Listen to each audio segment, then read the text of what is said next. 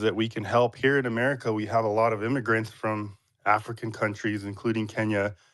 And I just want to applaud the work ethic, the intelligence that comes from your country, and just it's demonstrated here on these spaces. And so I wanted to come up again and show my support. I don't really have a lot to say other than that, and just to let you guys know that it's working. Everything you guys are doing, the sharing of the voices, the sharing of the information, the passion, the inclusiveness, and just getting together and having these spaces is very important for your cause. There's a cause that we're also working towards on our side in terms of world government control. And the only place we're really allowed to have these conversations is on X and platforms like Rumble. And you guys can probably notice the worldwide attempt to censor these platforms. And we all need to stand up together, regardless of our cause, to to try to combat that effort to censor us, because this is the only way we can get the word out and share the word amongst the people. That's all I really have to say. Thank you very much for letting me come up and speak. I wish you guys the best of luck. I will always come and support you anytime I see you have a space going on. I will drop art, I'll drop links, and anything I can do to help. Thank you very much. Thank you very much. Thank you very much for supporting us from the US. We appreciate for this platform for giving us an opportunity to speak out without censorship. Thank you very much. It's so important. It's Yes. so important. Would you mind if I posted that art that one of my artists made for you guys for this space? Would you mind if I posted that in the Jumbotron? Yeah, no problem. Thank you. Thank you. Have a great day. Thank you very much. Next, Aisha.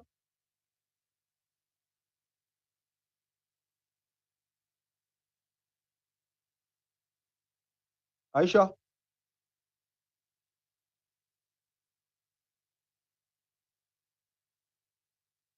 All right. MESQ. Cyprian Edgar, take over. Okay, thank you so much. Thank you so much, Amerix. For me, I'll be very, very brief. And I don't want to talk about the new funding model. I just want to focus with this big issue that for me, I feel like we need to take it even more seriously. The story Adani. For the small investigation I've been doing, I've realized this thing was planned way before. And it actually started in 2021. In 2021, there was this very important bill that was repealed. This act that was repealed, that was the Public-Private Partnership Act of 2013 by the Public-Private Partnership Act of 2021. And this is the very same law that Ruto, they have used to cooperate or whoever to operate with Adani to come up with this deal. Now, to the whatever I know right now, we don't know the contract. What we're having right now, we have what's called the feasibility study that was conducted by ALG. And if you follow back who hired ALG, ALG was hired by the National Treasury. That means these people did plan for this. So ALG was hired to conduct a feasibility study on the financial sustainability of JKA. That is the KAA and KQ. Their main aim was to investigate on the possible areas of improvement of the aviation policy in Kenya. They had nothing to do with these public-private partnership or something. No, I've heard many people saying that public-private partnership in the government of Kenya is alleged to have done with Adani is illegal. First of all, it's not illegal. It is legal. And I want, if you guys get time, you go through the Public-Private Partnership Act of Kenya. That's of 2021. And it was passed way back in 2021. Imepatia Adani that power to come up with the initiative, private initiated proposal. Now, what we have in the public right now, we only have the feasibility study, then the proposal that was done by Adani to the government after the feasibility study was conducted. We don't know the contract. Right now, tunaongelea rumors about the contract of the Adani. So, kina Nyakundi, those guys who wanakuanga na intel, manzi, we want to know this contract. Nini kwa hii contract? Is it true that that is due, I don't know, 18% internal rate of return? Is it true? Na kama mbona, why are they hiding it? Because if you follow up the news about this Adani deal, even the KIA out to the leaders there, they are telling you Wezi reveal the content of the contract. Even Onyonka, I think is the senator, mwenye alianza hii story sana sana, he said he can't reveal the content of this contract. So what is in this contract? Because they're selling one of our very important assets. What is the content of this contract? So that's the only thing nataka kuongelelea hapa. And I drop the mic. Thank you, Ameris, for this Asante chance. sana bro, thank you very much. Adani must fall. Hiyo ni kitu tumeongea. Next. Edgar and Cyprian take over.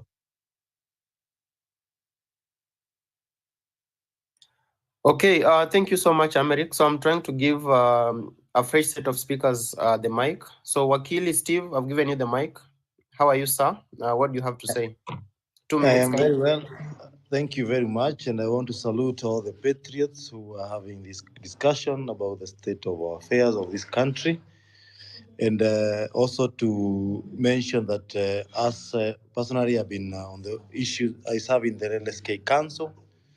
And that's why most of you, we have interacted when we are trying to bail out people from the police cells and all that. But recently, we decided to also join the caravan and join our friend Murara, Koko Ground. We do civic education. And the reason why I felt I request a mic here is to request each and every one of us, because even as we have this conversation on the X space, we need to remember that the biggest challenge we have is to also convert our parents, to convert our brothers and our sisters in the villages, and to let them know that the kind of Kenya we are desiring and the conversations we are having. That moment you are just scrolling through your phone and listening to the space using your earphones at home. You can also try and share the space with your family, have conversations with your family, so that we need to inject and let our parents know what Adani deals mean, what the new funding model of the university mean to them, what it means to our children, to our brothers and sisters, what it means to our children or those who have older children. We also need to let them know how the Ruto regime has been doing things to ensure that, to make our lives difficult. And it is a fact. We can cross-check through the programs and projects that we know are happening across the country, in our ward level, in our constituency level, in our county level, and we start holding these people, educating our parents to understand this, because this is the only way we can defeat this. We may discuss, and unless we become organized and push this agenda and support those who have even ambition to serve, who are young people, we may not realize everything, because we have tried to be in the street. We injected in the street. We lost soldiers in the street, almost 60 plus people. Some of them, we don't even know where they are up to date. So, and we know these guys, when we are doing that, they're just in the villages trying to bribe our parents and our siblings in the village. So it is our business to also ensure as we carry these conversations online, we also take this conversation home, let our people know what these deals, what these private partnerships deals mean, what it means they are roads that are not properly constructed, and what it means that the amount of money that was allocated and how money has been misused and the project has stalled. That's the reason why they don't have roads. That's the reason why they don't have access to water, clean water, and access to healthcare. So it's my call and my clarion call to all of you, and we request that we do a lot of support to our those young people who are moving across the country to carry out civic education, and we all join in this initiative and discussions, both at the spaces and on the ground. Thank you very much, Amerix. Thank you very much, Wakili. And before I drop Edgar, I wanted to request, since my colleague Murara was holding another space, but he requested to mention something and inject you through this platform of mine. All right. Thank you very much, Wakili. Wakili has mentioned something like talking to our parents. Bana, kama wewe ni Mkristo na mzazi wako ni Mkristo na ana believe sana pastor, enda umfungulie Bible, Revelation chapter 13 verse 15. Enda umsomee hiyo chapter vizuri, and then kuna video ina trend ya Cabinet Secretary of Interior talking about digital things and things. Waambie that is now the mark of the beast yenye mnaambiwa kwa Bible. Hiyo verse inasema, hiyo verse inasema, the second beast was given power to give breath to the image of the first beast, so that the image could speak and cause all who refused to worship the image to be killed. It also forced all people, great and small, rich and poor, free and slave, to receive a mark on their right hands or on their foreheads, so that they could not buy or sell unless they had the mark, which is the name of the beast or the number of its name. Chukua hiyo Bible, pelekea baba yako, pelekea nyanya yako, mwambie hii kitu wanasema ya digital, sijui digital, watakuwa wanascan macho yako, wanaangalia macho, wanachukua iris, mwambie tu hiyo ndio ile mark of the beast yenye walisema, so that they be aware this digitalization of your biometrics is wrong, is ungodly, is immoral, is a sin. Thank you very much. I think you. Okay. Asante. Thank you, Amerix. So, and thank you so much, Wakili. So we will move to. I am here, Morara. Morara is not here. We will move to I am the Shiwu. one speaking. Oh, okay. Morara, Yes, how are I'm you? speaking What on do you have to Wakili's say? phone. All right, go on, sir. Hiya, Wakenya hamjambo. First, let me say thank you very much for letting me be here. I have to speak through Wakili Steve Mbugwa's phone because mine has just dropped off. I'm with Wakili Steve Mbugwa here on the ground. And just to give you a little update is that today we attended the memorial service for the children that perished, the boys that were burnt in the fire at Endarasha. And we also showed you the Endarasha Charity Wabaringo Road. And I think you saw the state of that road that was launched by none other than the Deputy President, now our President, William Ruto. I also held a civic education rally here in Kieni West in Nyeri County. We continue to do what we have to do to try to fight for our nation, of course, at great costs, because sometimes it's difficult to fight the enemy and still fight some people on the side who are also fighting you. I am requesting all Kenyans to give me their support in the sense of just handling for me negative publicity. I think you've seen that the state has invested a lot of resources in terms of trying to paint my name in bad light so that jina iharibike nishindwe kufanya kazi. But remember, you are only as strong as your team members. And since I'm a team player, if they weaken me, they've weakened the movement. Therefore, I'm requesting that you support me. I'm sorry that we had 3 parallel spaces running today. We had not consulted in advance, all of us, to see how we can consolidate, but we promise that in the future we will consolidate. Also, let me take this opportunity to thank the Kenyans that have been contributing towards my cause. I want to remind them that the system they contributed for, we bought it together with the vehicle. So what we did is we saved some money on the sound system and then invested it in the vehicle, because initially what we had said is that we'll repair the vehicle. But now somebody, gave us a very big discount and said that the balance on the vehicle is a donation. So we bought the vehicle at a very cheap price, which was like a donation from someone. Then we discounted and got sound that was a bit more affordable and put it on. But the sound is super and it's okay. I also want to report that we continue to crisscross the country. Right now, we are on our tour of the Mount Kenya region. We decided to begin in Isiolo as we come back this way. Today we were in Nyeri. We'll continue doing the Mount Kenya exposure, showing you projects that money was allocated, they were launched, and they never started. And if they started, they stalled. And if they didn't stall, looting of public funds happened. Let me be grateful to Nelson Amenya in terms of how much commitment he has had on the Adani case, and how much he has put in effort in terms of collecting documents and informing all of us. Mr. Nelson, if it were not for you, I would not be knowing about the Adani. And I believe I have a role to play in terms of kicking out the Adanis, because you see, not all of us can be activists, and not all of us can be Twitter moguls.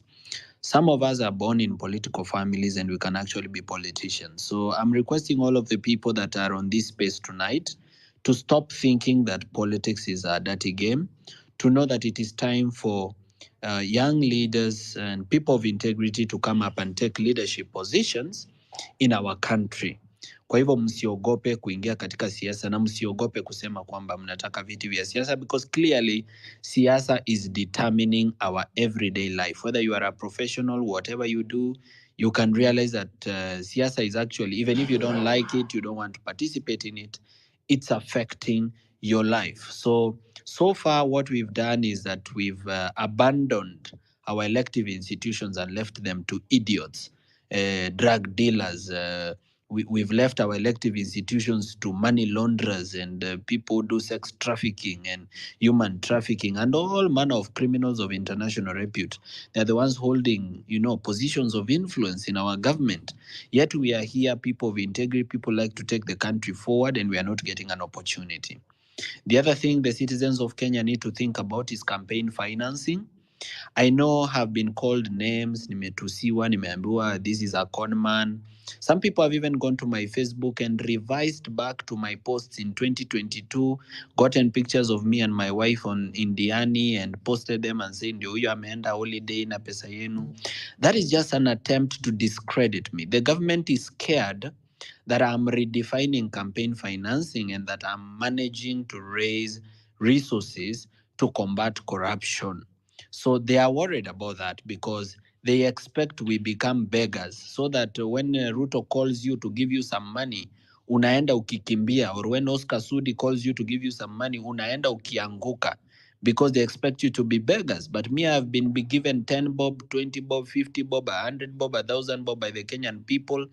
I am very grateful, na ninawaambia ukweli, mimi sitaaibika kuomba usaidizi, because I have two Prados to fuel, yenye mlinunulia na yangu, the one that I had kutoka kitambo, the one that the bloggers edited the number plate wakasema ni KCX. That Prado is actually a KDK. So niko na hizo mbili kufuel, niko na generator ya kufuel, I have security to pay and a researcher to pay. So mimi nitawaomba tu, mkinitumia 10 bob, 20 bob, 30 bob, 50 bob, it will go a long way. But ikifika mahali mnikaushe pia ni sawa, niko na kaploti mahali kenye niko ready kuuza, because I can tell you, me I'm dying for this. Hata kidney yangu, si tuko na kidney mbili, moja tulipewa kama startup capital.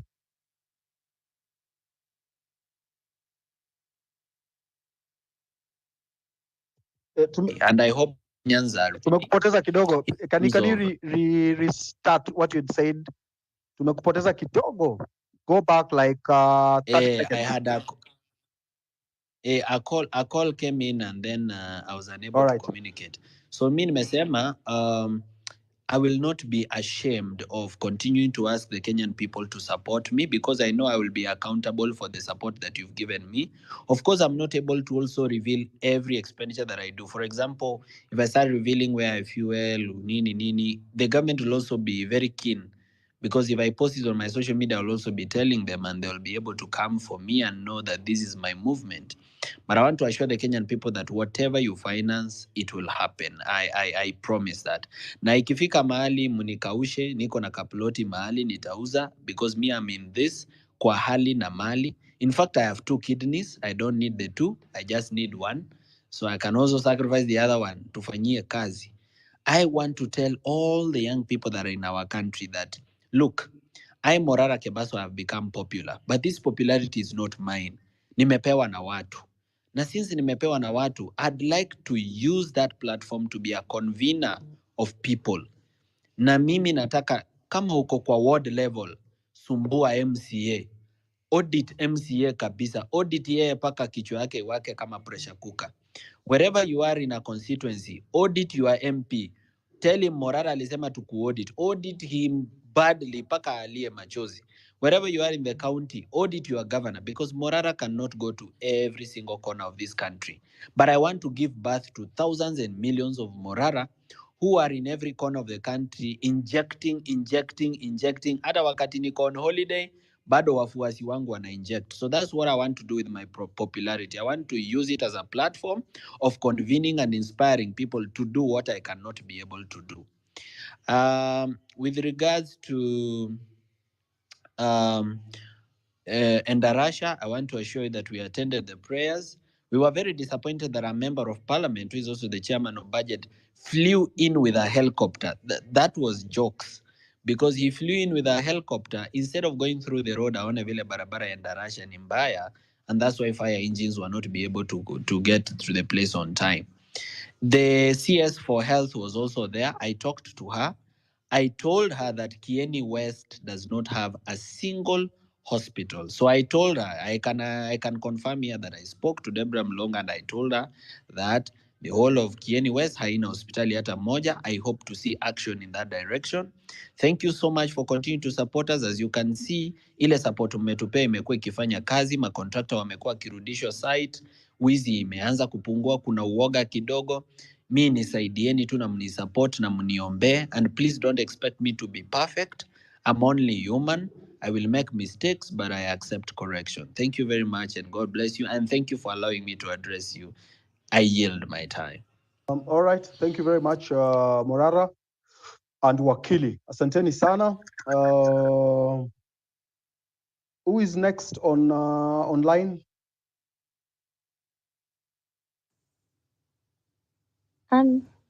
Yes, go on.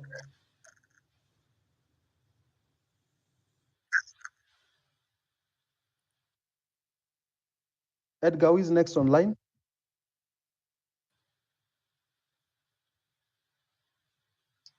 We can have Grace Gitau.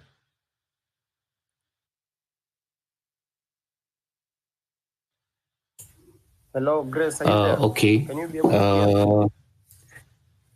Yes, I can hear you. Go on. Oh, okay.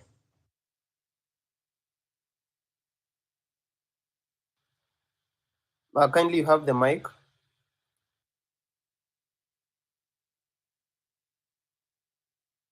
Lynn?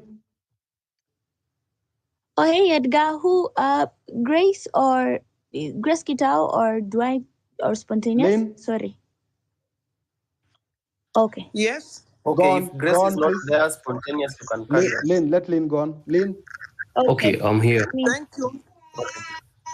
Um, Thank you for Lynn, go on. yes. Thank you for having me on this platform. I just want to comment about JSS and the teachers' medical insurance. Given that those are some of the things that made us go on strike. Now, I begin from where my colleague had stopped concerning the road and the problems with junior secondary school. For sure, we have a problem with where this school or the junior secondary is domiciled. The previous regime had domiciled junior secondary in secondary schools, and I think because a lot of research had gone into it, they had looked at the curriculum being offered, human resource, and the infrastructure. These were the key decisions that informed their decision to have this institution of junior secondary be hosted in secondary schools. After all, the teachers who've been posted there, few as they are graduate teachers who teach in secondary schools, and their letters of appointment indicate that they are post-primary school school teachers. But by the time this presidential working party came, and their chair was Professor Munavu. Professor Munavu was my vice chancellor when I joined university at Egerton. They listened to parents, and the parents, as we are talking here, were not informed about the decisions that led to domiciling this junior secondary in secondary schools. So parents were only talking from the point of ignorance, saying our children are young, and they shouldn't go to secondary schools. It's expensive. Yet this committee did not reveal to the parents the kind of curriculum that is supposed to be offered in this junior secondary. So you find that this is a secondary school, lower level, and the curriculum is actually comprehensive, which involves a lot of science subjects, which require practicals. We also have, this is the formative stage of a young Kenyan who is supposed, after finishing grade 9, to have identified areas of competency, whether to go and pursue a pathway in sciences, STEM subject, or social sciences or performing arts in senior secondary school. But as we talk, we are talking about these young boys and girls in junior secondary grade 8 waiting to go to grade 9 in a few months' time, and then from there to be able to choose their areas of strength. One of the teachers talked here and said she is a teacher of geography, and I cannot remember the second subject. But the reality is, on the ground, every junior secondary school has 3 teachers posted there, interns posted there to teach all the learning areas, sciences and humanities and performing arts. And you discover a teacher in secondary school is trained to teach 2 subjects. And the letters of posting indicate that you so and so have been posted to this school to teach English literature. Another one has been posted to the same school to teach, for example, Kiswahili and Arabic. Another one is posted in the same school to teach mathematics and bio. But when you go to the school, you are exposed to subjects that you never learned: computer, music, agriculture, all those things. A teacher of English is supposed to teach mathematics. Remember, by the time you went to university to pursue the 2 subjects, it means you are not so competent in the others. But now, how do you come to school to teach students where you are reading a textbook and you are not able to comprehend? That is the problem number 1. Problem number 2, even if you are a science teacher to teach biology and chem, for example, in one junior secondary school, these schools are hosted in a primary setup. Primary schools do not have laboratories, neither do they have lab technicians, nor the apparatus required to handle a science practical.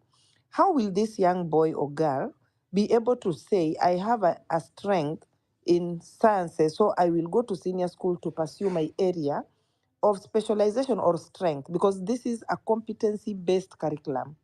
We are afraid as teachers on the ground that continuing hosting this CBC junior secondary in primary schools is going to affect a generation, and in maybe 10 to 20 years to come, we shall have no scientists, neither shall we have people with technical skills to drive economy.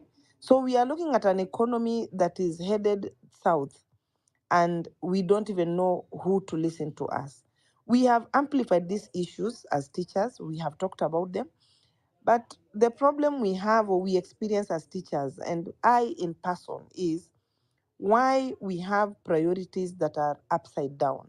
Why do we, when it comes to serious decision making, why do we involve wrong people to make a decision for the right person? For instance, why are we having a professor of a university whose background is not education to make decisions or to be the one who is leading the docket of education? Don't we have enough teachers in this country who can make that docket and run it correctly?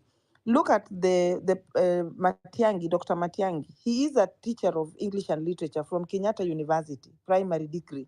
And look at how he ran. He ran the education sector. That is the time we ever had the best kind of leader heading our docket of education. So as a country, again, we need to rethink our policies. We need to rethink what we want to do, because even if we want to reward people in terms of voting, we can still reward the right persons.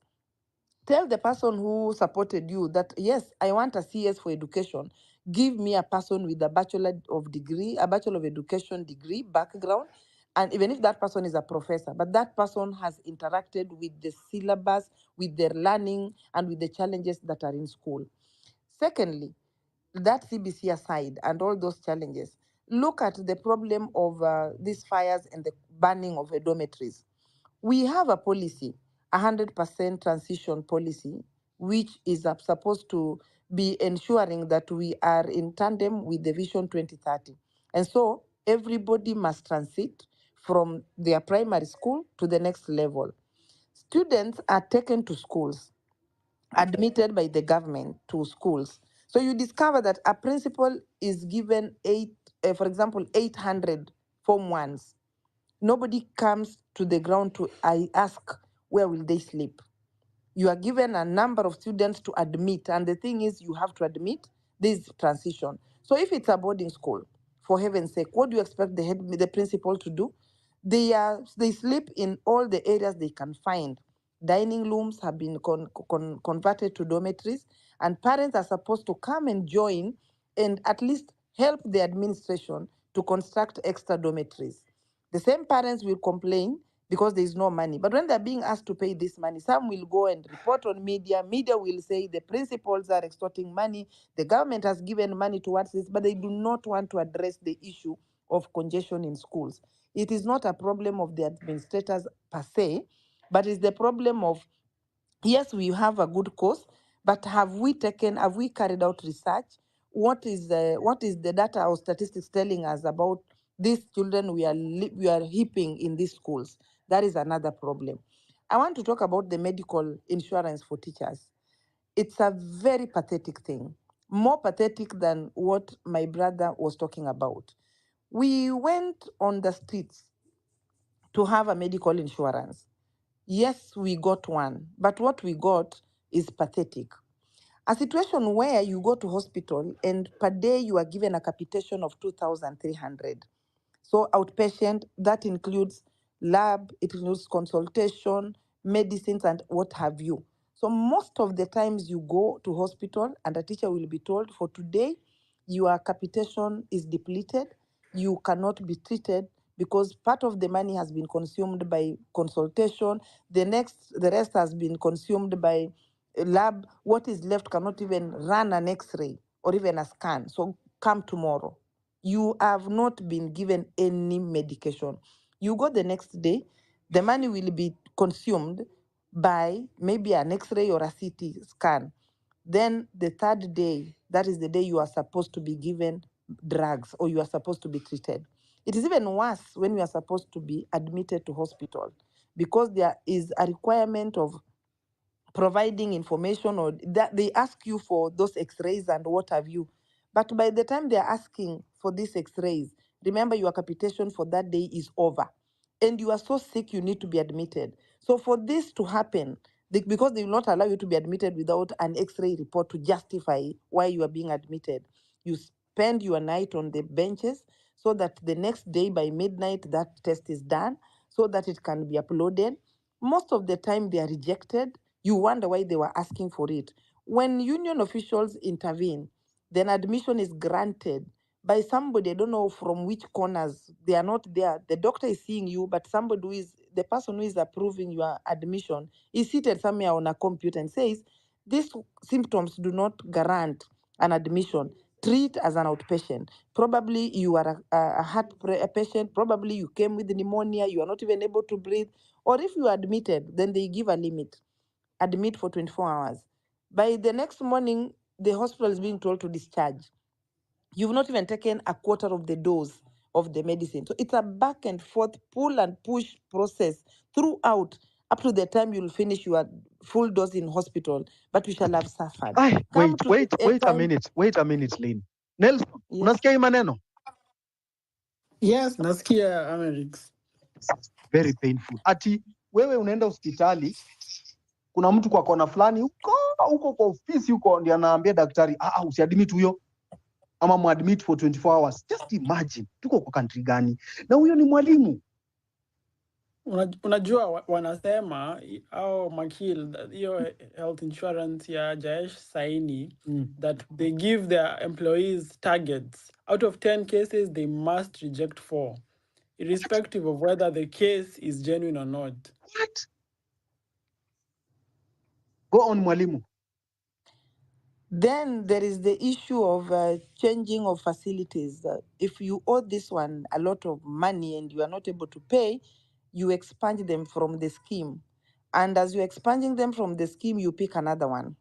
I want to give an example of Mombasa because I am in Mombasa, where Aga Khan sometimes is expunged from that list, or because Aga Khan does not accept the operation. They want money first before they take in your patients.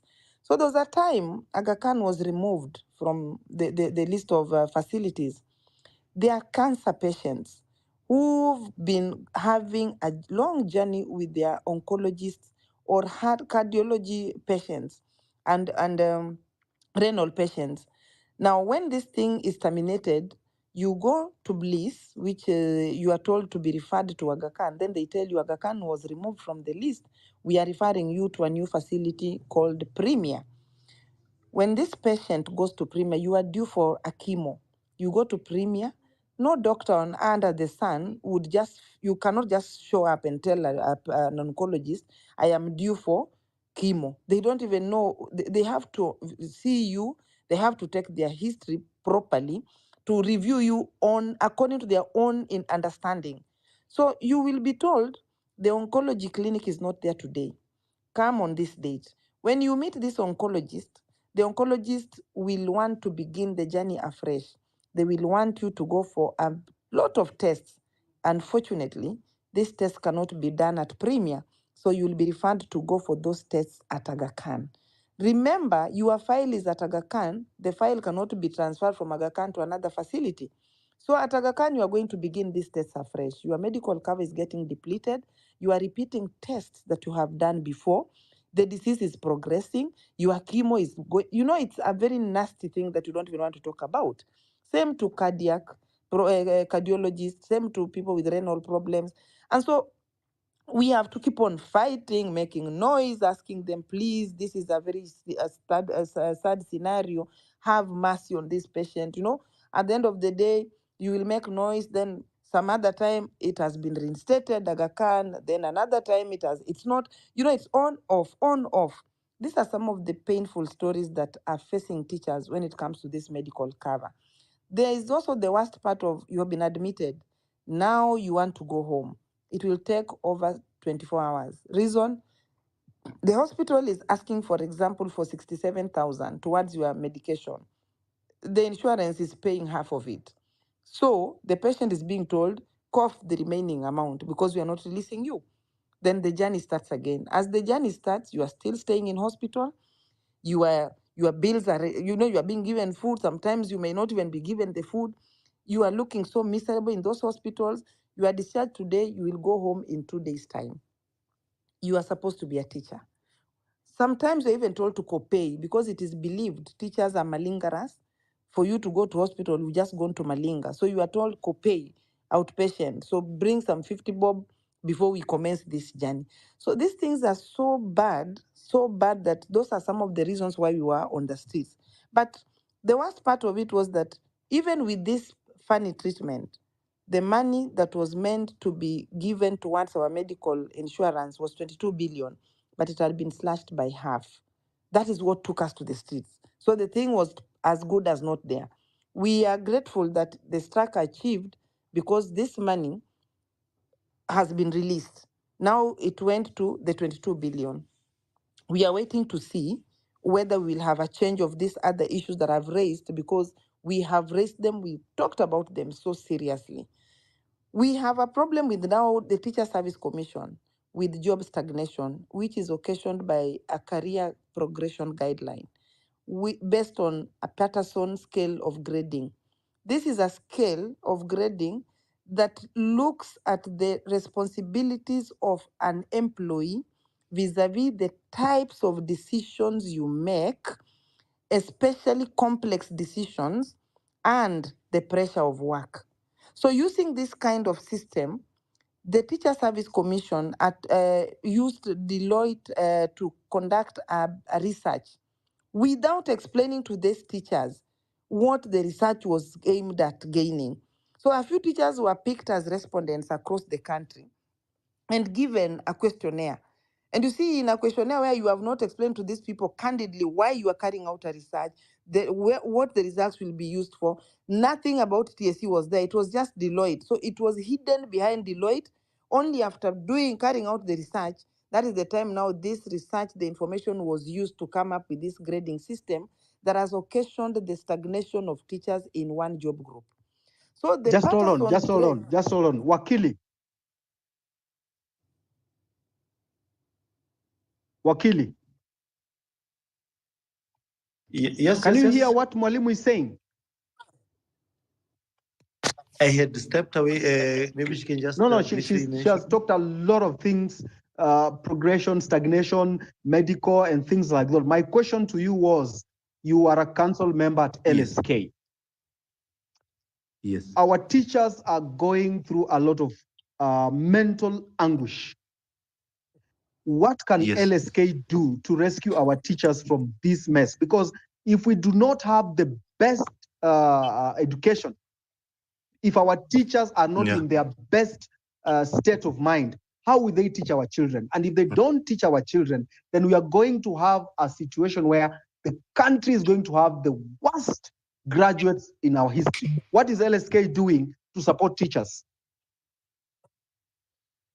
I think what we have mainly been doing has been more of litigation in regard to where there have been violations. But I can say, I think we know teachers they have an association which is a union, and it is always expected that these unions, I want to start from there, that each of these unions, because the unions are supposed to be taking care of the welfare of the people, because it's more or less an entity where you're remitting a portion of your money so that they can take care of the welfare of the members.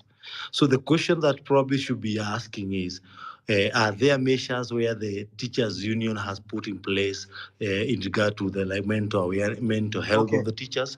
And if such particular measures have not been put in place, now how can we as lawyers assist in pushing the union that in doing what they're supposed to be doing to its members? So Lynn, you are a union official. Yes, I am.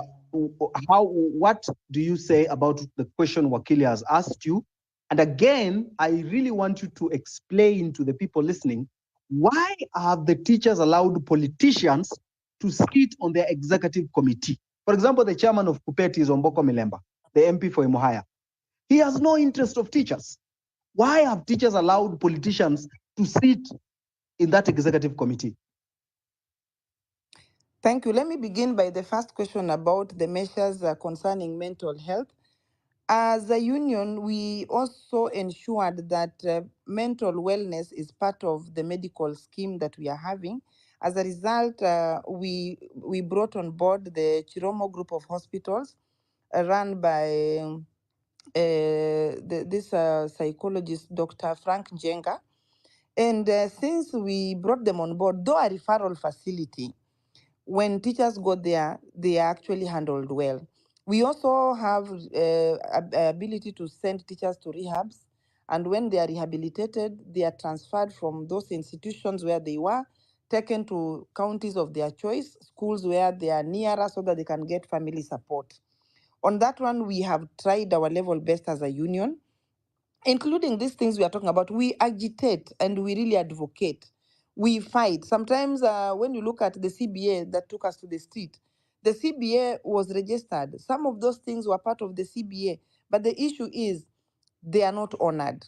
We are in a situation where anybody can just wake up and decide, I will not obey court order. I will not do it. And so we don't know what to do next. But that notwithstanding, we are still pressurizing because education is the backbone of a country. Any country that wants to progress, that wants to continue in realizing its goals, must invest in education, and particularly the education of the younger generation, so that they will take the baton. And so we will not stop agitating. Hold there. What we only Activist K. Bazire is Baraza. Is what Lynn saying true, that they are pushing and supporting you? Okay, thank you, Bwana Eric, and all those who are listening. Am I clear enough? Yeah, you are clear, but you have an echo. Please take the shortest time possible so that Mwalimu Lynn can finish. Okay, Madam Lynn, to some extent, she's not being realistic because we as teachers, we have given them the mandate to fight for us. But unfortunately, they have gone against our backs and they're now in bed with the TSC. And Madam is, in fact, she happened to be my executive secretary, who had a very clear vision initially. But once they entered into the position now they are having, I don't understand how all of them, or majority of them, if I can correct myself, have decided to worship the so-called Akelo Misori, who is of course around 65 years old. The guy who is leading teachers unions is around 65 years old, and Madam Molina and the rest are the people who are voting this guy in, knowing very well that this guy is even beyond the retirement age. Now our question is, are our representatives really for the teachers? Yeah, maybe Madam Lynn can respond to that. Why are they voting in someone like Akelo Misori, Ombogo Milemba, and people like Injenga to represent teachers when they are aware Ombogo Milemba is an MP, Akelo Misori is a retiree, and Jenga is a retiree. People like Tonui are politicians, and we have teachers of good sound mind. So I don't know if Madam Lynn is being sincere to us, because of course, in fact, during to some extent, they have mutilated the constitution of Kupe just to enrich themselves. Currently in Kenya, the teachers are suffering, and we do have a union as we speak. The union is there to frustrate us. In fact, the union is being used by TSC to monitor and fast track the teachers and in fact intimidate teachers to some extent. Can I proceed? Baraz, are you still there? Yeah. Let Madam proceed so that we can hear her response on why are they allowing Akelo Misori and the rest to lead our union. Thank you so much. Let me proceed. Before you talk about why we are allowing the SG and Omboko Milemba and Catherine Wambilianga to be leaders in the union, it's important to explain that before Omboko Milemba and Catherine Wambilianga and Tonui became members of parliament and women rep, respectively, they were union officials. So these are titles they acquired much later. And when they acquired these titles, they were given an opportunity to serve on part-time basis. I want to say that much as we may think that we are allowing them because they are mutilating teachers, I particularly will want to point out two things about the benefits as a union we got from them being in parliament. There was a time when in parliament they had introduced a bill that had wanted to turn teaching into an essential service so that the teachers are not unionizable. It was the effort of these very people, including Meli, who is also a former teacher, who made this bill never to pass. Had they not been there because they were members of the unions and they saw it, this bill would have passed. And as we talk today, teaching would have been taken like police, and so we would not be having a union for ourselves. The government is fighting so much to ensure that the teachers' unity can be divided. Secondly, Akelo Misori, I don't know his age, but I don't think he's 65 years old or he's a retiree. But according to my understanding, when you look at the ILO, you discover that in politics, they don't have retirement times. But in Kupet, we forced and amended our constitution to put a retirement age of 65 years old. So by 2026, we are so sure that whoever shall have reached that age will retire. Now back to why unions are, you say that unions are not helping you. It's important to realize that the teaching profession has had a journey, a very long journey. When I started working, my salary was 2,700 and I was a degree holder from the Egerton University. It took the union during the times of the late Ambrose Adongo to go on strike, and our salaries were improved to 7,000. When I started working, women were not even entitled to anything called house allowance or NHIF. We were the teachings. It was a very bad kind of profession, but unions have kept on improving this profession. To date, we see many teachers driving. It is not the effort of anybody's ability, but it's the effort of a union. It's important to give credit where it is due, because despite the fact that the salaries increase, albeit little by little, but the welfare of the teacher is not where it was 10 years ago. The salaries of teachers are not where they were 10 years ago. The lifespan of a teacher has improved a great deal. We no longer contribute to bury one another. We no longer contribute as we used to take one another to hospitals. Teachers would never go to Aga Khan Hospital. Teachers would never go to private hospitals before the introduction of this medical insurance. This insurance, the problem is the cartels in these insurances. We don't know why they are never tendered, so that we get the right bidder winning this tender, so that we can be treated by another person again, so that we find out the differences. Okay. But all said and yes? Yeah, finish. So all said and done, there is a great improvement because of the agitation of the union. People may think that we are the same way, we are poorer. But if you asked me who started working in 1994 and a person who started working today, the teaching profession has improved a great deal. The problems we have are the problems that are occasioned by politics, where there is no political goodwill to support the progress and the demands of teachers. Otherwise, if there was political goodwill, we would not be where we are. Things would be much better. Thank you very much. Thank you. Good evening, fellow Kenyans. Thank you very much for the opportunity. Tonight, I'll talk about education, even though I'm not an education expert. So I'm so passionate with this because in 2013, I was lucky to be a part of a research that has really influenced the nation's history.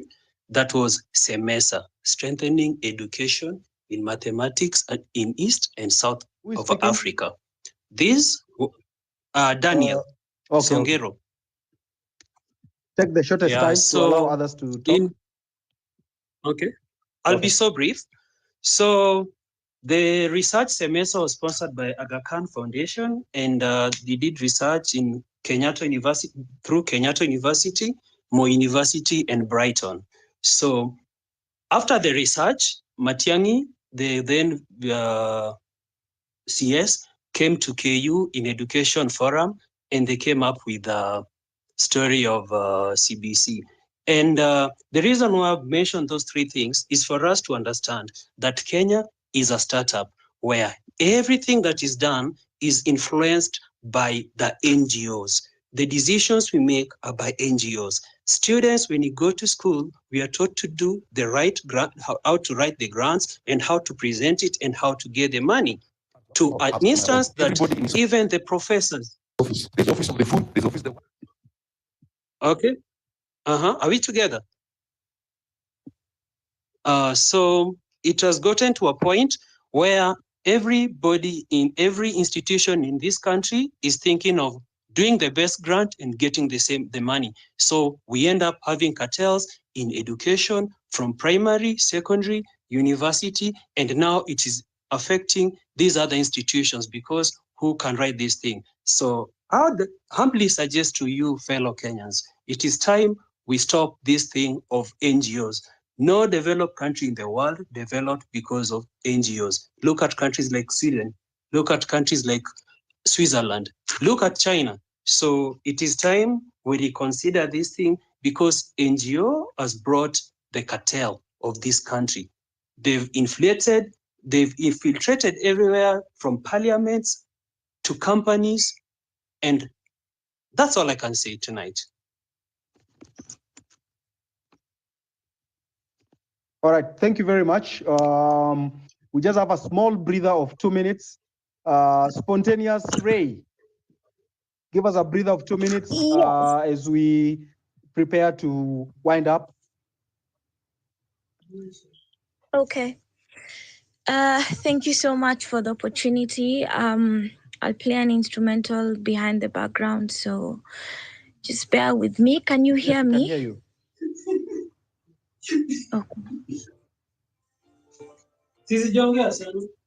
Okay. So I go by the name Spontaneous the Poet. I am a spoken word artist in Kenya. Thank you so much for sharing all your thoughts. I'm going to take you back a little on what Bravin Yuri was talking about in terms of mental health and, of course, during the protest and how this affected us. So here goes. This is for everybody who's lost someone during these protests. Here we go.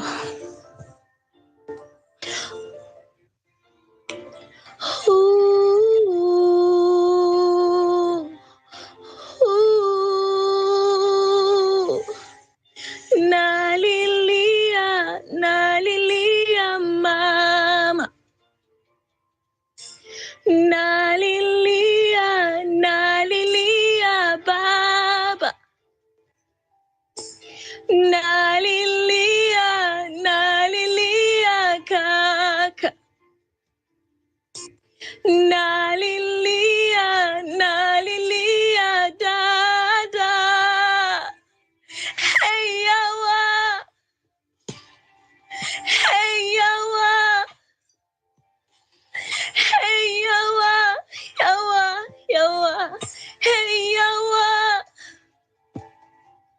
When a young blood bleeds, when a young blood bleeds by the bullet, in your silence, there goes a lineage cut off from you. When a young blood bleeds by the endless strokes in your silence, there goes a blue uniform walk scot-free. When a young blood bleeds till the trenches are filled in your silence, there goes a torn family quenched in the stench that is wrath. There goes a ticking bomb waiting to explode. Here comes a generation ready for justice in your silence.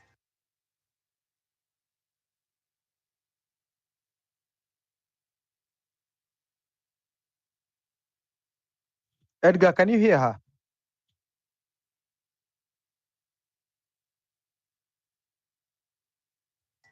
Who's questioning herself for being alive. Gone is a sister to a brother who's ready to gather up an army and go to war. Gone No, I can't is hear a her. I human think we've on a lost her. quintet. They lost me. No, she's back. She's back. Gone. Gone is a citizen to a nation who's ready to put despotism in its place. Gone is a human on acquaintance who's ready to pull that trigger on a shoot to kill command. So when a young blood bleeds, when a young blood bleeds, my own neck, my own neck. So when a young blood bleeds, let your hearts be so disturbed until your pain equates to the pain of a robbery. Let your souls be so perturbed until your heart's cries appease the spirit's throb. Let your cries be so loud until justice is found. Because when a young blood bleeds, when a young blood bleeds, unjustly and you feel angry as should, and you take action as should, and you take and speak to justice as should, only then shall a nation rise to defeat this unlawful system. Only then shall their deaths be our resurrection.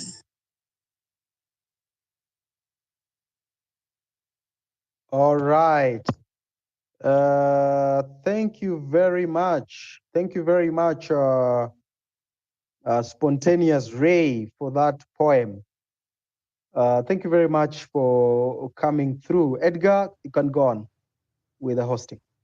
Thank you so much for having me. And thank you for everybody who's been sharing. I've been learning so much and just recognizing the power of justice, the power of people speaking as a people together and holding our sovereign power. And thank you for this opportunity, Amerix. Welcome. We are so proud of you and the entire creative community. We live in a country where the head of creative economy is not creative. So you wonder what creativity are they going to promote? Edgar, go on. Activist, K. Baraza, can go on. They are dancing on top of the graves of Kenyans. If Raila was so serious about his patriotism for Activist Baraza, you said you want to finish your discussion. With a killer, a murderer, a vampire. He wouldn't have done so. And for that reason, 70% doubt whether he will make it. Hello. Eric, please go on. Yeah, please go on. Please go on. The other people want to speak, sir. Because the first time I was talking about, I was responding to Madam Lynn, but allow me just to have small discussion on corruption that is being meddled in TSC, Teacher Service Commission in this country. And because of time, I'll not take so much time, but I want just to discuss some of them. Number one is how employment currently is being undertaken by TSC. Because most of us live in this country, and you can see very well that since 2022, there is no employment of teachers in like replacement, even those who are retiring, no replacement. Licha ya serikali kutoa pesa, lakini hatujaona replacement ya walimu. Sasa I don't understand hiyo pesa ambayo inayowekwa kwa TSC inaenda wapi. So maybe mtusaidie tuweze kujua. Nimeona lawyer wako hapa na kila mtu watusaidie tujue, je, pesa ya kuajiri walimu ile replacement, those who are retiring, who are these people replacing them? Because currently unakutana na jamaa amekaa tu kwa staff room, unamuuliza vipi bwana, anakuambia amepostiwa hapo without any advertisement, nothing at all. So unapata is like employment za TSC zimekuwa za who knows who. So principals na TSC wamelias together, wanaanza kuchukua watu wao. So you find mtu principal ameleta kazini yake ama a relative or a friend's son or a daughter to be a teacher without that framework of employment. And then number two, we are talking about bribing.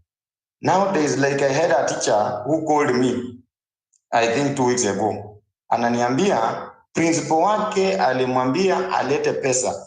The guy went back to his rural home. Wakauza shamba. Wakaletea principal 250,000. I think the principal is in Makueni, if I'm not wrong. Principal, baada ya kuuza shamba kumletea pesa, this guy akakuwa mkora. Finally akafuta huyo jamaa, akamfuta kwa bivyo na akamtupa nje. So the guy was frustrated, akanipigia simu, I tried to talk to him, although hatujakutana but we are planning to meet, anieleze vile kulikuwa.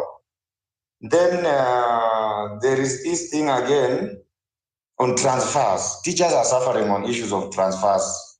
So the Americs and the fraternity within here, please, I want you to make this loud so that maybe teachers can be relieved from these corruption issues like transfers. Kuizu ukihitaji unaambiwa utoe pesa bwana. TSC saizi iko na wakora huko ndani. Ukiapply transfer online, mtu anakupigia simu, anakuambia now let us meet somewhere, tufanye hivi, na anakuambia exactly transfer yako vile ulikuwa umeapply, shule ambayo uko, mko walimu wangapi, yani the information the way you had applied. Then mtu anakuambia for this transfer to be pushed to the next level, have a down payment. Can you offer a down payment of around 10,000 or 20? Then you can. So teachers are getting stressed. Some of them are even familia zao zavunjika because of this. So we are also frustrated because the level of corruption in TSC has gone beyond normal. Even the corruption in this country generally cannot reach the level of TSC's corruption alone. Look at another aspect of corruption that we are now encountering now. Look at GSS confirmation. An MP is telling us they had allocated 18 billion to confirm GSS teachers. Nancy Masharia, up to now, she's now forcing GSS teachers to extend their internship. The internship for 4 months. So I don't know who is speaking the truth until tunaona president mwenye anasema employment ya JSS pesa iko, Nyoro anasema pesa iko, TSC anasema hakuna pesa. So I don't know hii pesa ambayo Ndindi Nyoro anasema imewekwa ni nani ako nayo na inafanya nini, na mbona walimu wa JSS wasiandikwe kazi bwana? You can't. I have had a teacher here talking about 17,000. What can 17,000 do to a teacher? Na huku wanasema kuna pesa. Then hii nitaruka because kuna mwenye alikuwa ameongelea. Then there is another issue of mutilated payslips za walimu. KUPPET, as we are talking, and TSC wako na kitu siku hizi inajiita BBF. They are forcibly deducting 200 shillings from every payslip ya mwalimu wa mwenye ako kwa hiyo union. And then after deducting wana activate hiyo kitu inaitwa stoppage button. Ukistop wanakuonyesha ni kama wamestop. Next month unapata wameirudisha by force. So we don't know where is this money going. Who authorizes the deduction of this money from our payslips? Teachers are really asking about this. Why is it that apart from the union fee, we are also having another fee, which we are not so much aware how it is being managed? Walimu wanalia hii 200 inaenda wapi na wakisimamisha kwa payslip, because I have authority over my payslip. Nikisimamisha next month wameactivate wenyewe automatically, inaitwa KUPPET SUA. So I don't know hii KUPPET SUA mbona imewekwa kwenye throat za walimu, hata yule mwenye hataki bado analipa. I thought it will be better kama tutaachwa tulipe hiyo union fee ambayo let's say ingesaidia walimu, of which it is not doing it as now from what has happened just recently. E200 tafadhali, lawyers who are here, someone can take up this matter and ask the KUPPET and TSC, where is this 200 going and who authorizes the deduction of these 200 shillings? Because this level of corruption and thuggery is now killing teachers. And then I overheard Madam talking about they have brought in issues of mental health. How can you look at the teacher whose payslip has been mutilated, imetolewa pesa, unamletea daktari wa akili, amsaidie nini? Mwalimu mwenye hana pesa anatibiwa na daktari wa akili? We can't do doing this. You cannot treat a bankrupt person with a psychiatrist. Thank you. So the people who are in here, please, and the lawyers and everyone in this country, teachers are crying. And as you see, those are just a few things that I wanted to highlight just because of time. When we shall have another, we shall discuss more. Thank you. Thank you very much. Cyprian, you can go on with the hosting before you come to Nelson, and then we wind up.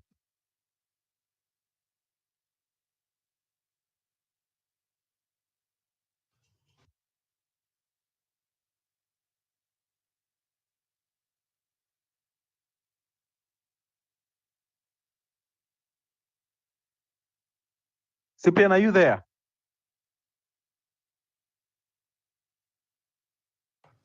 Yes, sir, I'm here. Yeah, you can finish hosting, and then as we wind up. Okay.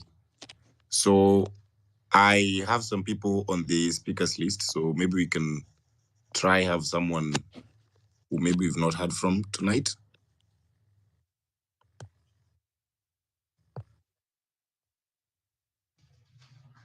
Yes, you have not heard from me. This is Mugambi speaking. Kindly, may I have some minutes, Cyprian? Yes, you can. Kindly proceed. Thank you. I'm Mugambi, and I'm a JSS teacher. I'm privileged to be on permanent and pensionable terms.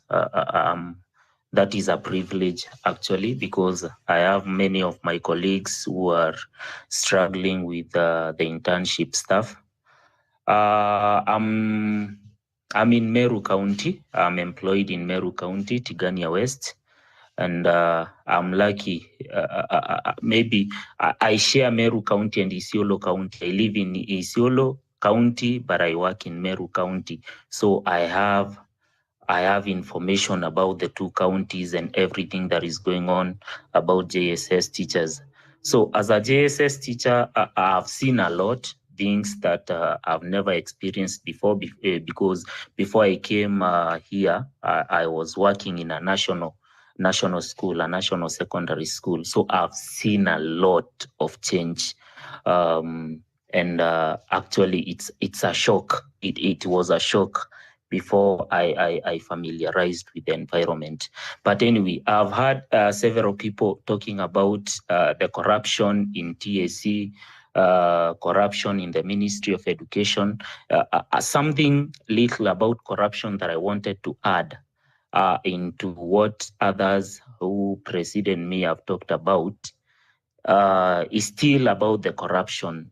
You know, these schools that we work in, especially now that JSS is domiciled in primary school, primary school receive a capitation of around 16 point something billion.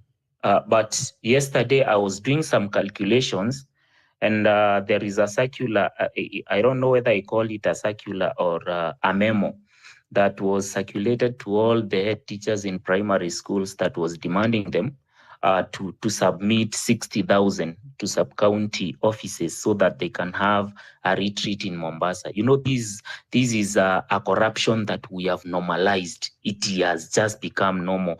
We always see head teachers in Mombasa every year. Every head teacher has contributed 60,000 every year. We have normalized this, and I was calculating 60,000 times around 32,000 schools in Kenya, primary schools, public primary schools in Kenya, according to 2021 statistics, because now I want to expect that some more schools have been added. And I was I was seeing a figure around 1.9 billion. If you get 1.9 billion, that is 16% of the budget that has been allocated to the public primary schools by the government through the free primary education allocation. So 16% going directly, that is direct corruption that we are seeing. And there are some other monies that is disappearing through corruption in that without our knowledge. So that is something that you can see clearly. Anyway, as a JSS teacher, there are some problems that I have experienced. Personally, I am a mathematics and business studies teacher, trained teacher. But whatever I'm teaching something that is called pre-technical. I'm teaching mathematics, and I'm teaching something that is called integrated science. In pre-technical, to be specific, the subjects that are found there. Please there wind is up. computer. Wind up. I am. Thank you. In pre-technical, there is computer. There is that pre-technical itself, and business studies.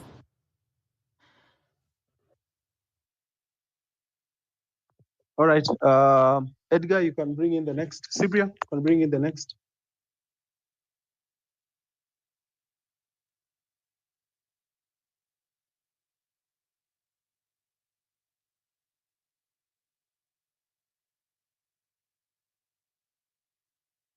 All right. Willie, please give us the last bit, then we call it a day. There is also Nelson, and then we call it Nelson. The way forward with Adani, what is the way forward? And also, what are you doing to protect yourself from the threats that have been sent to you before you go to Willie? Thank you, Americ. So before I talk about that, there's something I missed. So there's a guy called Christopher Kiregua. Christopher Kiregua is the Director General of Public-Private Partnerships Directorate, and this PPP is where the PPP committee is. It's in the Ministry of Treasury, and Christopher Kiregua is the Director General of this directorate, where this deal, all PPPs are basically approved in the directorate by the PPP committee. And that it's important to note that this guy, Americ, can you mute your mic, please? Okay. Okay. So it's important to note that this guy was appointed CAS. He was appointed CAS by Ruto, and then the CASs were obviously declared unconstitutional. After they were declared unconstitutional, he was appointed to be ambassador. So he is currently holding two positions. He is supposed to go to Washington, D.C. to be ambassador, and currently he is still the Director General of PPP Directorate. So meaning this is a Ruto guy. He has two jobs. There is no intention in the Ministry of Treasury for him to be replaced, and they are almost done with their training. Normally, the ambassadors are trained before they are deployed, and so far, I think they're just waiting to be deployed. And this is a malpractice in itself. And this guy, I think he's here just to make sure that this deal goes through before he goes to DC. Yeah, so I just wanted to highlight this. And if you guys can go and, put pressure on him, he's called Christopher Kiregua. I will post him on my timeline later, because PPP committee is the only committee that is able to to how do you say it? They're the ones who are mandated to reject or accept any PPP deal, not even KAA. So if they accept it, it will go through. Not even the president can append his signature. Only the PPP committee are the ones who can append the signature. I will find out the members of this committee so that tuwasalimie pia kidogo na tuwaulize mbona wanataka kuuza airport yetu. Some other people are also planning to go on the streets, because only protests can help us. As Americ said, it's only by occupying parliament that we will be able to salvage our nation. So on 9/11, we thought it's a good idea to have protests about JKIA. So a few people, if you can join on 9/11, on September 11, we wanted it to be on September 11 because this is a significant day for Americans in the world as well, because this is the day when America was hit by terrorists. So this is a day to commemorate the terrorist attack on the Twin Towers in America. And Adani, they are terrorists. You have seen news in Australia, in Bangladesh, in Sri Lanka, everywhere they go, in India itself. They are terrorists, economic terrorists. So we want to say that we don't want Adani. We don't want Adani terrorists in Kenya to do any kind of business. I know they are in energy right now. They have taken over some PPP on in the energy sector, but we don't want them to proceed with any other deal in Kenya because they are economic terrorists. So, and another thing is, obviously we have other things in court going on. A few petitions by a few groups of people, not even one person. There is one that was filed on 25th of July. It will be mentioned on 24th of September. So yeah, these are some of the things we are trying to do to stop Adani in Kenya. And I've seen Tony Gashoka has taken something to Parliament as well. So these are our next steps in this Stop Adani deal. Right. Thank you very much. And you didn't tell us what you're doing to protect yourself, but of course that's private. I don't want you to talk about it publicly. Yeah, basically, there is so much you can do. At least I'm not in Kenya, so that's one thing that is, gonna help me, because if I was in Kenya, I would obviously be arrested at the moment.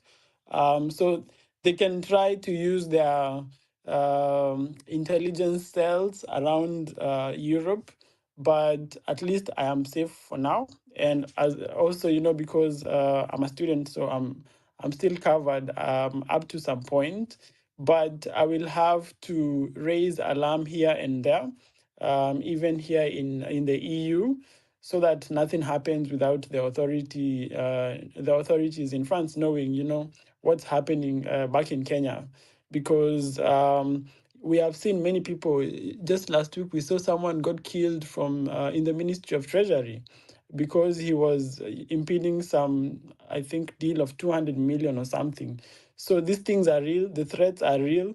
I do not take them lightly. So I'm putting measures that will help to protect myself and the people that I think they might go after. Like now, they have gone after my company in Kenya. Thank you. Thank you very much. Of course, we'll continue discussing and having a private discussion over this. I know some lawyers are also supporting us, so that's something we'll discuss later. So Edgar and Cyprian, can you give us your parting shots? Okay, thank you so much. I hope I'm being audible. I just want to thank each and everyone who took their time to join the space as from 8 p.m., the Citizen Assembly, hosted by Amerix and co-hosted by Cyprian and Bravin sometime. So thank you so much. We do not have any other country. This is our own country. So we have to fight for our country. We have to fight for good leadership for us to be able to thrive. Because the political class is actually making the environment of doing business so harsh that you can't even start a business if you are unemployed. So we really have to fight for this. We have to fight for this. It's for a good cause. Otherwise, thank you so much for joining in. Asanteni sana. So Cyprian. All right, Cyprian. So thank you everyone for joining the space today. We've had some very insightful conversations and it's been very informative. So looking forward to hosting the next one. All right. So for everyone who joined us, thank you very much. These spaces are for bringing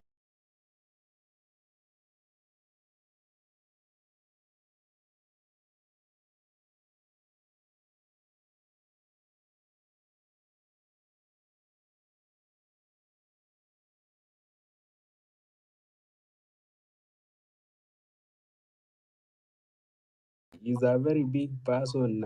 He's a lawyer. Akisema we need to maybe have an office.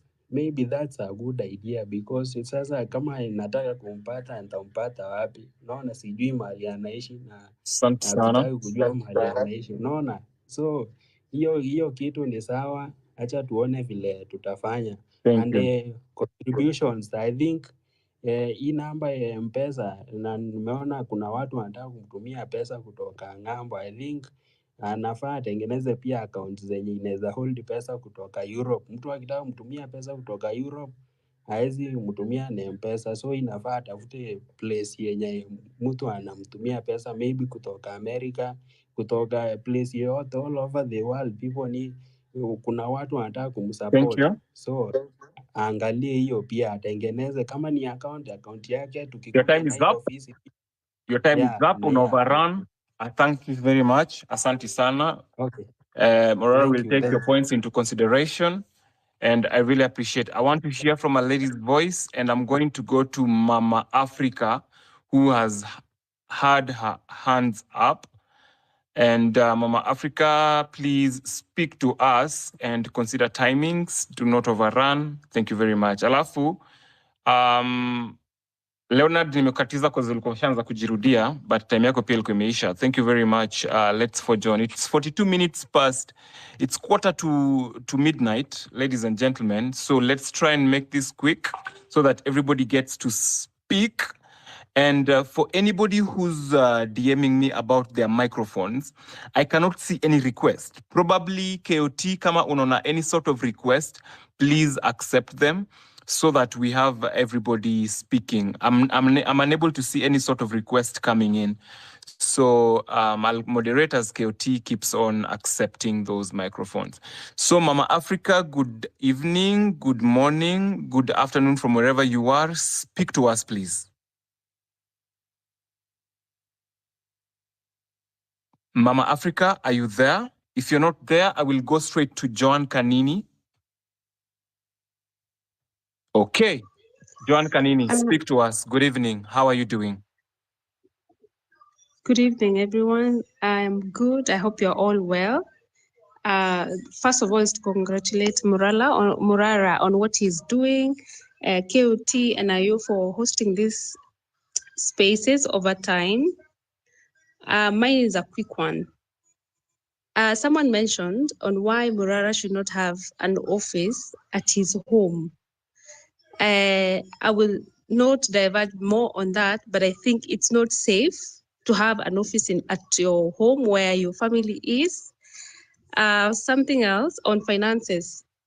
This is a movement that we should not worry much about the small things. Yes, there's need to have accountability, but this is a movement that will awaken Kenyans. The politics of handouts are coming to an end thanks to Murara. So we should support him, continue to support him and support other people, other young leaders who want to come up. So in the Kenyan youth, we are so many, the Gen Zs, the millennials, and the old people who are with this movement. There are so many, and they would want to support someone even without the money. So it is a movement that is, the money issue should not be a big concern. We should not keep dragging Murara on these small issues. Someone has mentioned about his office. I would say I did vie in 2022, and there's need for organization. And Murara should go all in. This idea of telling him, no, you might not be safe because they are goons. Murara, is time now. The team that you have at the office, let's have representatives from all counties and all wards, so that I can tell you there's a lot of goonism in politics, and it's time also for us, but this time tell us, instill fear in them, let them know that you're going to Juja. But behind scenes also, we have now told our people in Juja that we will be coming, and they will be the people that will talk to the goons, because these guys know each other. So this idea of telling Murara, don't go, Murara, please go all in. This is politics, and you need to instill fear in these people, and they're already afraid. But this idea of telling, you need to stop here and there, it's not going to work. So a political party is key at this point. The idea of saying, no, we must not go, a political party is very important at this stage, and that will be the vehicle that will now carry the rest of us. Because if without a political, this is a political system, and a political system must have a political party. So we need to have also a crowdfunding campaign that is structured, that it has a very good system, because this movement must continue not only for now, but till 2027. That is my input for tonight, and God bless you all. And Murara, by the way, if you need support on the ground, call us. We will be supporting you wherever you need anyone to come and help you do the civic education. All the best, guys. Thank you. I really appreciate your time and your advice. Murara, umesikia? Hakuna kujificha. Tunaenda hapa kama tuko confident, tunajipiga kifua. Hakuna kujificha ofisi. Wacha wachome. Wakichoma tutaweka zingine. Wacha wazidi kuchoma. Watakuwa wanatujenge hata PR.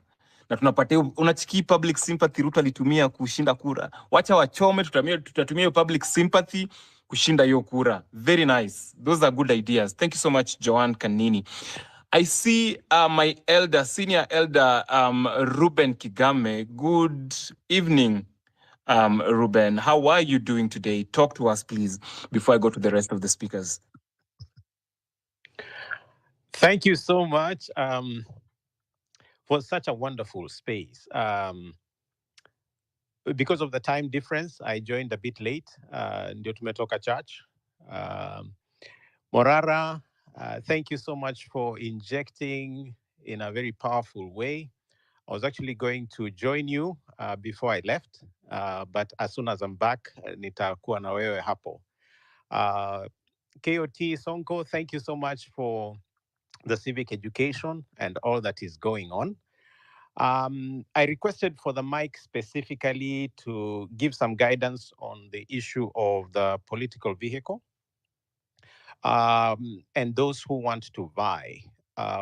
I think she was called Wanjiro that spoke. That's when I requested for the mic.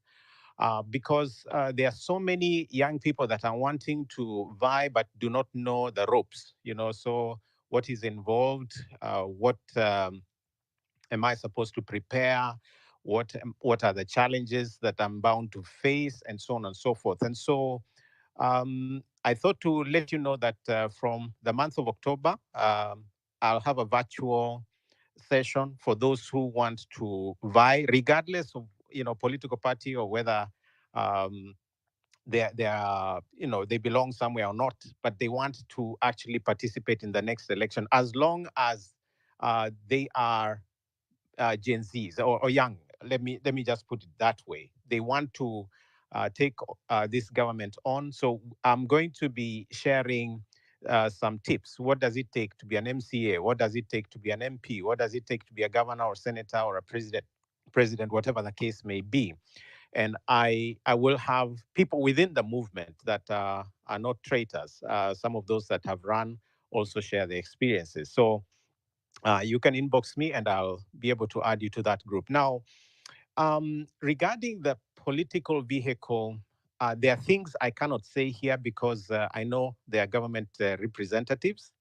But I do want to request for a meeting with Morara and the KOT Sonko so that I can give you the inner lining of how to get the vehicle registered or without interference.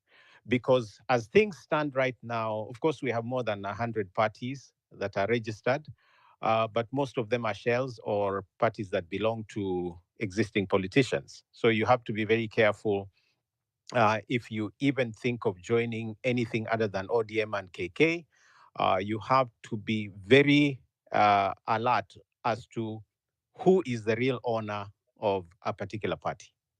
And then in case you want to register one, you need to know the time element because um, it's time bound. For example, you'll be given, about 30 or 90 days to accomplish a particular requirement, then another 6 months, and so on and so forth. Generally speaking, it will take you maybe about 12 to 18 months to actually have a party fully registered and compliant. If you're going to do this for 2027, you need to factor that in because a party is really like a government in waiting. So know that there will be a time element, then know that there will be state interference because everything is then run through NIS. So NIS will check who is registering and so on. So, for example, if Morara decided to register one now, he will certainly be blocked, or KOT Sonka. They'll block you. They say you can do this or delay, and then by the time the election comes, you'll not have a party. So there are other ways to go around it, and I can walk you through that. If you want to raise funds as an individual, you will find a lot of resistance because ordinarily people don't really support individuals. So it would be better to have an organ, like the speakers before have said, for accountability, but also because if you get a lot of money as an individual, you'll be flagged and you may be prevented even from spending it. So you need to be very careful, especially when they know that it's coming for political activism and or action, you will find that KRA or some other entity will come at your door asking you about this or the other. So you are safer when you operate within an organ. And just to close, in case you are in the wider USA, I'm here for a few moments, and we can certainly engage and see how to back up the movement. Thank you. You can inbox me for that. God bless you.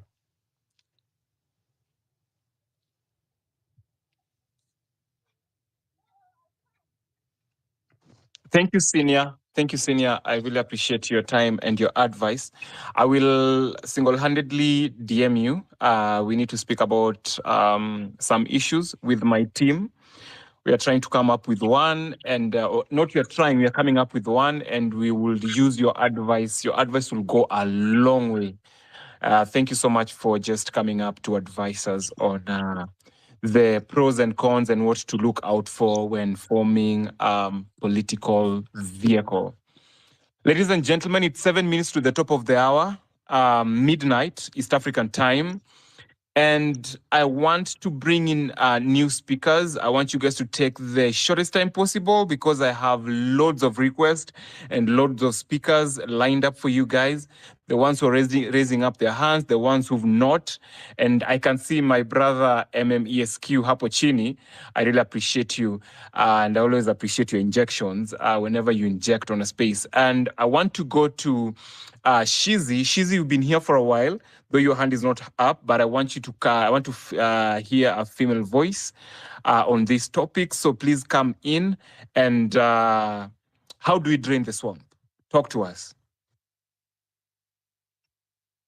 Thank you so much, Ayo. And yes, Q, just a moment. It's Shizi. Nakuja kwako, wewe nilikupatia tu big up. I'm sorry. You know you mentioned my name. I'm sorry. It's all right, my brother. It's all right. Okay. It's all right. Let's go to Shizi, then I'll come back to Mweru. Shizi, go ahead, please.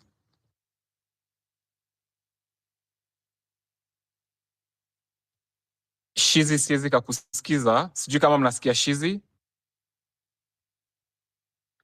No, we can't hear you, Shizi. Please fix your mic, then come back. Just drop and come back again. Probably it's because of the network issues. So let me go to Mweru. Mweru, talk to us. Good evening from wherever you are. How are you doing today? Talk to us. Evening. Thanks for the mic. I've been listening since you guys started the space. I really agree with you, Ayo. It's time to form a party. I think at this point it's inevitable. Everything we're doing cannot just be we can do all this, and then when it comes to election in 2027, we have no alternatives. We end up having to vote for the same people. So I think it's time to structure this thing. It's also going to help with funding. I've said this previously. The minute you guys create a real concrete structure, funding will happen. I personally don't mind networking in the diaspora in the US to help raise funds, but we need structure. So I do agree. It's time to do this. And the previous speaker mentioned something that is very keen. We have to realize we keep talking about 2027 like it's so far away. I just counted the days. We only have 1,095 days before election hits. And like he mentioned, we have to bear in mind some of these things. Like if you're going to register as a candidate, it's not just going to happen very easily. So I think it's time we start working on a party now. We register this party. We start recruiting people who want to vibe, because there's no point of somebody like Mourn running for president and we all vote for him, and then he goes in, he doesn't have a majority. He has to deal with the same bigots we have in office. So structuring is very important. It's going to provide time for us. Even we need you guys everywhere. Personally, I would like to engage in politics and run for a seat. But constitutionally, I'm disqualified because I'm a dual citizen. So you guys take on this opportunity. Register this party 100%. We have about 1,000 days remaining. We form panels where we go to every county. We need governor. We need a governor. We need MPs. We need you guys to be majority in the parliament for this thing to work. So I do agree. And time is of essence, and we need to remember this. We have no choice now. We have to be very, very, very intentional. All those people who are speaking in spaces, to me, I've listened to some of them. I want you in office. I'd rather listen to you. Why do I need to listen to people like Kalonzo or people like all those old people who've been listening to for 30 years? No.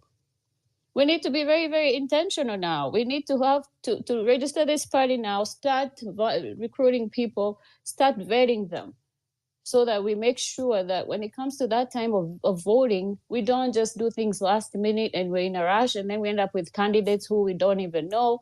We haven't vetted them.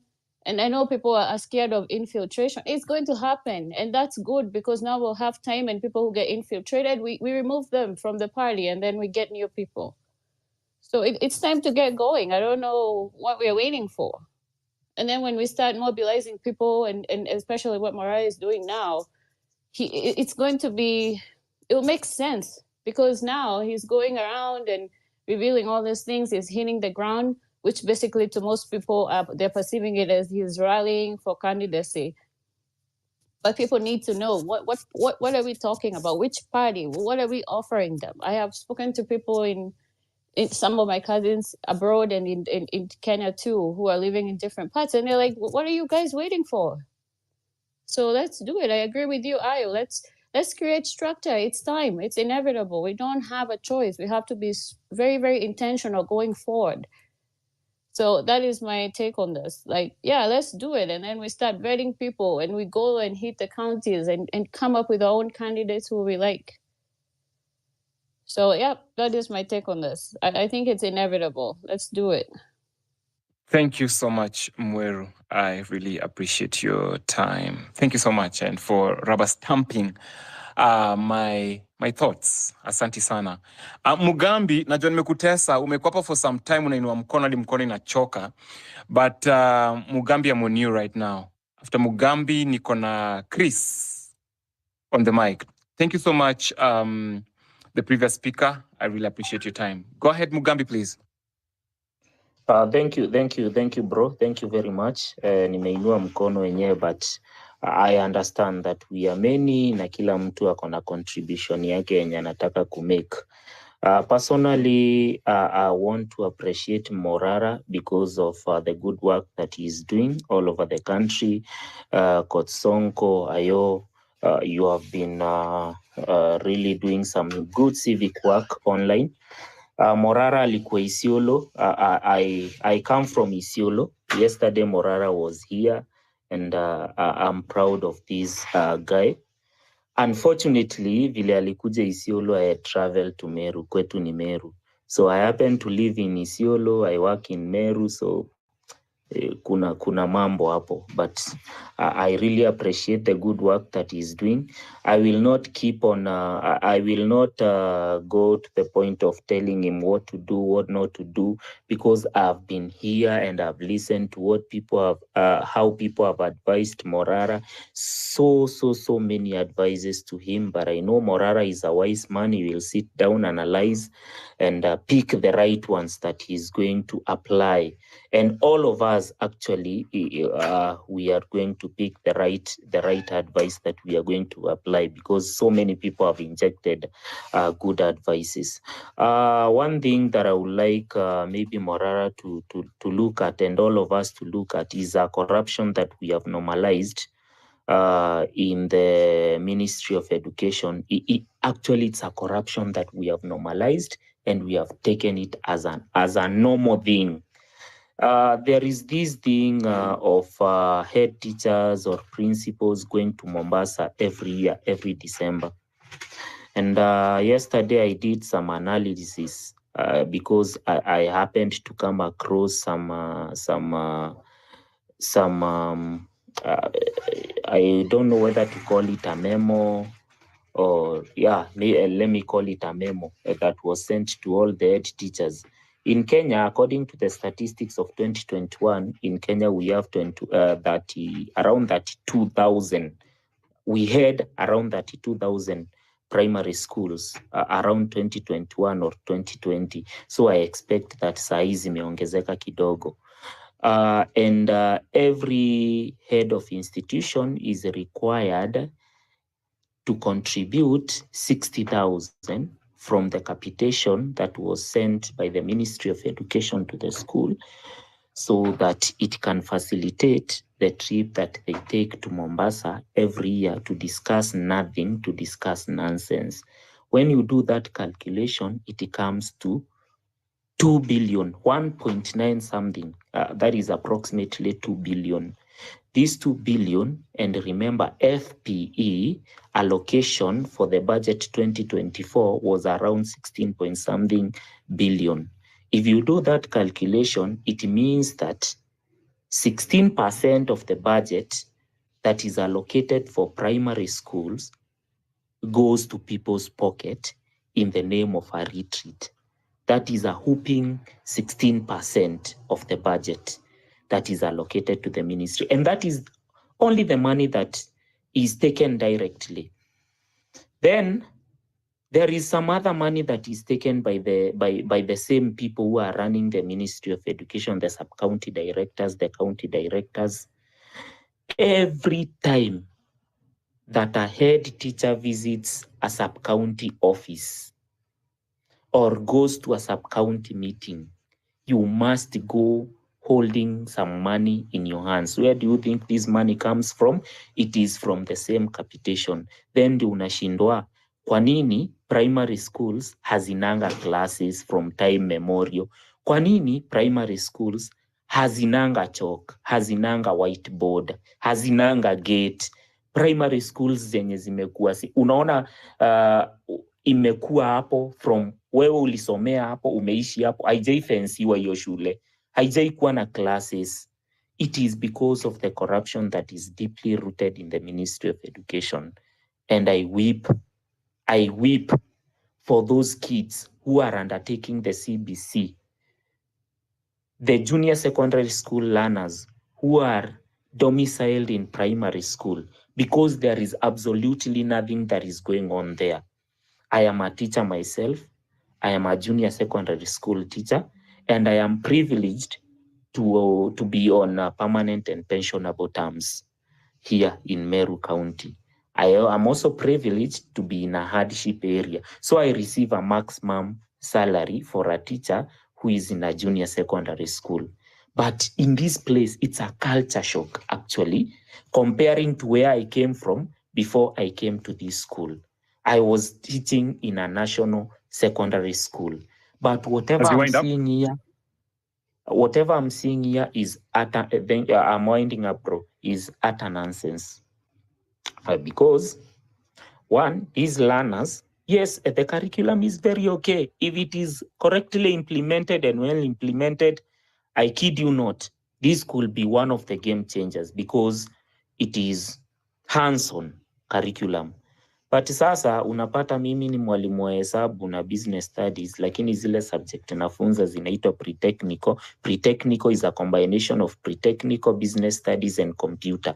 Hiyo ndio mimi nafunza. Sijaingia klasi ya computer. Thank God niko na skills hapa na pale. Nikiingia science, integrated science, ni integrated science imekombiniwa na something else that is called health science. Hiyo hata sijui ni nini. So there is a lot of mess in the Ministry of Education, starting with the corruption that is going there and the mix-up in the curriculum that is being implemented in the junior secondary school, ambao tuna feed watoto wetu na vitu sisi walimu wenyewe hatujui, hatuelewi. It's something that needs to be sorted out. About curriculum is something that we can address progressively, but about corruption, it's something that we can go vocal about. That is my submission, Ayo, and thank you very much. Asante sana. Ladies and gentlemen, it's 6 minutes past top of the hour, midnight East African time, and I want to bring in these speakers that are raising their hands. However, some of these speakers that are not raising their hands were here before you, and I'm very cognizant to that fact. And I want to bring in ESQ. Then I go to Morara for change, down impunity, then Fabish, Chris, in that order. 3 minutes each, guys, so that we don't take people's time. Thank you very much. Thank you so much, Ayo. I'll try to be as brief as a cock on a hen, as usual. And I'm really proud of the progress that you're making, because the very first time I said that we need a political party, I thought kuna watu wataanza kunibash. Then I'm very proud, like, we've embraced that idea. And here it is. We need a political party. That is the truth. But as you are thinking of forming a political party, we also need to get to know of these, the very, very laws zenye zina surround these political parties. Because one thing I've noted is our MPs, they're very, very, ni wajanja yani ile mbaya sana. And they normally use these very, very same laws kutuibia. The same way tunafaa tujue, when you're forming a political party, msiende hapo kusubmit jina then mnaambiwa this one does not meet the qualification of whatever of the political party. So those people in watatokelezea, maybe they'll start to be the committee there when they're trying to do this thing. I want to tell you guys, you need to read that Political Parties Act of 2012. From the very first part to the last part, word by word, and understand it. Let not even a single word ikupite. Because the same law, because these people, they know, once we form a political party, will be very powerful to them. And normally what they normally do, they only use these political laws to fight each other. Munakumbuka time ya Uhuru, when they were trying to pass some political law, some of the members who walikuwa na oppose that government, they filibustered a lot because they didn't want, because walijua wanaenda kupigwa na that specific, I don't know, it was an election act or something. So we need to read this political, tujue what are the requirements, the registration from section 7 of that act to the last part. Because this very same law wanatumia kutupiga. Because once we form a political party, it will be a political fight. Because I said from the very beginning, Ruto is making political moves. We haven't made political moves. Wakati kina Morala jitokeleza, we realize it's only through political moves that wanaweza to act. Wakati Morala enda ku unveil those projects kwa zimestall huko, that's when they walianza kuongea. Even Hussein Mohamed anakuja to defend the government. That means if we play a political game, our watu watatishika. Because let no one lie to you that tunaweza ibiwa kura. If we say tunataka Morara avae kukua MCA somewhere, na tuseme tunataka ku protect those votes, zihesabiwe and we record and we have our own results, trust you me, no one will steal our votes. So I want to tell you guys, you don't need to fear politics at all. Because it's only through politics that you can make a change. It's through these politics dokina MP these MPs history ya Dani. You know, this story ya Dani, people are not taking it serious, but hii kitu ilianza kitambo sana. And actually, to tell you, whatever the Adani are doing is anchored in law. We have the Public-Private Partnership Act. No, ukiangalia, they followed every process. Feasibility study was conducted. Ukiangalia that Public-Private Partnership Act inaongelea feasibility study. Then they made a proposal, a privately initiated proposal to the government, according to the law. But since Atuja take serious these laws, we find ourselves in a situation that we are just blaming them, but Atuju washa from these laws. So the only thing I'm insisting here before I drop the mic is, let us understand the laws around these things. Akina Morara, use these people in your university leaders. You know, the current university leaders, I describe them as crack-headed because wanapatiwa memo to call off the strike and they are calling it off. And from that memo, it's very clear. For them, they were saying, you're calling this strike because we want this model to be gotten away with. But kwa memo wamesema they want to improve that model. And they're being told to call off the strike. And they're calling off the strike. So they don't have leadership there. Because kitambo leadership ilikuwa inapatikana hapo kwa university. But I don't know what happened. Because this government ilikuja ikarealize the power inaanzanga in those institutions of higher learning. Ika infiltrate. When someone is anataka kukuwa leader wa certain university, the government ina sponsor that person. That person anakuja, by the time anafika in this political army, as useless as she is, I won't mention them. But the government ilijua, these were the secret, but some of us tumekuwa na advantage. People who have courage, kina Morara. I've seen Joshua Okai, a very good friend of mine kutoka Kitambo.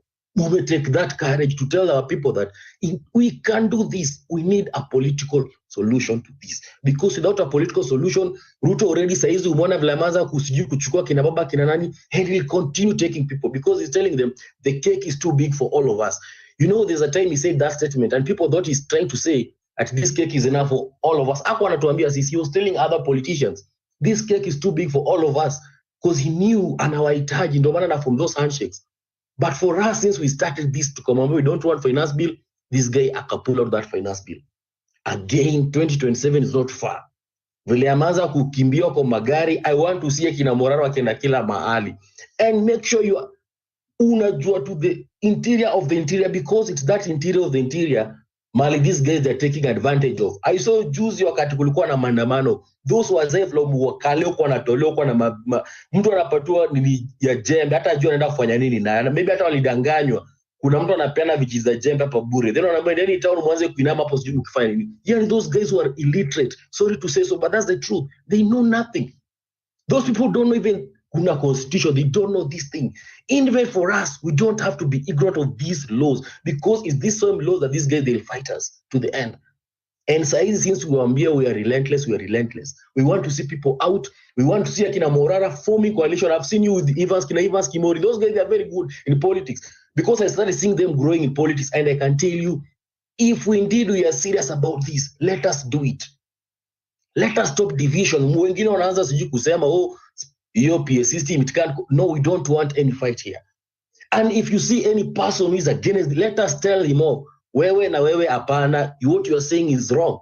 But let us do the right thing. So vile tumesema, it is a political solution. We want to be there, and let us share ideas. Morara, take ideas from everyone here. There can be that person with one follower, but he has a very good idea. Take idea from everyone. Consult people.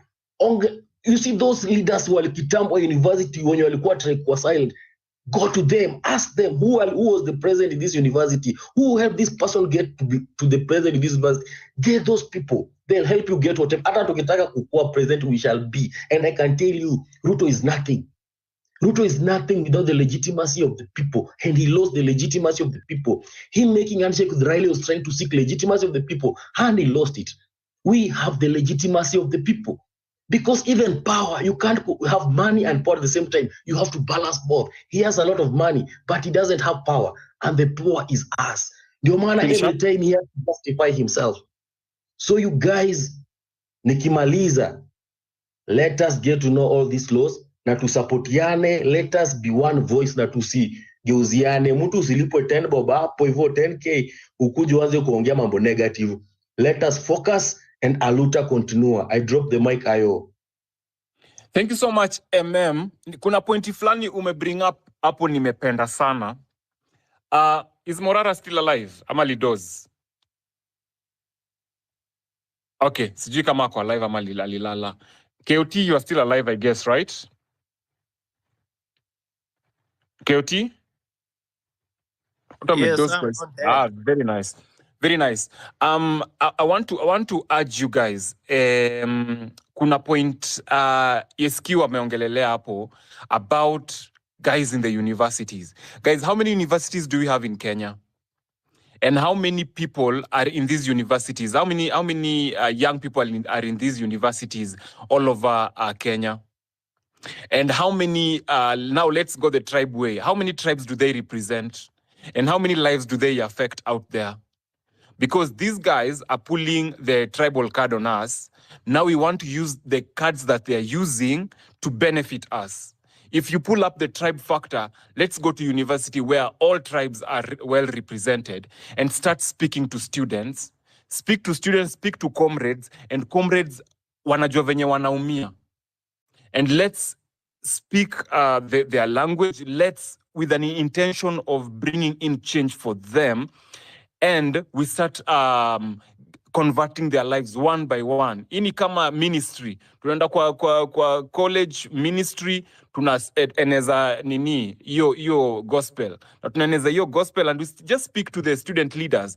Tunaeneza yo gospel from KU to Nairobi University to, what do we call it, Egerton, to Maseno, to wherever. Hadi uko Wajia uko penye kuna nini universities. And we start converting them one by one and telling them why we need a new political face. Thank you very much, ESQ, for bringing up that point. And I had given up a point, whatever earlier. So who was supposed to be going next? I don't know, Mr. How. Was it Morara, then George, Or was it George then Morara? Let's go with George first. George Manyali, let's go with you, then we go for Morara for president, down impunity, alafu tuende kwa Fabish tukienda hivyo. Thank you so much, MMSQ. Hi, am I audible? 100%, talk to us, please. Thank you very much. And talking to you on this Monday, 9th of September. Guys, I'll speak on one thing, good governance. I think I have a pinned tweet that I would like each one of us to look at. There are 8 pillars of good governance. And one of that pillar is participation. And the participation is what we are seeing tonight, is what we are actually what we have activated, because we are participating in a conversation that is not just for us today, but for the future of the country. One person, Morara, who now is shaping the conversation, coming from leaderless to a leader.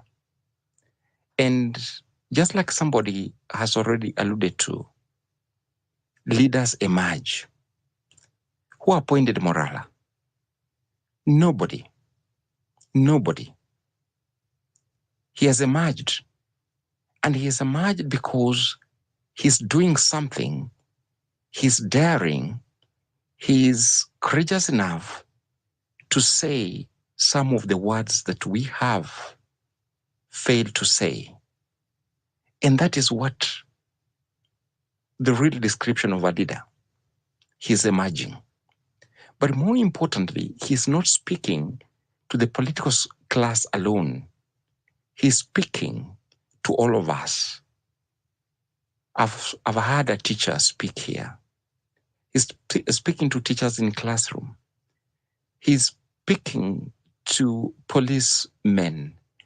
Morara is speaking to county government. He's speaking to the national government.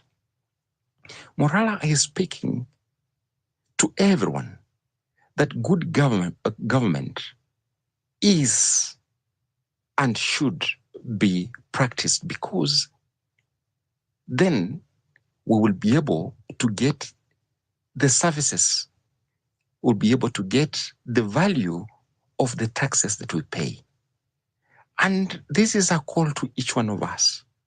Morara cannot be everywhere, but we are Moraras wherever we are, in the corner, in the sphere of this country, Kenya.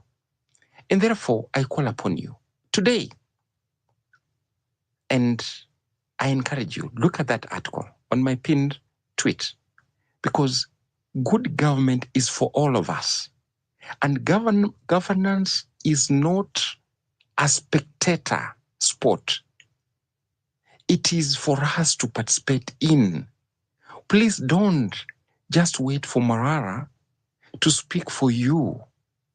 He's just one voice, which can be silenced in a minute. But if all of us speak, nobody will silence us. And I can tell you, we may be enjoying this so-called freedom of speech for now.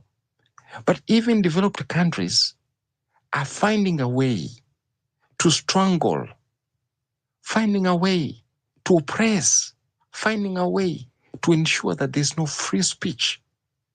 This kind of space was not there 3 years ago. We now have it.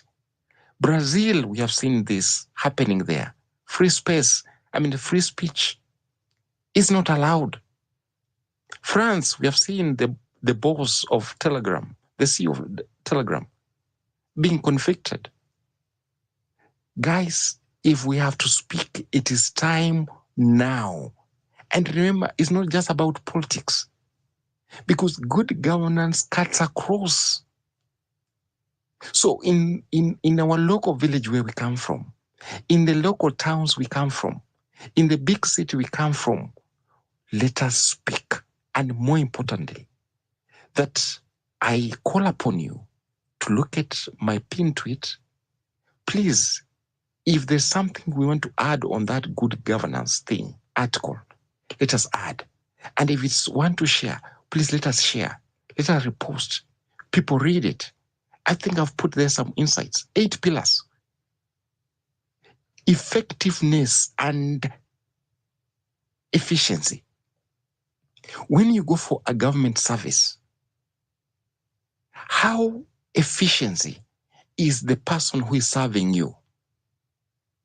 You can rate that person. Is it 20%, 50%? That affects good governance. So guys, let's speak, and not just Morara to speak for Hands us. up. We are Morara. Thank you very much.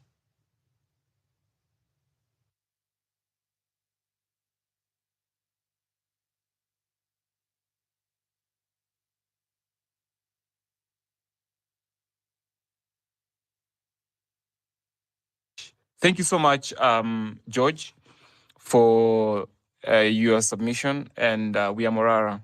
If they kill Morara, we have a million other Moraras who are being reborn every single day.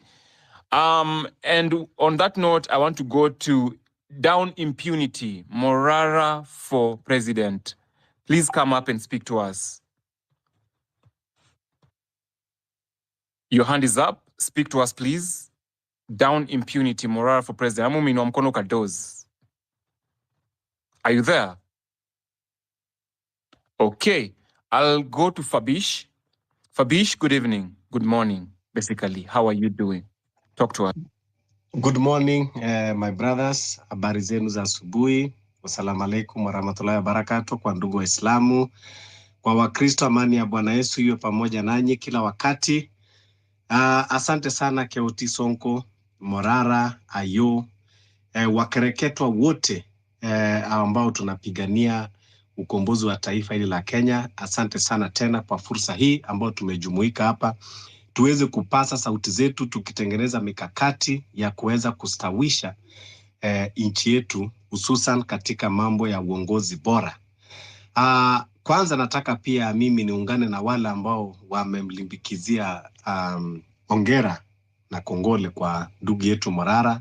Kazi yako inaonekana, kazi yako inang'aa na unazidi kutuwakilisha katika kila sehemu, na tunataka kukuhakikishia kwamba kwa moyo wetu dhati tuko nyuma yako, tunakusupport katika hali na mali na katika pia fikra.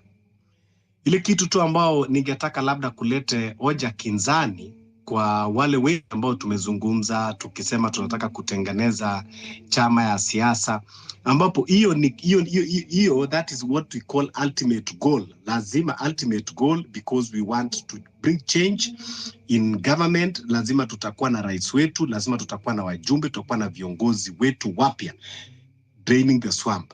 Lakini kuna mambo kadhaa ambao bado mimi naona kwamba tunahitaji kuyapania na kuyafanyia kazi kwanza. Nataka tuambiane ukweli. Wote tunajua sifa, tabia za William Samoei Ruto. William Samoei Ruto, yeye uongozi ni do or die. That is the reality and that is his nature. Kama bado tujejua namna gani huu jamaa tunaweza kufanya ile aziwezi kumanipulate na kutumia kifua, naona na naambia kwamba tunaweza kurudi tena mwezi wa 9, mwezi wa 10, 2027 katika streets tukisema kwamba ametuibia, because we know his character. Now tunataka kupanga mambo ya uongozi, watu ambao watasimama. Uvichi kwangu ningesema kwamba jamani, hiyo ni jambo la mwisho tutafaa kufanya. Kwanza tunataka kwanza tujue mipangilio ya uchaguzi kutoka kwa wale makamishana ambao wapya wanawekwa wa IBC. Je, tuko na sehemu gani pale kwanza? Je, tuko na macho yetu ya kutosha pale? Je, tuko na nguvu yetu pale? Kwanza, hizi taasisi ambazo zote zitashughulika katika kufanya uchaguzi, tuangalie pia ile bill ambayo ilipitishwa ya Election Act. Je, kuna mahali ambayo inaweza kuleta kipenyezi huyu jamaa akaweza kutumia hiyo fursa? Maanake Ruto tunajua kwamba akili yake kila wakati inafikiria kutumia kifua, kutumia ulagai, kutumia magendo. He does not believe in anything genuine because he himself is not genuine. Kwa hivyo haina haja. Tuliona 2007 replica kama hii, the Pentagons. It was a very strong movement. Lakini nini kilifanyika baadaye? Bado pia tulikuwa tunaongea mambo ya kuangalia kwamba tunapunguza matumizi katika serikali zetu.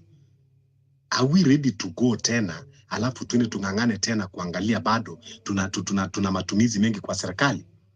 Kwa hiyo mimi naona saa zingine kidogo labda tunachanganyika kidogo, tunaanza kushift goals. Tulikuwa tumeongea ni namna gani tunaweza kupunguza idadi ya wabunge, idadi ya magavana, idadi ya wale wakilishi wanawake, ama hata tuwatoe pamoja na maseneta na wale manominated. Mimi ningetoa pendekezo kwamba tungepigania kwanza tuweze kuhakikisha kwamba tumetengeneza mwanzo haya mambo, tufinyilie, tuweke pressure pamoja na hiyo IBC, ndio sasa tujitayarishe katika uchaguzi. Mimi kutengeneza chama ya uchaguzi, chama ya siasa is not an issue. Siku moja tunaweza tengeneza na hata tunaweza kwenda tukatafuta hata chama yenye iko na tukapiga kila mtu teke nje na tukai-refurbish na ikakuwa ni yetu na tukaendelea nayo kwa safari, sababu sisi wenyewe ndio tunapiga kura. Lakini tunahitaji kutengeneza kwanza grounds. Alafu nikimalizia, kuna tweet ambayo nilikuwa nimepost hapo, ningeomba tu repost. Belio Kipsang must resign. Tumepoteza watoto kwa hali ya tatanishi, hali ya kuzunisha, ambapo nataka hata kutumia fursa hii kutuma risala za rambirambi kwa ndugu jamaa na marafiki wa wale ambao waliathirika na kutakia afueni wale watoto wa hospitali. Lakini nataka tuhakikishe kwamba kuna accountability. Belio Kipsang, mashule zimekuwa zikichomeka na yeye yuko pale. Corruption ile ambao ule mwalimu alikuwa hapa mbele yangu ameongelea. Kwa hivyo tafadhali tusimnyamazie. Ile kitu tunaweza kufanya, wacha hata tutumie hii spaces tuseme kwamba Belio Kipsang must resign katika hiyo ministry, ili tuweze kuhakikisha kwamba siku zijazo, at least hata katika hizi siku zimebaki kidogo za Ruto kuondoka, watoto wetu wako salama katika mashule zao. Asanteni sana. Asante sana Fabish for even using a very fluent Swahili language to address us, because we are Kenyans and Kenya is our business. And one thing that I have to reiterate that you've said is our role in championing open dialogue and, making sure that we go for those seats. And I want to call upon you guys who are interested in politics. KOT, Morara, Kenya Daima, thank you so much, brother, you're here, Lavani, and everyone else who's interested in joining these, getting into those political platforms and championing for change and saying that, guys, enough is enough. We need to form a new political movement. We need to form a new political vehicle and to call for action for every Kenyan who believes in the power of unity and the promise of a better tomorrow, to envision a Kenya where every citizen has a voice, where leadership is held to the highest standards of integrity, and where the needs of the people are met with genuine commitment and transparency. For all those who want to come here for those seats, your role in championing open dialogue and exposing critical issues will lay the groundwork for transformative change. Morara, your dedication to holding the government accountable aligns perfectly with the values we hold up and to uphold at Citizens for Change. Let's come together, let's join in hands and kick these political out. Because you know what? Yes, they will try to kill us. Yes, they will try to use the old money. We call it the old money to use against us. But if we come together as young people, we're going to chase this political system out and drain the swamp completely, because earlier we said we have to drain the swamp, the grand takeover of politics. How do we drain the swamp? Thank you so much, Fabish, for injecting. Chris, I'm coming to you. Then I go to Declan. After Declan, I go to Mwaura, in that order. 3 minutes each as we move on. I've seen Toria. Thank you for joining. Kiumbani, Baraka, Mkenya Daima, Lavani. I'm coming to you guys. Oh, and Nyati Nyati. Sorry, Nyati Nyati, nimekulenga for quite a long time. Speak to us. Chris, how are you today? Talk to us. I'm good. Good morning. I hope everyone is good. First of all, I want to take this opportunity to also bring out what I feel and what I see happening. Jambo la kwanza. Let's be honest as Kenyans.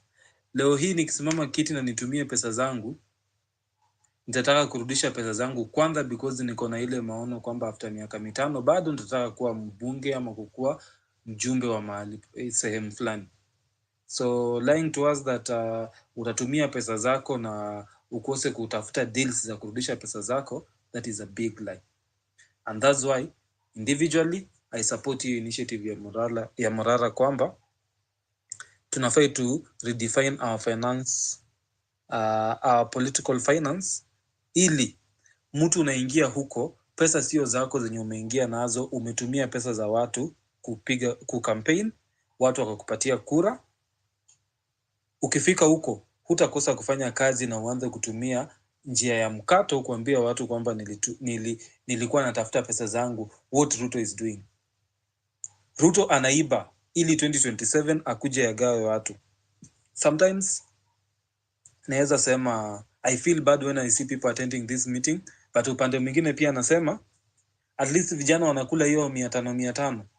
Hiyo siku kama hakuwa amepata kibarua, at least anakuwa na kitu ya kujilinda nayo for the day.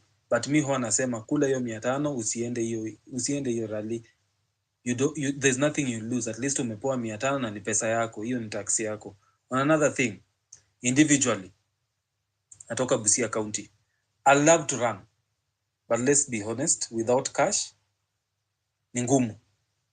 Mimi leo hii nilikuwa against forming a party, nilikuwa against leadership kwamba hiyo wakati tumekuwa kwa maandamano, because individually nimeenda maandamano zote except ya kwanza, the first one ndio sikuenda, but the things zilifanyika zote I went. Sikuenda because somebody was financing me, nilienda because I was believing in what was happening, na sikuwa na shida kwa sababu nilikuwa naambia watu hata nikitoka naweza rudi ama nikose kurudi, but if I don't, we jua at least I tried to go and voice my opinion out there. So I believe in numbers. I believe we need to come up. Hawa watu wanapatia Morara lecture na nini. Morara anaonesha route yenye iko kwa serikali. Kama kuna mtu anaona serikali imefanya kazi vizuri, yeye pia afanye kampeni yake, atuoneshe Morara anasema hii, mimi nasema hii. Kila mtu achukue initiative yake. Siko opposition kwenda kusifu government, niko opposition criticize government mahali penye naona haifanyi kazi vile inahitajika. Wacha niguze kidogo swala la health. I work in health. Sijafanya na any public hospital unless nikiwa student, nimefanya private. I can tell you practical example. I encourage women and a lot of women, usiende kuzaa kwa hospitali ya private kubwa. Why am I saying that? Ukienda Pumwani, yes, kuna chances facility sio safi, mtoto wako anaweza ibiwa, kuna crowding na nini, but I'll tell you with the authority kwamba they give women a chance to give birth. Ukienda in a bigger private, you can name them, sitaki kuzitumia, sitaki kuziname majina, but when you go to them, what they do is they want you to go for a CS. Why do they want you to go for a CS? Ukienda CS, maybe mtu atakucharge 120 and above or 200, in depend facility gani. They'll make money out of it. But ukienda kwa public facility, before uone mtu amepelekwa theater kufanywa surgery, jua kimeumana. That is one thing. Another thing, hii mambo yenye mnasikia watu wakilia huyu jamaa mwenye anaona Nairobi West, Bliss, although Bliss pia Gachagua yuko ndani, sio huyu Saini, Jay Saini ni proxy, but pia Gachagua yuko ndani. Huyu Jay Saini ameanza kuwa na cases kuanzia kitambo. From around 2010, wakati wa serikali ya Kibaki, alikuwa na kesi ya hospitali fulani inaitwa Clinics. Hiyo Anyang' Nyong'o alikula, Raila alikula na watu wake, na watu wenye walikuwa kwa serikali ya Kibaki. Bliss ndio inasumbua walimu, inasumbua polisi. Kwa sababu gani? All civil servants wameweka huko by design. Ule muhindi mwenye alikuwa na Medhill aliangushwa. Politics will play a part, na pia alikuwa na scandal zake. Sitaki kumtetea. Huyu mwingine Jay Saini amewekwa hapo kumreplace. Anamreplace kwa nini? Ruto has a plan. Tulikunywa sukari ya mercury, so expect in the next in 10 years time cases za cancer zitaongezeka. What are they investing now? They're investing in hospitals, not blindly, by design. I'll tell you, I can talk about more on health. I can tell you about COVID vaccines. I can tell you about the manipulation imekuwa kwa hizo medical covers, and why. Ask yourself a question. Mbona hospitali ilijengwa ya askari hapa karibu na Nairobi West, lakini iko na state of the art facilities but high function? Ili kuna mtu aenda akule pesa za civil servants by design. So I'll tell you, I support, if kuna kuform political party, we can start it now. Na mimi kama kutakuwa na good mobilization ya funds, sina shida ya kusimama kiti. Whether I win or I don't win, at least we'll change a narrative on how politics is done. Na pia Morara, even if asimame kuwa president, atakuwa na numbers zake both kwa bunge, atakuwa na numbers zake both na pia atakuwa na numbers zake pia kwa counties zenye zinaweza msaidia. Idea yenye mwenzangu amesema hapo, mwenye amekuwa before, amesema kuhusu kujaribu kureduce political seats. Yes, we can, but for now hatuwezi. Kwa sababu gani? Hatuko on the table. We are still the menu. If you're on the table, you can influence a policy. Kibaki alipata vitu zikuwa mbaya, but within a period of time alijaribu kuinfluence policy zake kuona ili Kenya inaweza endelea mbele. Saa hii ukiona, enda Rwanda have just copied Vision 2030 yetu. Sisi huku tuko na good planning na tumeweka kwa makaratasi vizuri, how wana implement live. So for me, let's support Morara. Let's do civic education. Let's try and spare time. Mahali penye unafanya kazi, mama mboga, mtu wa bodaboda, hao clients wako. Kama mtu akona 10 minutes ya kujaribu kuongea, muongeleshe, mwambie, mimi I feel this, what is your say? How do we solve? At least inject kwake aone kwamba kumbe vijana tulikuwa na dharau wanasema rudderless na nini, but you have ideas on how you want this country to be run. That is how we'll make Kenya, that's how we'll move Kenya forward. Lakini tukishinda tukirant na hatupeleki information on the ground, ni ngumu. As we wind up okay, lastly, I'll say on the issue ya forming a political party yenye tunataka kutumia, for now, let's just be practical, because kila mtu akona vested interest on what they want. Huwezi jua nani yako clean hapa, nani hayuko clean. Let's form a party, but Morara should not be the president of that party. Hiyo party ikuwe open, so that ikifika wakati wa kura tusianze kuona mambo yenye ilikuwa Men in Black 2013 yenye Raila alifanya. Morara anasimama na candidates wengine, let people choose. Let people go ahead and vote for people they want to on that party, ili tusikuwe na division kwa party. Because ukifanya division ikawa kwa party, watu wanaanza kusema mtu amelipa, mtu amefanya nini. We want a clean business for all of us, and we pray that things work out. Alafu pia kumbusha Morara bana, najua as much as anapata call nyingi, angalie DM yake. Sometimes we send in messages, sometimes we try to reach out on how to attend or how to at least facilitate on certain things, but message haijibiwi bana. Naweza kuambia nimemtext like around 3 weeks or 1 month, hajaijibu message yangu, as much as najua ako na message nyingi kwa DM. So unaona sometimes tunakwama hapo, but thank you for the opportunity and let's keep injecting. We have a better Kenya.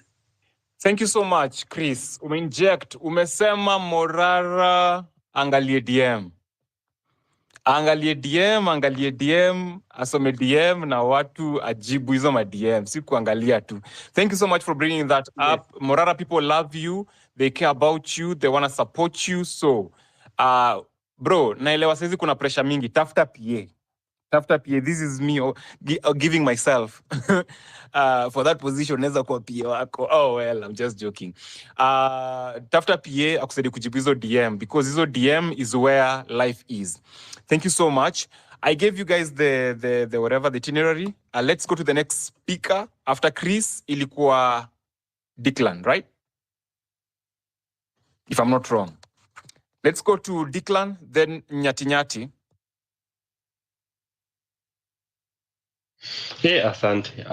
Asante sana. Unajua sijaipanda kwa hii speakers panel na nikasema asante. Sasa wacha niseme asante leo kwa sababu usually napandaga tu na naanza tu kuongea. Sasa leo nitasema asante. Nimengoja tangu 6 p.m. I've been here 6 p.m. I want to talk to my president. Nataka kuongelesha president yangu. I've been so excited over the past 2 days because guys, I have a car. You guys, sikuwa na gari. Sahi niko na Prado KCJ 200W ya white. Na Morara anatembea nayo dunia mzima na iko na PA system na anaongelesha watu kwa mama mboga, anaongelesha kila mtu. You guys, sahi siwezi ambiwa ene. Nikitembea naambia tu watu ongelesha watu vizuri bwana. Watu wako na gari kubwa. Mi ni mtu wa gari kubwa, sahi siwezi ambiwa ene. Niko na gari, wacha ni repeat number plate KCJ 200W. Niliweka pesa zangu hapo. Niko na gari guys. Morara, thank you. Wacha niachie hapo, wacha nisiendelee. Watu wanajua kwa nini nasema hiyo thank you. Mimi nakutambua kama my president. Hizo zingine zenye watu wanasema mimi sijui. Morara ni president wangu. I go around saying my president because he's my president. Hiyo nimekuwa nikingoja tangu 6 kuongelesha president yangu. You guys, niko starstruck kidogo. Anyway, wacha nianze point zangu. How are we going to drain the swamp? Haraka. Aya, ya kwanza, campaign laws. President wangu, Morara, Ali mentioned about campaign laws, but he didn't go into it. He just mentioned it as a point. How are we going to drain the swamp? The campaign, when you're trying to kill something, sijui kama mnaonanga hizi ma TV shows, hizi za ma political and those things, they always tell you if you want to take somebody out, follow the money. Follow the money. How are we going to follow the money? How are we going to remove money from politics? We need to change politics into a poor man's game. We're going to do this by coming in with new campaign laws. We need to lower the cap that people can use when campaigning. Basically, if the campaign cap now, there's even no campaign cap for the amount of money you can use. I stand to be corrected. Maybe there is. But if there isn't, one needs to be set, and it needs to be set very low.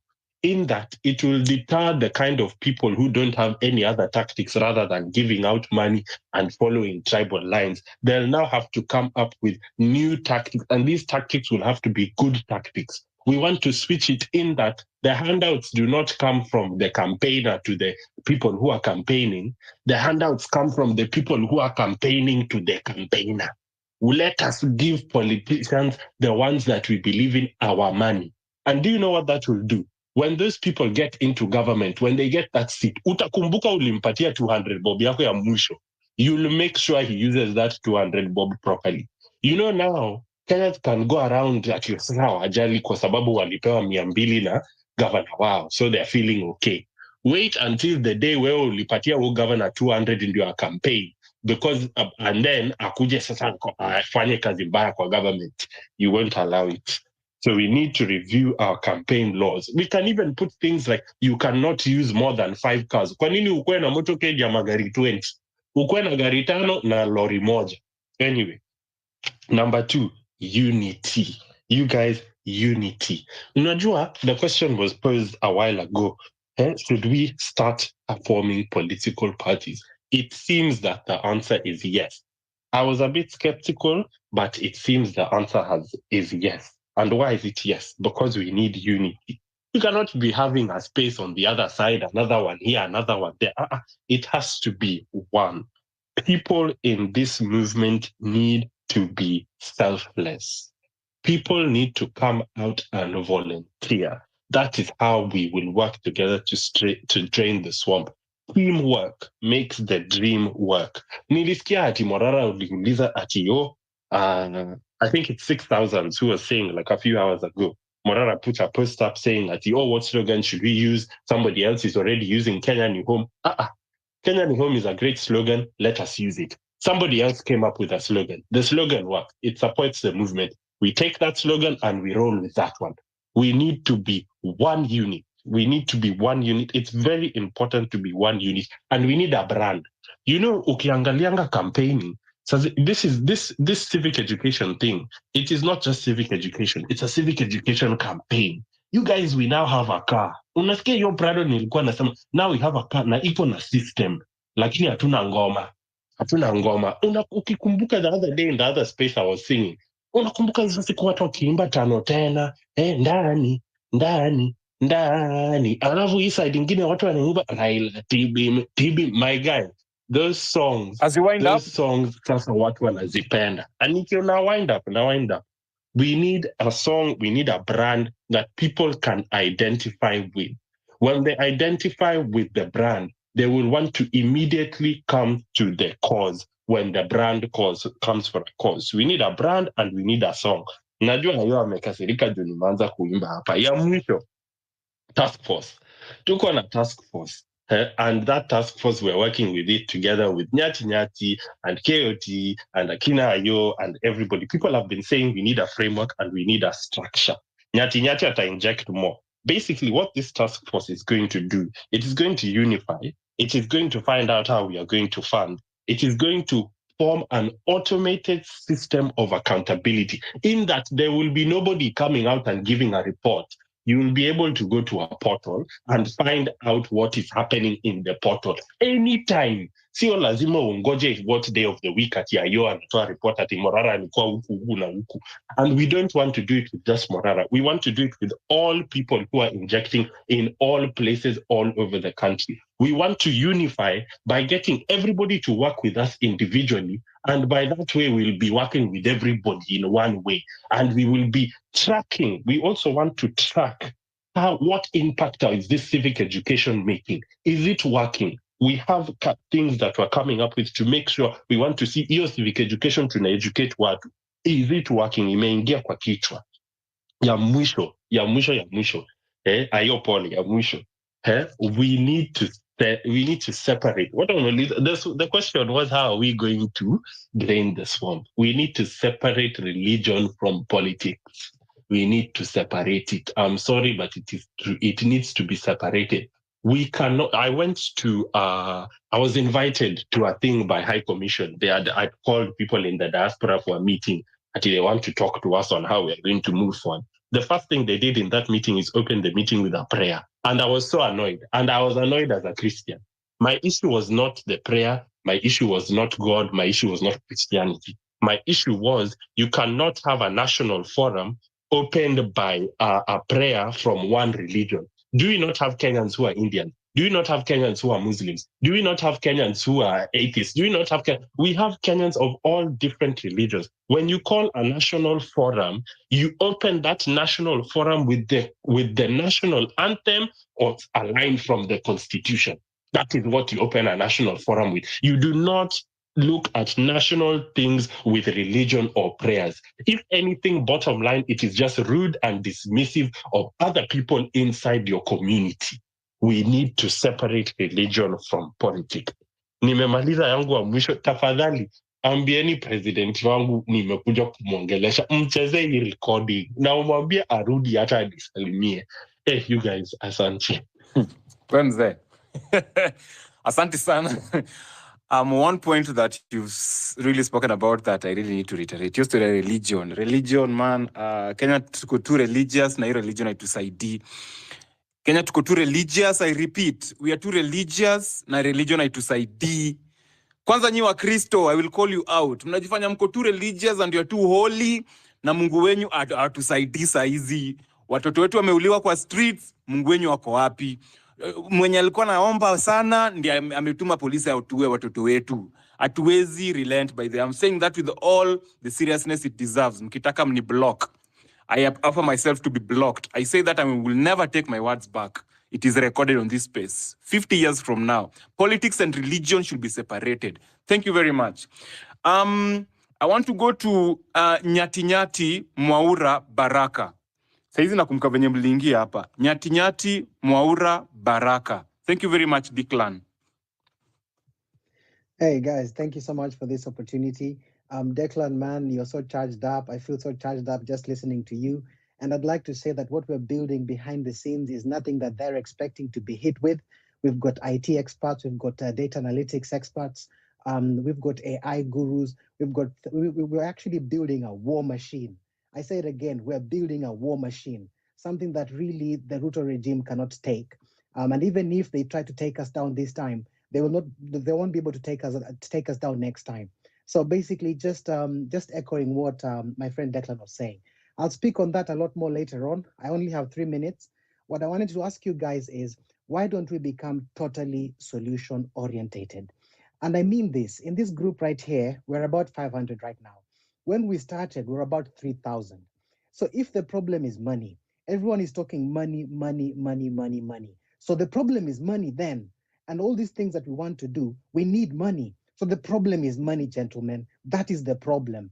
We need money first, and then we can do these other things. Of course, we can do civic education on the ground in tandem, but we need money first. So if 3,000 was sitting here, and maybe KOT and IO and someone else decided and said, hey, wase 20 ruabe, 200.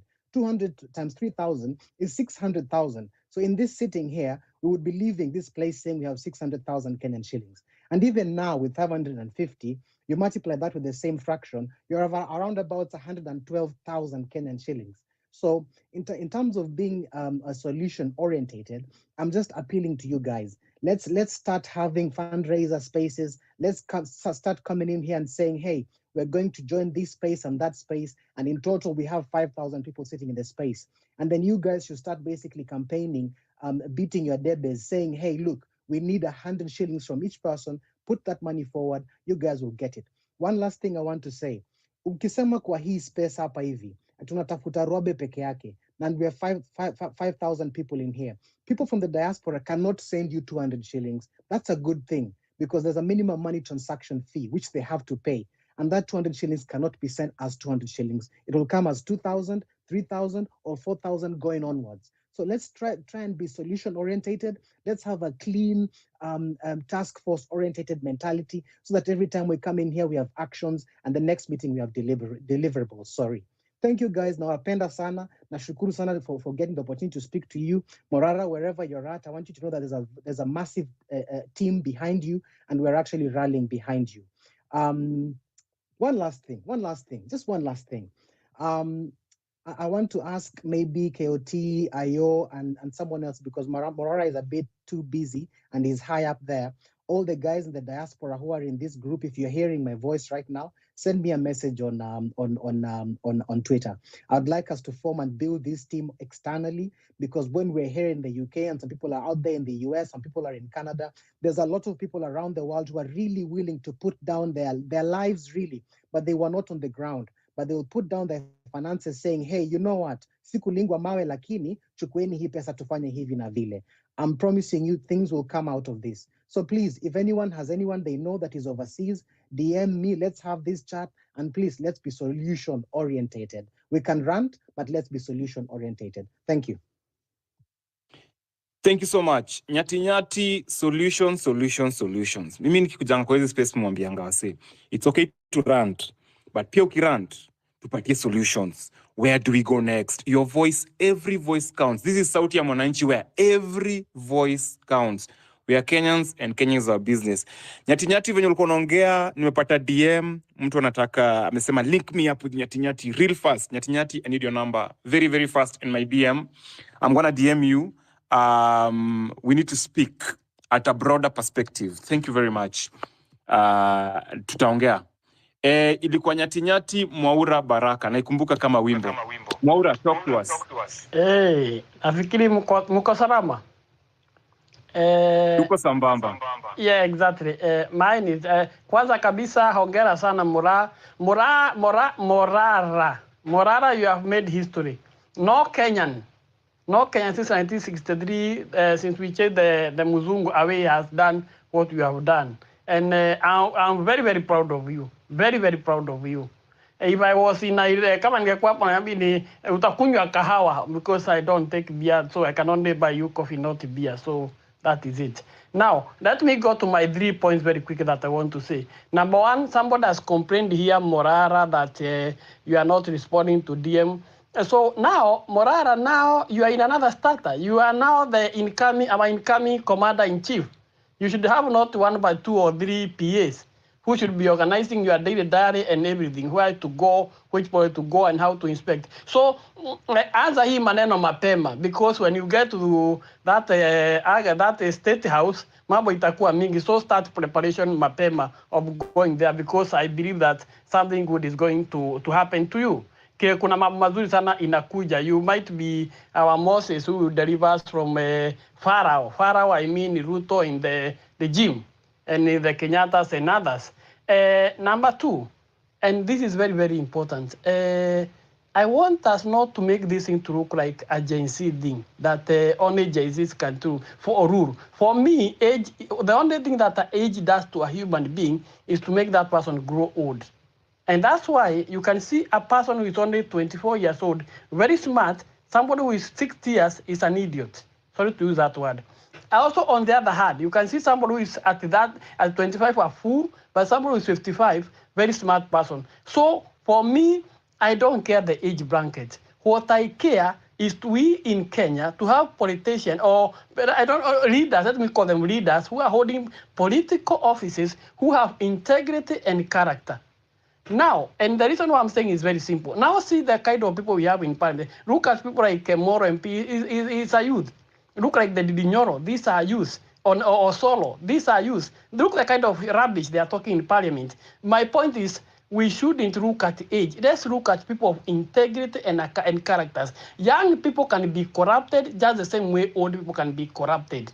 What I want us to do is, we do away with this who has been in office on and on and on. There are people who are outside there who has not been in the office. They might be they might be that generation X, or others might be millennial, others might be Gen Z. Let's have a mix. Let's look for people integrity and character. To say Imaboni Gen Z, we are going to completely lose it, because there are people. You see, if you want to know the character of a person, give that person 2 things: money and power. You will never know what that Gen Z can do when he gets money and power. Neither can you know what that X or that millennial can do when he or she gets money and power. So let's look for people of integrity and character. That's the kind of people we need. And finally, let's for a political party, we cannot say that we are going to register a party at the tail end, because party needs time, preparation, and there is also time in the constitution that you must, in order for you to run with this party, you must have registered before general election. This, I don't know if it's a year or 18 months, I don't know what it is. So it's better we start early. We start preparation early, the party be registered and everything be put in place. And Morara, you should have a secretaries, people who are like a board or like a committee that is finances are coming this way, they are being disputed this way, this is what is coming, this is what is getting out. So you organize that, so that if we come here and we say people are donating and this, you are able, you are not you, But the board that you are going to have will be able to present that, okay, this amount of money has gotten into our account. This is what we have spent on this and this. This is what is remaining. So that one will give us the encouragement to keep on donating more and more. There are some of us who are maybe somehow wealthy who can even give $1 million. It's not a problem for some of us here, but we want accountability. I'm not saying you don't have accountability more. Don't get me wrong, but we human beings by nature, we are selfish, and you know how we are. So I think that one we have taken it to Morara, and also have PAs like 2 or 3 who will be helping you in your day-to-day activity, preparing your diary, where you'll be going, which project you'll be expecting, and this, and also that you won't get bound up with all this kind of work. Thank you, and Ayo, please hold each and every Christian as an individual. Don't put us all together. I'm a Christian, and I never liked what you said. Please, please. Sikupenda hata kidogo vile umesema. Hold us accountable as an individual. Jesus said to 12 disciples, only one betrayed him, Judas Iscariot. Peter could have done it, Matthew could have done it, James could have done it, but they didn't do it. Only Judas did. So tuchukulia kila mtu kwa nafasi yake. Asante Ayo, but I'm just joking, lakini nafikiri ujumbe umefika. Asante sana.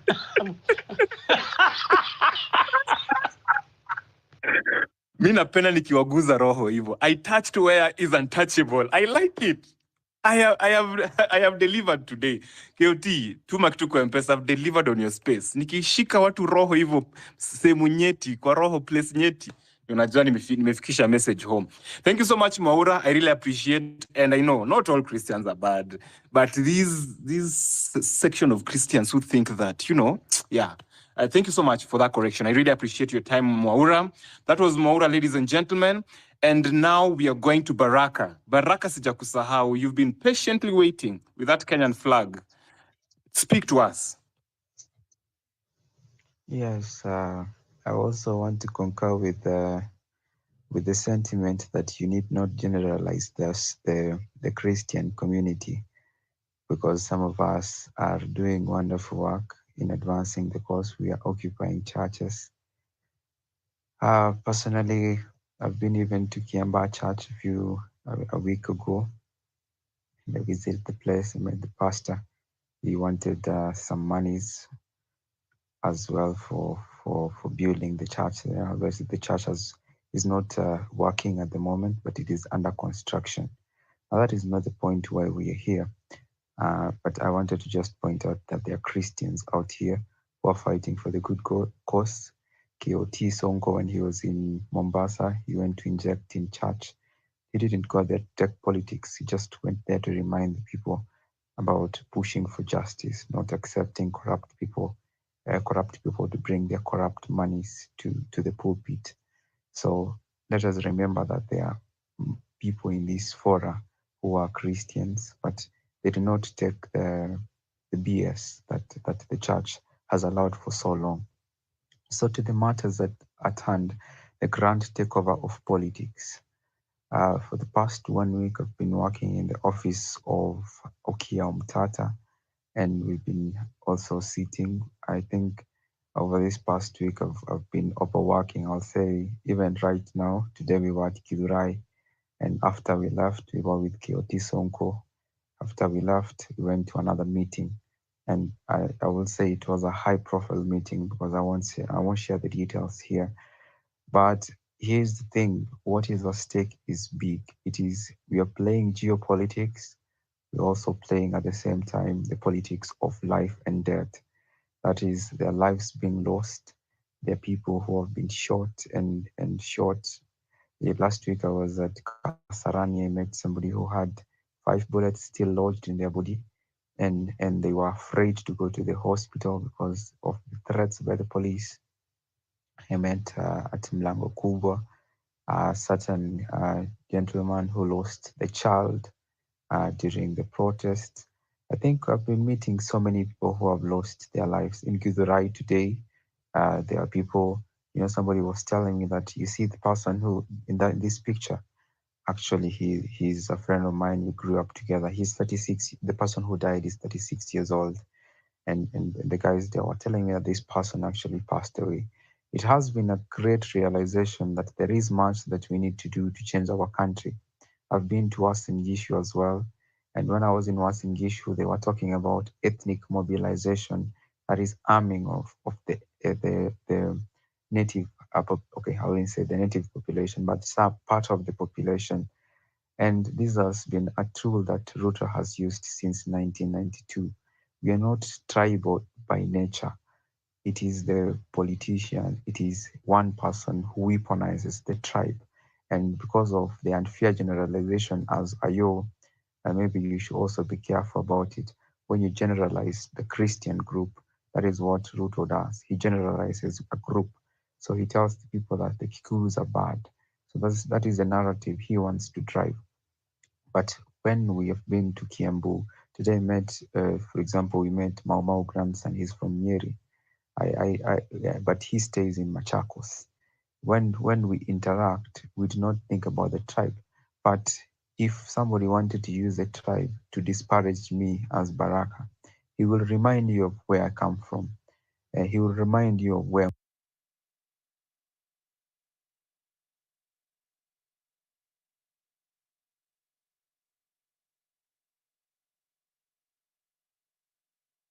us on what we are supposed to be doing going forward.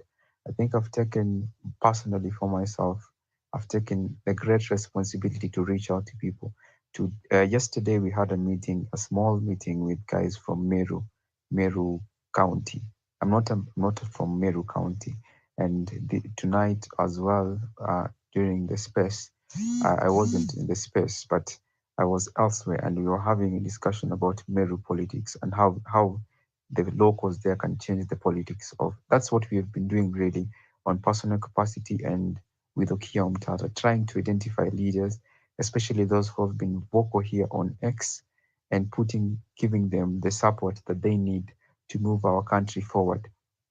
And it is important to remember that when we say that we need Moraras everywhere, they are not going to come up from heaven. They have to be empowered. Some of them have 1 follower, 2 followers, but we need to find them and amplify them. We find them when they are doing what they are doing, and we support them, not just financially, because sometimes we look at the finances so much, we forget about the physical support that you can offer somebody by coming up to the rally. For example, Morara, we need to have a network to support in human resources. You see, if on Friday we were in Dandora and we had over 300 people coming and we were jubilating together with them. The previous day we were at Korogocho and also Kawangware. The other day we were in Kasarani, and we were getting numbers of people coming on board, and they were listening to what we had to say. And when they listened to what we had to say, we reminded them that it is not I from wherever I come from who is going to change Kasarani. It is the locals. And once we leave, we do not just leave empty-handed. We leave with the contacts, we leave with those connections, because we want to identify the leaders and we want to nurture them. Lastly, also, let's remember that we do not necessarily have to wait for 2027 to make the change we want. In Western, where I also happened to travel more than a week ago, I met somebody along when I was in the Matatu, and they had interest to recall their local leaders, because from us, even as we were sharing, our local leaders from the MCA, the MP, and up to our president, they are thieves. They do not care about the people, and there's that option to recall them. And obviously, at the moment, most people are not maybe exercising it because of IBC, something which we were deliberating with Okia on Friday, how we need to push these guys. And for us to push them, we do not necessarily have to even go to the streets in demos. We can go to the streets in rallies. We can weaponize, because the thing I've understood on Twitter, we are together, but on the ground, that is where the problem is.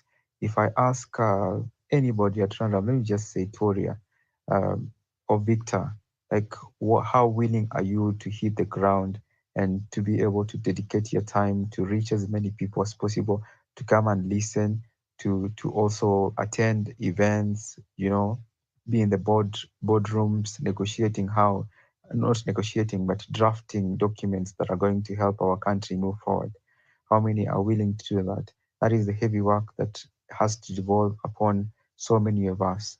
We have the brains, and we've seen ourselves using those brains, but how many of us are willing to work, knowing that we might not necessarily be the ones sitting in parliament? For me, I'm willing to work and to make sure that even if I'm not the one occupying parliament as a member of parliament, or as occupying the county assembly as a member of the county assembly, that somebody who has been vocal, the Joshua Kayos, let them go and work with Morara.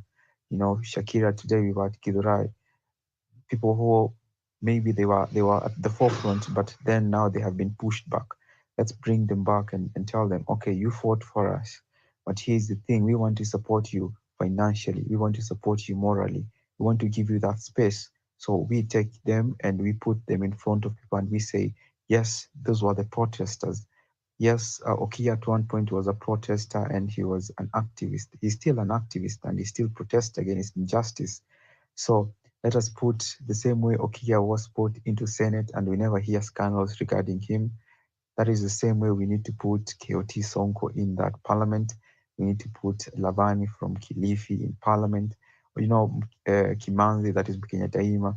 We need to put ourselves in positions of influence and risk it all and do the hard work, because trust you me, from my experience in the past 3 weeks, traveling across the country in over 10 counties, meeting hundreds, I think right now I'll say I've met thousands of people, meeting people from different political parties, meeting all politicians. Some of them are millionaires.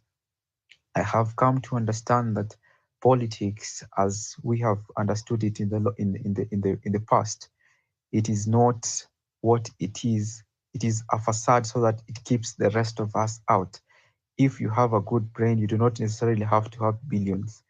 Some of us right now playing the ground, we do not have those big monies, but we have put our hearts to it, and the people who have come and said, okay, you're putting your hearts into it, we'll come and work together. And this is how we'll start.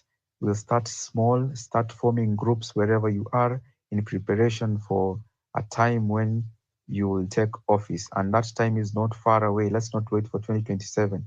As soon as they form that IEBC, I want to see every other place we start recalling the MCAs, we start recalling the MPs, we start causing that commotion, because we are talking, but we need to start acting.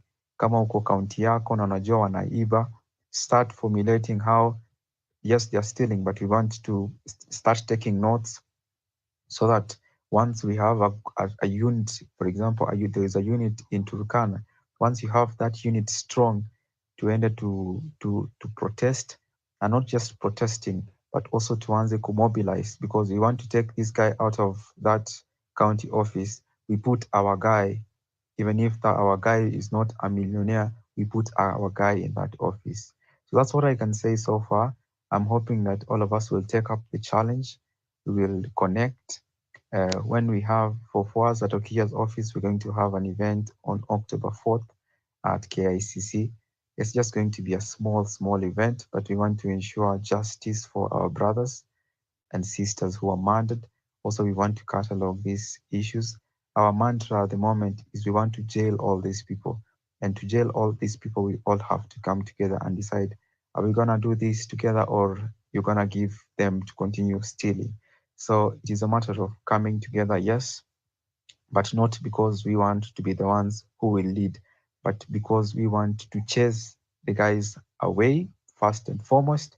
Because if we start fighting on who is going to be president, Jimmy comes in and says, I want to be president as well, but they have not looked at Kwale County and seen the rot there and tried to address it. For them, they just want to lead, and we need to move away from that. We want not just to lead, but to ensure justice inafanyika, to ensure that these guys go to jail, so that it becomes an example for ourselves going forward.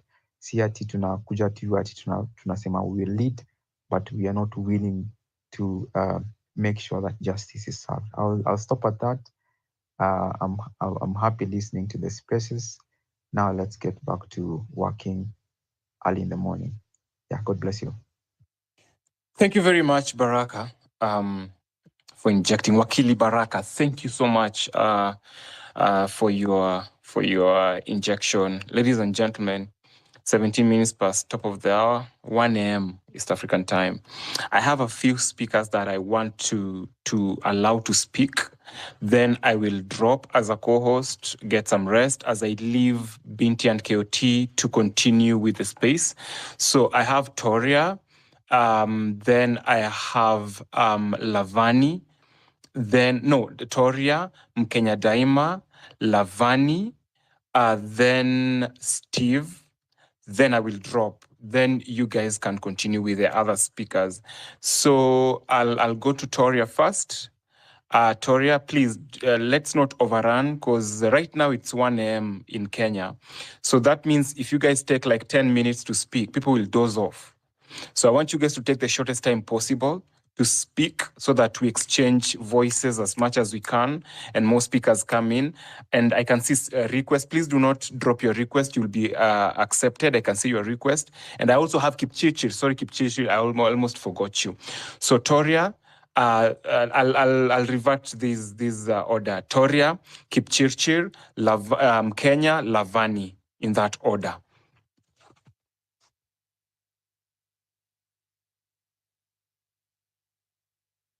If Toria, you're speaking, we can't hear you, unfortunately. Your mic has issues. Are you speaking, Toria? If you're speaking, we cannot hear you. I'm sorry. Probably you drop and come back to refresh your space. I'll give you the mic. Don't worry, you'll just go immediately. You're back. So let's get to the next one. Okay. Ayo. Hello. Mkenya, Mkenya, just a moment. Kipchirchir, please go. Okay, yeah. Thank you so much. Good morning to every one of you. I am Lagat calling from Finland. So I want to be brief. I just want to appreciate Morara has left, but I really appreciate what he's doing. It's very good. And now the movement imeshika sasa. So I'm of that idea of forming a political party. So I think you had talked about this. So as soon as possible, even if it is tomorrow, you set the ball running, and we are behind you. And then a lot of people have been talking about the Mambo na Pesa. Of course, campaigns in Kenya is very, very expensive. But from my own experience, I have run for office here in Finland.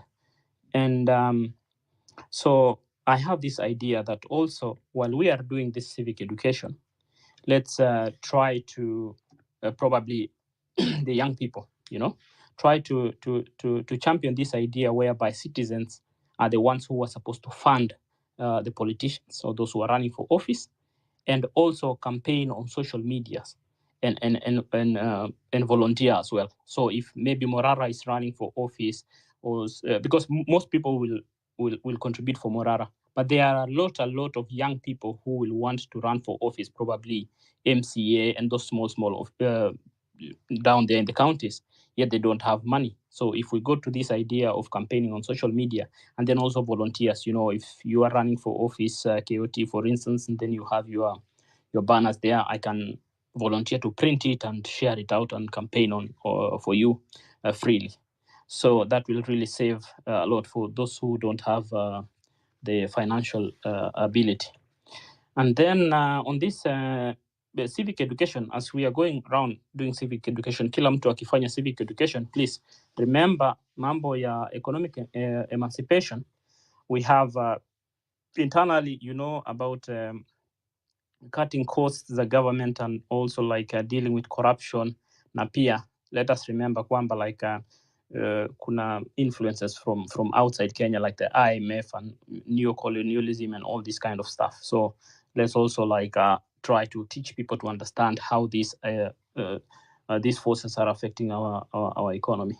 So otherwise, I want to stop there so that other people can speak. Thank you so much. Thank you, Kipchirchir. We have a political vehicle that we are, you know, putting out there. We would love to have you on board because we are looking for like-minded citizens who are ready to support citizens back home to just come up with a political vehicle that is going to, you know, fund for the next presidential candidate and go to the grassroots level, bring in new leaders, fresh leaders who are going to who share the same ideologies and framework and want to take the country towards the right direction. So I will DM you. We can keep on the conversation going. And thank you so much for, you know, kujitolea to towards that course. Asante sana Kipchirchir. I'll DM you right away. Let's go to Mkenya Daima, please, as I end my shift, if that makes sense. Okay, thank you, Ayo. Thank you, KOT, and also Bint Africa, and also our colleague Morara, who was here earlier. So thank you also to all the speakers who have also participated. One thing is I'm on this space mostly to urge everyone to take an active role. And by taking an active role, it means that we are making sure that the government is not able to attack one particular entity, and working in clusters is going to be our way out. And the reason why I'm here is to say that there is a role for everyone of us to play. We are not going to lead from behind. And one thing for sure, I'll be on the ballot box. And one thing for sure, I'll be a member of parliament in the next parliament. That is one thing that I'm super determined about. But that's all. That will not be achieved if we don't focus on the fight whereby we are putting all the cards in the right places. And all the cards are going to be put in the right places if we do the right thing, if we take an active role. As you know, we are currently engaged with the petition that is submitted in the parliament on the 9th. The parliament will be coming out of recess on the second week, which has already started today. It is when the parliament will be coming out of recess. I'm not going to be that youth who just initiated things and for the sake of social media, for the sake of traction, but it's something that we are going to follow up to make sure that the bill on the reconstitution of the IBC to include the youth is also taken care of, to make sure that we are part of the IBC we are part of the IBC selection panel. And from the IBC selection panel, we also get the commissioners who are also selected from the IBC selection panel. So those are important steps that we've been following up. And I'm glad that everyone is taking an active role. And apart from taking an active role, remember 9/11 will also be there at JKH. That's something that I can't avoid to miss. And also tomorrow, I wish to remind all the comrades who are here, Kenya Daima will also be on the ground to make sure that we all get the maximum support that you deserve. Because one thing is, where it has gotten, we must make sure those people are working in different clusters, we must support them. Whether KOT Songo are doing something with the civic education, we are also supporting them by pushing their content out. So guys, you have only one responsibility while you are here. Don't look at your Twitter account and say, hiyo achia ma big wig, sijui kina KOT Songo, kina Tribeless, and all the big accounts to be posting. No, it is your responsibility to get that information, whether it is on TikTok, whether that creator on TikTok ako na watu wawili when you unfollow. It's your responsibility to get that information and put it out here. Because right now we are at a phase whereby it is the civic education that is delivering the most liberation. Whatever Morara is doing, that requires maximum support. Or hizi vitu zingine zenye zinakaa kama side shows, we don't really need them. So imagine everyone, let's take a role. As you know, as I promised to explain the Kenyan debt, as we are speaking today, we already have the videos in Kiembu, we have the videos in Kijaluo, We have the videos in Kitaita, and they are all explaining the Kenyan debt into those local languages. So what we'll be doing is, let's make sure that once you get all this information, and I've made sure that every information that I'm sharing, especially in video format, especially in the, let me call them local languages, I've made sure that they are downloadable. Share that information. Immediately, actually, if I share a video na unajua it's in Kijaluo, download it, repost, ama even ask me for the original video. Niambie Mkenya, I might not be knowing how to post this one on my Twitter. I need the original video. I will send it to you, because what we've done to the videos, we've explained the Kenyan debt, so that we need Kenyans to understand that they don't have the debt. That's one thing Kenyans need to understand. We need Kenyans to understand that the money that we are paying, all these excess taxes, it is going to the people's pockets. We need Kenyans to understand that a liter of petrol in Kenya should cost 70 shillings, and all the excess baggage has been put by the political class because they want to steal. Those are things that we need Kenyans to understand. So the reason why, that's why I've made sure that I have a group of 63 translators who have volunteered. But all these the translators who have volunteered, of course, I offer a little bit support, but also I'm urging the rest of the Kenyans, if you can support the group of the 63 translators, that is something you can always come to my DM, and we'll keep on supporting that good work that is happening. But the most important support that you can give to us, take that information. I want you to repost it. If it's in your language, repost it. I'm sure you're having people who are supporting you. Repost it. Niitishe the original video. Niambie Mkenya, need the original video. And what we've done to the videos, we've translated to them to the local language. Both there is a caption, and also the video is in the local, it's in the local language. So that's one thing. The most important thing is to make sure that the message is out there. It is the civic education that is going to free Kenyans, and it is your active participation. Remember, if you are on Twitter, you are only 4 million, only representing a population of 54 million. That is what I want you to understand. You are an ambassador of your village. When I stand on Twitter, I know I'm ambassador of Sekuru village.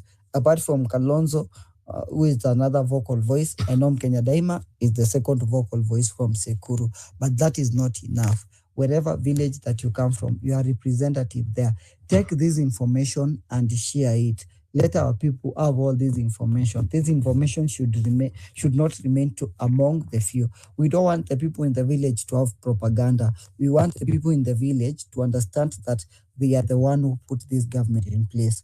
Thank you, Ayo. Thank you, Kioti Songo. That's all I wanted to say. And this week, I will be following up on the petition that I submitted to make sure it gets a date for the reading. Once we get a date for the reading, imagine all the youths will go there, and I've been advised to have what we are not do reading up in the parliament. So if the bill will be read there to make sure that the youth are included in the constitution of the ABC, that is something I'm really going to appreciate.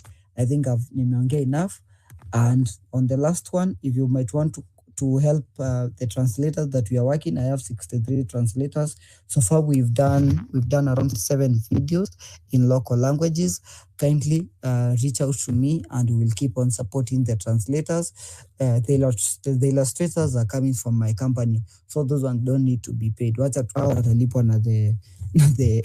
work that we do at the company, because volunteer like 2 hours every day to make sure that we focus on these videos as a company. But the translators, they would really like your support. Thank you, Ayo. Thank you, Kioti Songo. Bint Africa, thank you. Asante sana Mkenya Daima. Thank you for the good work you're doing, for the translations, for the civic education, man, effortlessly. And asante sana for your job yote unafanya. It will never, ever go unmentioned. Keep on keeping on, because saizi we are just fueling ourselves with the passion that is the fire that is and passion that is burning in us. So asante sana. I can only imagine what you're going through while at it. Asante sana for injecting. Right now, I'm on Lavani Miller. Lavani, good morning. It's 31 minutes. It's 29 minutes to the top of the hour, 2 a.m. East African time. Speak to us, Lavani, before I drop off. Thank you, Ayo, for giving me this opportunity. So I've listened keenly to previous speakers, and I couldn't agree more with what they are saying. Civic education is important. And the reason why we are all here is because we want change to come to our country, to come to our home. So maybe I can just begin by saying this. It is Martin Luther King Jr. who said, "Those who love peace must learn to mobilize and organize better than those who love war." Because it is only through organizing, it is only through mobilizing that we'll be able to defeat these individuals. So we understand that our country has been taken captive by elites, individuals who are power hungry. Their greed surpasses their love for our country. They do not think even a little bit. Their hands are itchy to steal from us, to grab our resources, to make our lives even more to sink us into more misery.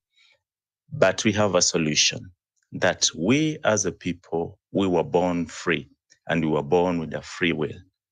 The duty and the responsibility that we face today as a nation is something that is generational. It is not a coincidence that 77% of Kenyans are below the age of 35 years today.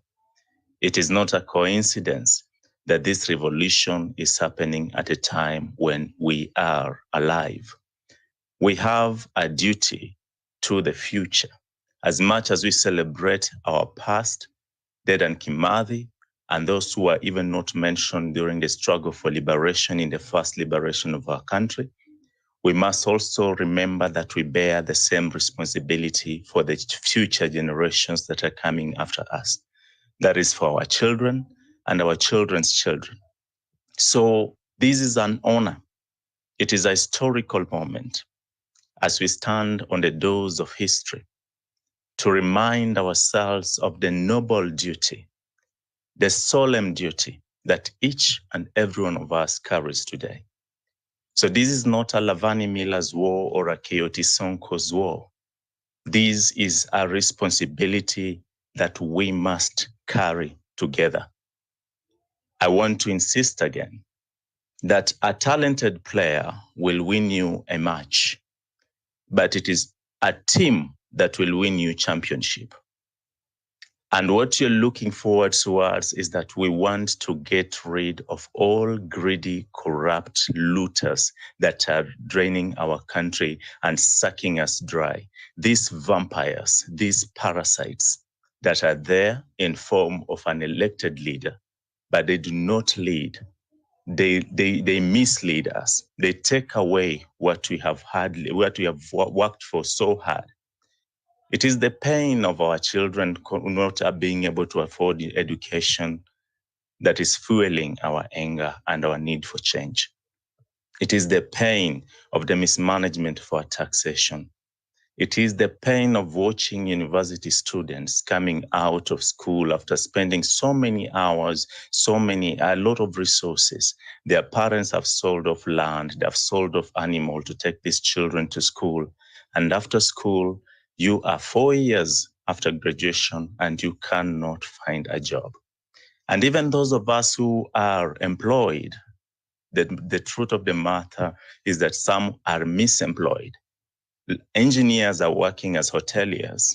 Hoteliers are working as car wash boys or whatever they're doing there. So we must end this madness. And Gen Z, the revolution that we say, the Gen Z revolution, has awakened the soul of a nation. It has reminded us of the need for change in this country. It has told us that in order to carry forward the vision of a better Kenya, where we all can feel free and be proud to live in, must be fought for. That eternal vigilance is the price we pay for our liberty and our democracy. And if you want to cement on these gains, then we must organize ourselves. So I share in your pains, fellow Kenyans. I share in your desperation. But we cannot give up. We cannot relent. We cannot yield. That is why, together with many other Kenyans, we have started the initiative because we understand the fact that political power is the only way that we can be able to change the structures and the systems in government.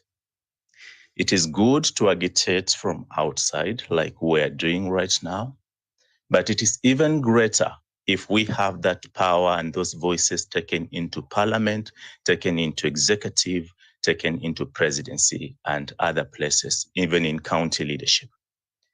That is why we understand that to do that, we need to do a teamwork. We need to work within structures. We need to work within an organization.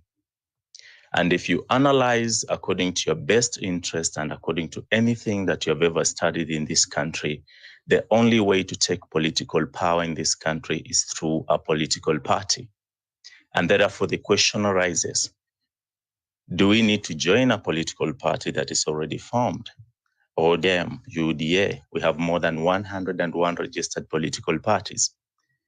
But these parties, if you observe clearly, they do not represent democracy. They represent demagoguery, where there is a guy on top of there who controls everything in the party. Young people within these parties cannot even express their voices. They are being held as slaves to the masters of those parties. And therefore, the only solution that remains is to form our own political vehicle. And that is what I'm here to speak about. That if we come up with a vehicle that represents our ideology, that represents our values, that represent us, and we go forward and front candidates, prepare them. Some of you here are just eager. They want to be leaders, but they don't have that courage to step up. We need a party that will identify these individuals from the grassroots, from wherever places they are all over this country. We identify them, we support them, and we make sure that they win. We know that resources are important when it comes to mobilization campaigns and getting elected in this country. And it is true that not necessarily because you're a talented leader, you'll have the resources required for you to go into parliament or to go into an elective position. So we need to also elevate that, form a political party that will come up with fundraising structures that will support the young people who want to initiate and do change in this country, be able to do so. Because you recognize that you may be talented, but at the same time, you may lack the resources. So the reason why we are organizing and coming together is because we understand that we are a diverse nation and we are beautifully talented. There is potential within you, within each one of us, and there is something that each one of us can surely do. When I look at this team, I see engineers, I see lawyers, I see workmen, people who are just working, putting up structure every single day. Watu wa mjengo, mama mboga, I'm seeing all of you. Now, that is the strength that lies in us. We must bring all of us under one umbrella so that we don't just agitate, but we also organize, because they fear if we are organized, they actually will not have any mean of campaigning. They'll not have any clue of fighting us. We have to come together. And if you are actually interested in doing that, there is already an initiative at a very advanced stage to secure a political party. And the constitution is coming to be decided by you. The structures of the party will be decided by you. And the internal democracy will be the paramount concept that governs this political party. That nobody will come to ascend in any position without seeking the mandate of the people. The voice of the people will be the one that will be heard. When it comes to fundraising, it is the people who will fund the campaigns. When it comes to selecting leaders, it is the people who will choose the leaders. When it comes to recalling leaders, it is the people who will recall the leaders. When it comes to mandate and manifesto, it is the people that will determine the manifesto of the party. No single individual will be in charge, because we understand that we need to do this collectively. When you're given the mandate, it is an honor to serve this nation, an honor to serve your people. And you must do so with emphasis on transparency, accountability, and integrity. Nothing short of that. If you fail this test, then there is no way we can trust you. So we have set up aside structures that will ensure we have enough funding, fundraising team, will have technology to secure what we are doing. So if you're interested in this kind of conversation, I think it is time. Maybe you can reach out to me through my DM, but literally we watch out in the next 1 or 2 weeks. Something is coming in the pipeline. We are going to engage. We are going to discuss. We are going to be very robust and engage each and every one of you who is interested in taking political power and actualize real change in this country so that we can actually start seeing a better Kenya, an education system that works, a health system that works, and everything in this country that works for the common citizen. Service delivery should be top-notch. When it comes to that, we want to ensure that service delivery, citizen is king. We don't want to be held as slaves in a regime where we live in free will.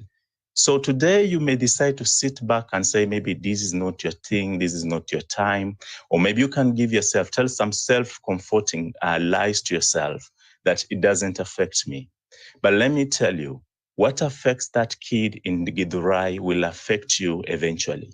We are collectives. And in Africa, we have a philosophy that we say Ubuntu, that I am because we are, that what will happen to you eventually has an impact on me. So there is no time to relent. There is no time to waste because even the political parties are already organizing. So what we need to do right now is to get back together, organize, and now start working towards a structure that we all agree on.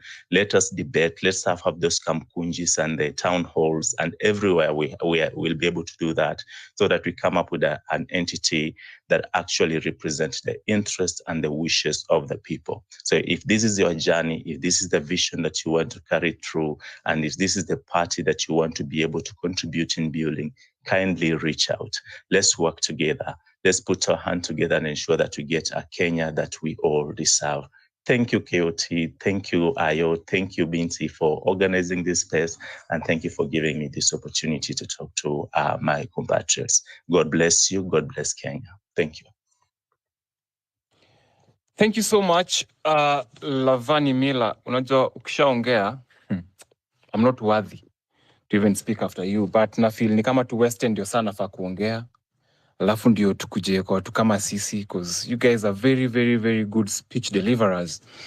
But oh well, thank you so much. And these are the next leaders of not leaders of tomorrow, leaders of today. But ladies and gentlemen, as I wrap up this enlightening Twitter space, I want to extend my deepest gratitude to each of you for your presence and invaluable contributions. Your insights and ideas have truly enriched our discussion and made today's conversation meaningful. I'm tapping out, but that doesn't mean that the space is ending. A special thanks to Morara Kebaso, our initial host, whose tireless efforts laid the groundwork for this space. Morara's dedication and commitment to engaging with our community are deeply appreciated, Yani. Even as we've encountered technical challenges before and the space dropped. His leadership and his instrumental in bringing us together is quite stern. Thank you so much, KOT, for always showing up. We really thank Morara in his absentia. I also want to express my sincere appreciation to Binti, who's just stepping in for me for co-hosting today's discussion as I leave.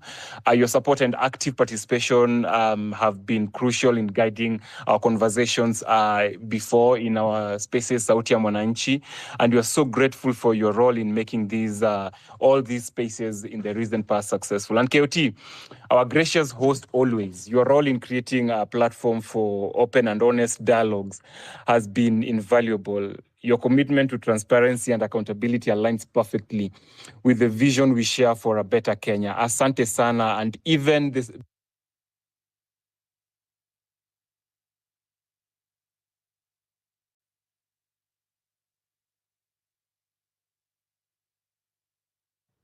Ayo, Are you still speaking? Can you listen? Can you hear me? Okay, we can hear you now. You're back. Oh, sorry. I think I might have lost my internet. So I was saying, thanking you. I'm wishing to express my sincere appreciation to you, Binti, for always co-hosting our spaces, Sauti ya Mwananchi. Your support and active participation have been crucial in guiding our conversations.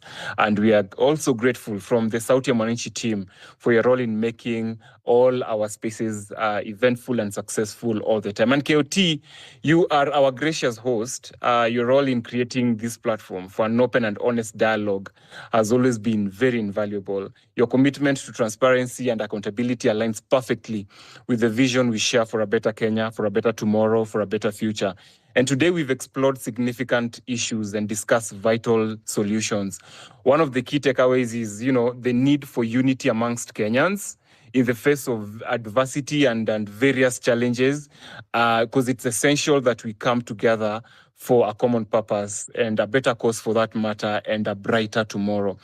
And in the spirit of unity and progress, I'm also excited, just to echo what Lavania said. I'm excited to introduce C4C, Citizens for Change, a new political vehicle that is dedicated to taking Kenya to the next level.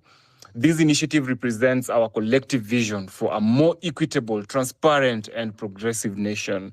And we believe in supporting every visionary leader with great dreams and, for this country. And as the legendary Dr. Martin Luther King once said, change does not roll on the wheels of inevitability, but it comes through continuous struggle. So this powerful quote reminds us that, the change that we want requires our active participation in and perseverance. Let's keep on persevering. It is our collective responsibility to come together and drive the transformative nation that we wish to see. We invite you to join us in this transformative journey.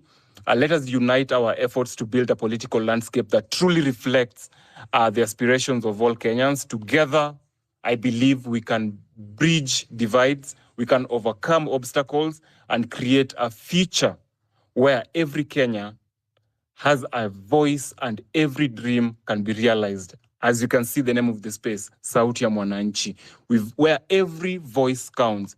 Your participation in that political vehicle will help drive positive change, because we need the change that we need, and we ensure that our leadership embodies integrity and vision. As I leave you, let's work together and elevate Kenya and make a lasting impact for generations to come.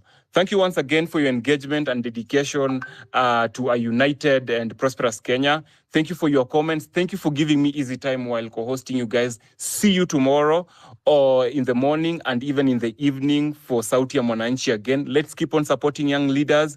And thank you again. And you are the Kenya we need. There is no Kenya without you. God bless you all. God bless your families. And God bless your hustle. See you tomorrow. Bye for now. Bye. Binti, back to you.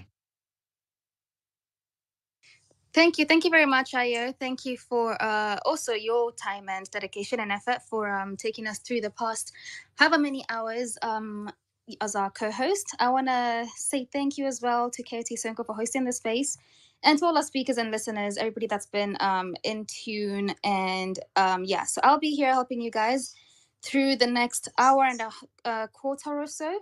Please keep on requesting the mic. We will give you a chance to speak. As Zaya said, this is Sauti ya Mwananchi, where we allow all voices to be heard and where all voices count and matter. So I would like to start off, first of all, with Farah.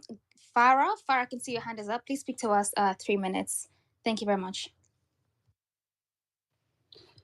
Thank you. Can you hear me, Binti? Farah, can you hear me? Yes, I can hear you. Can you hear me? Farah, if you're speaking, I don't think we can hear you currently. So if you just drop and then come back, I'll give you the mic straight away. But for now, I will go to Echo Haven. Hi, Echo.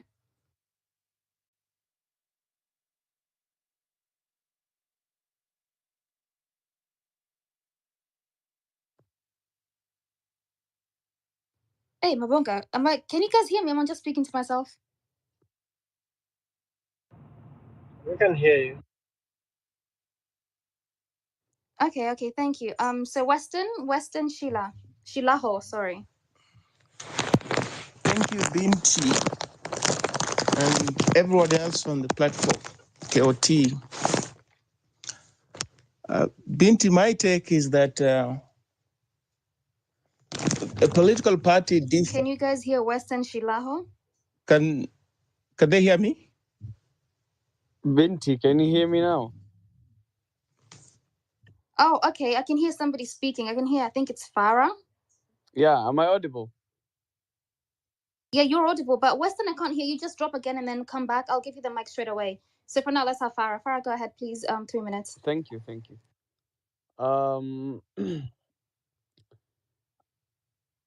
I heard when Ayo was speaking, he mentioned, kila mahali kuna mtihani yake, honestly speaking. And when you speak about the religious leaders, yes, there are some who lack integrity and some who are not honest and true to what they claim to be dedicated at.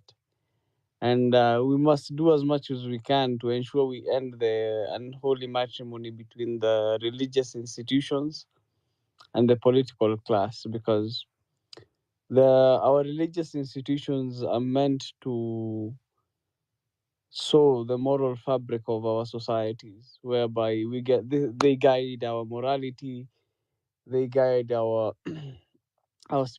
spirituality. They ensure that the society in general does not detract from our belief systems.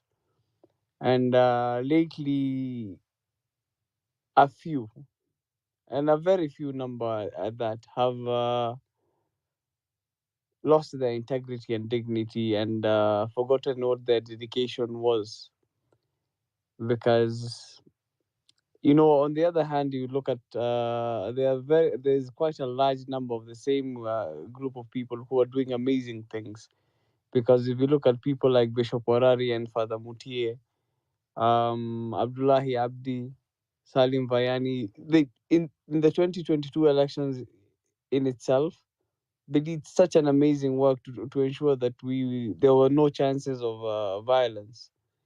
And go back in history a little bit, because one who knows his history tends to learn from the previous people's mistakes. In 1997, the Ufangamano House, the religious leaders led the revolution. They called people to the streets. And we are a very religious nation.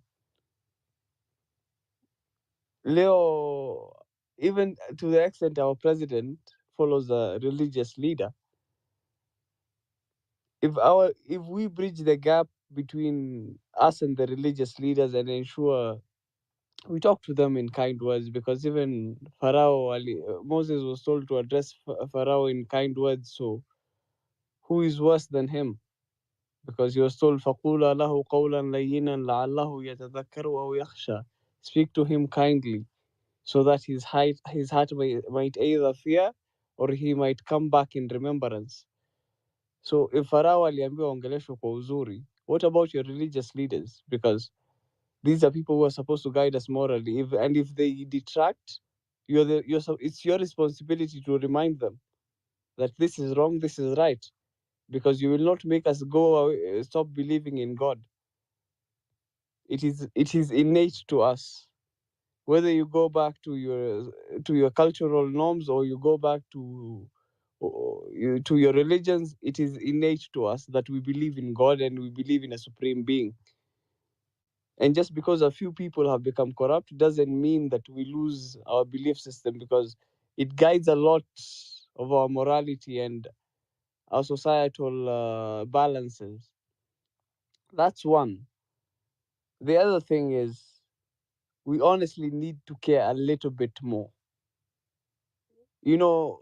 Moses saw the burning bush alone, and just as Morara began his tours alone, today we have everybody who wants to associate with him and do everything with him. Do the same. he cared enough to do it. And now each and every one of us here wants to be associated with Morara. What's preventing you from loving your country the same way? Yeye hajazaliwa Kenya tofauti, wala hapitii mashida tofauti. He is experiencing the same problems we are experiencing. Because he's dealing with the same systems we are dealing with. We need to care more. We need to come out more. We need to be a little bit more responsible.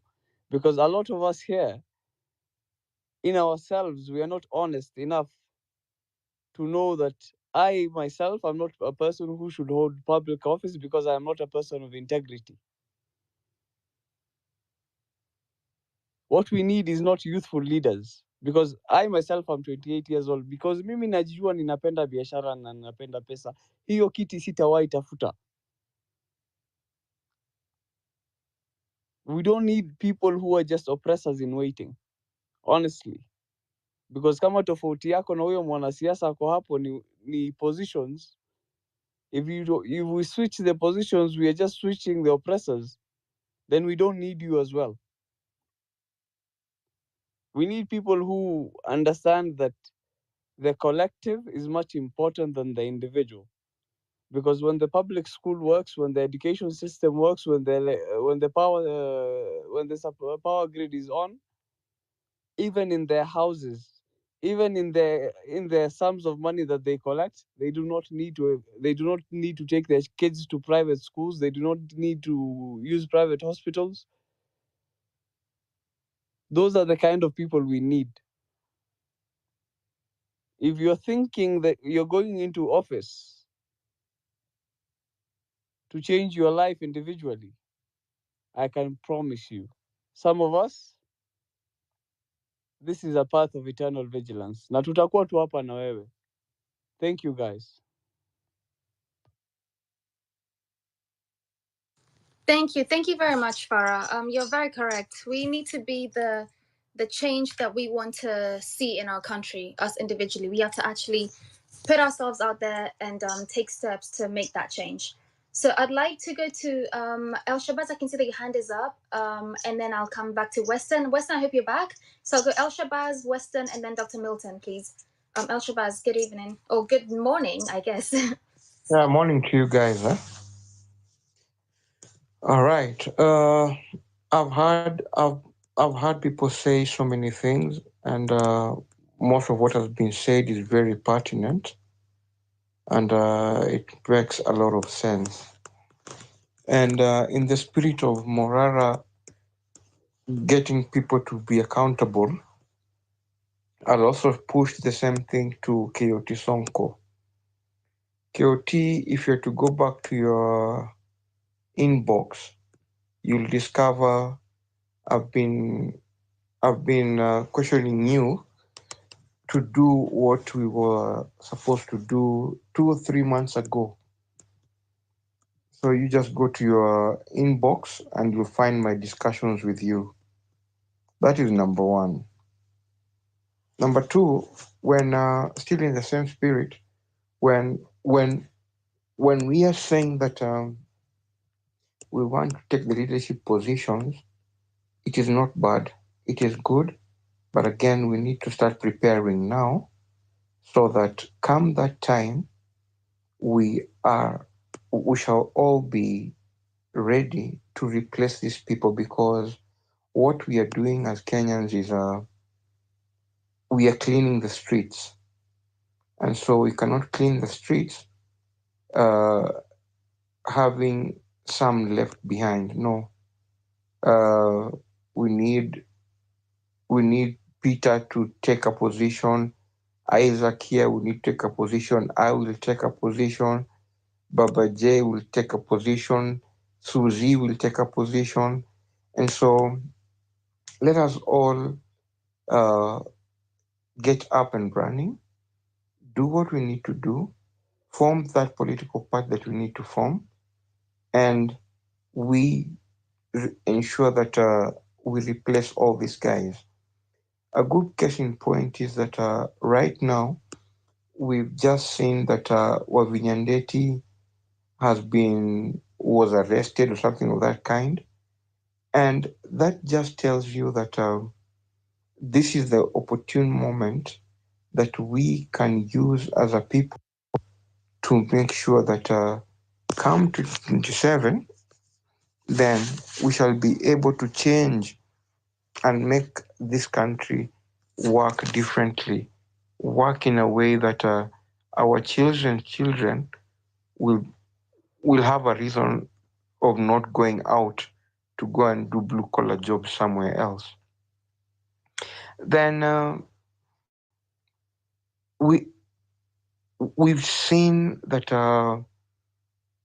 if we don't do something right now and we continue talking, then there's a high possibility that we shall only have maybe Morara huko juu, but again, who will be down here? And the reality on the ground is that we cannot only change the commander-in-chief, but we also need to change even the MPs, senators, and women rep and all these kind of positions. Why I'm saying this is that if we change the entire system, it will help us have a better country. But if we change a few individuals, we're just wasting time. This is a fact that cannot be changed. The other thing is, what is it that we are doing individually to the streets? How many of us are willing to come? These are some of the things that we need to ask ourselves and make it our point or our obligation that when people are being called out, then Javan will have to come out. Then somebody Western has to come out. Sijui kama tunaunderstandiana hapa. People have to come out, irrespective of where you are. Watu lazima tukuje nje. Now, the other thing is that for us to have a formidable and a very serious group that people can do whatever they do, guys, can we follow each other? Let us create, can we all follow each other so that Javan can have a force, somebody else can have a force in whatever place that they are in. Right now, I've seen, was it today? I saw Alai's post akisema ati we all need to fight Adani na hizo vitu zingine. Nikacheka tu. Unaona? Because the truth is, kuna wale wenye wako kwa hiyo group yao wameona unless you are with these people, then you really can't go anywhere. Last but not least, guys, this is the thing. What's not happening? So what I'm saying is, as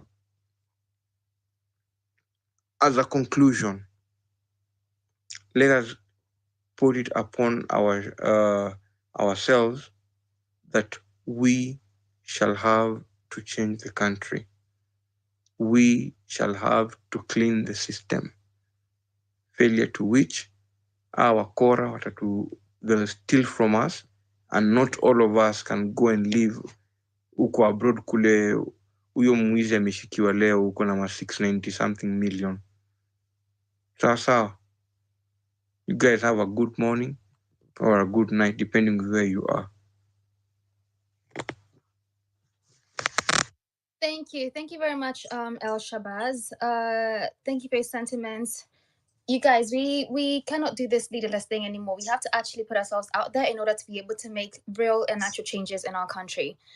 Currently, the time is how many minutes past the top of the hour? It is 6 minutes past the top of the hour. That's 2:00 East African time. And we have been here for a while, guys. I want to tell you that we have to thank KT Sonko for hosting this space. At the top on the title, you can see there's a tip jar there. Please send, even if it's 10 shillings or 5 shillings for his data. He's doing this for free. So let's support him in whatever way we can. And yes, I would like to go to Dr. Milton. Dr. Milton, good morning or good evening? It's evening time where I am, but good morning to everyone else who's back home.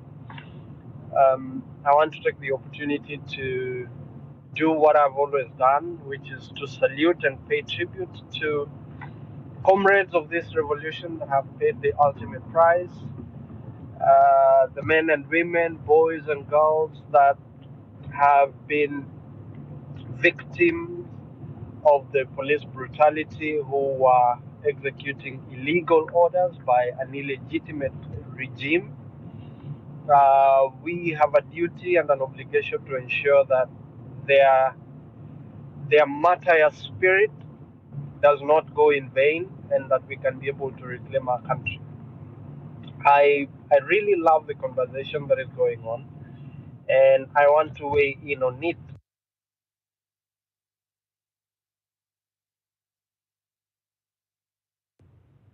One, I want to ask ourselves, what exactly are we in this for? And what is our motivation? When we have an answer to that question, then we know that we will not be compromised, we will not give up, and we will not settle for anything less or lower than what we have espoused as our as as our main objective of being in this revolution. And having said that, I want to say this, that knowing what we want is one thing, but we need to be in a position where we know what we do not want, because we are fighting against a people, against connivers and political thugs who will give you everything that you do not want. And when you do not know exactly what you do not want, you are bound to fall for it and thereby sell your soul. So that is very critical. And I want to believe that all of us are in this because what we want is a country that is fair to everybody, regardless of what your surname is, and a country where systems work and we can access healthcare, we can be able to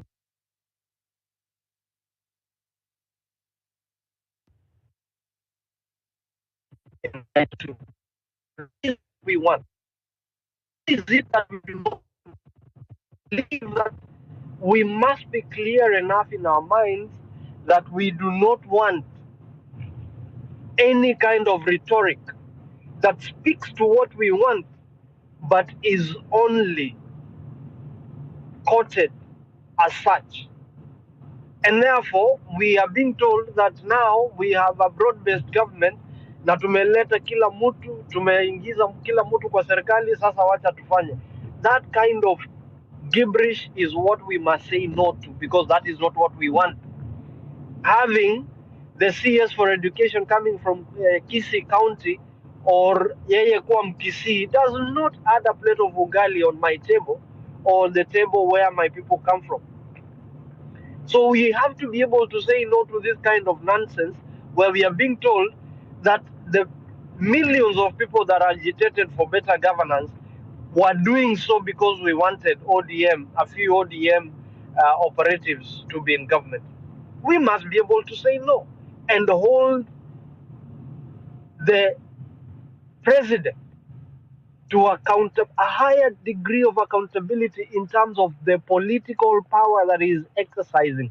He is only exercising that political power on our behalf.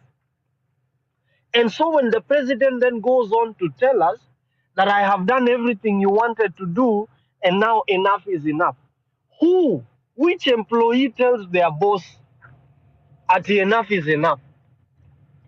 That one alone should be able to raise our anger levels to crimson, the color, not red.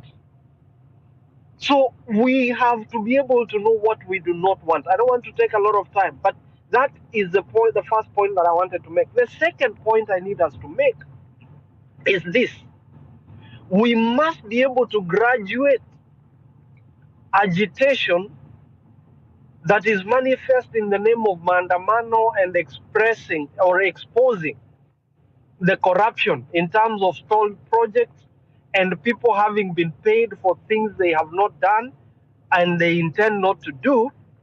And we need to move it to another level where now we say, after Morara has exposed the projects that have not been undertaken, even after being launched and taxpayers' money having been paid, what is the next level? We need to go to the level where I have seen my brother Opondo now go, where he identifies who those contractors who have been paid money are. And we identify them and we say, this road, the Isiolo Modogashe, where 1.8 billion was paid, the contractor that has been paid that money is so and so. This company, we spend money. We know who the shareholders are, and we look for those people, we know them. So step after that is for us to make this information a weapon by making sure that then we make this information into substantive motions where we move the courts of law and other agencies of state, where EACC, where DCI and DPP are unable or have been unable or unwilling to act, then the people have the right and the capacity to invoke their inherent power under Article 3, read together with Article 22, Article 23,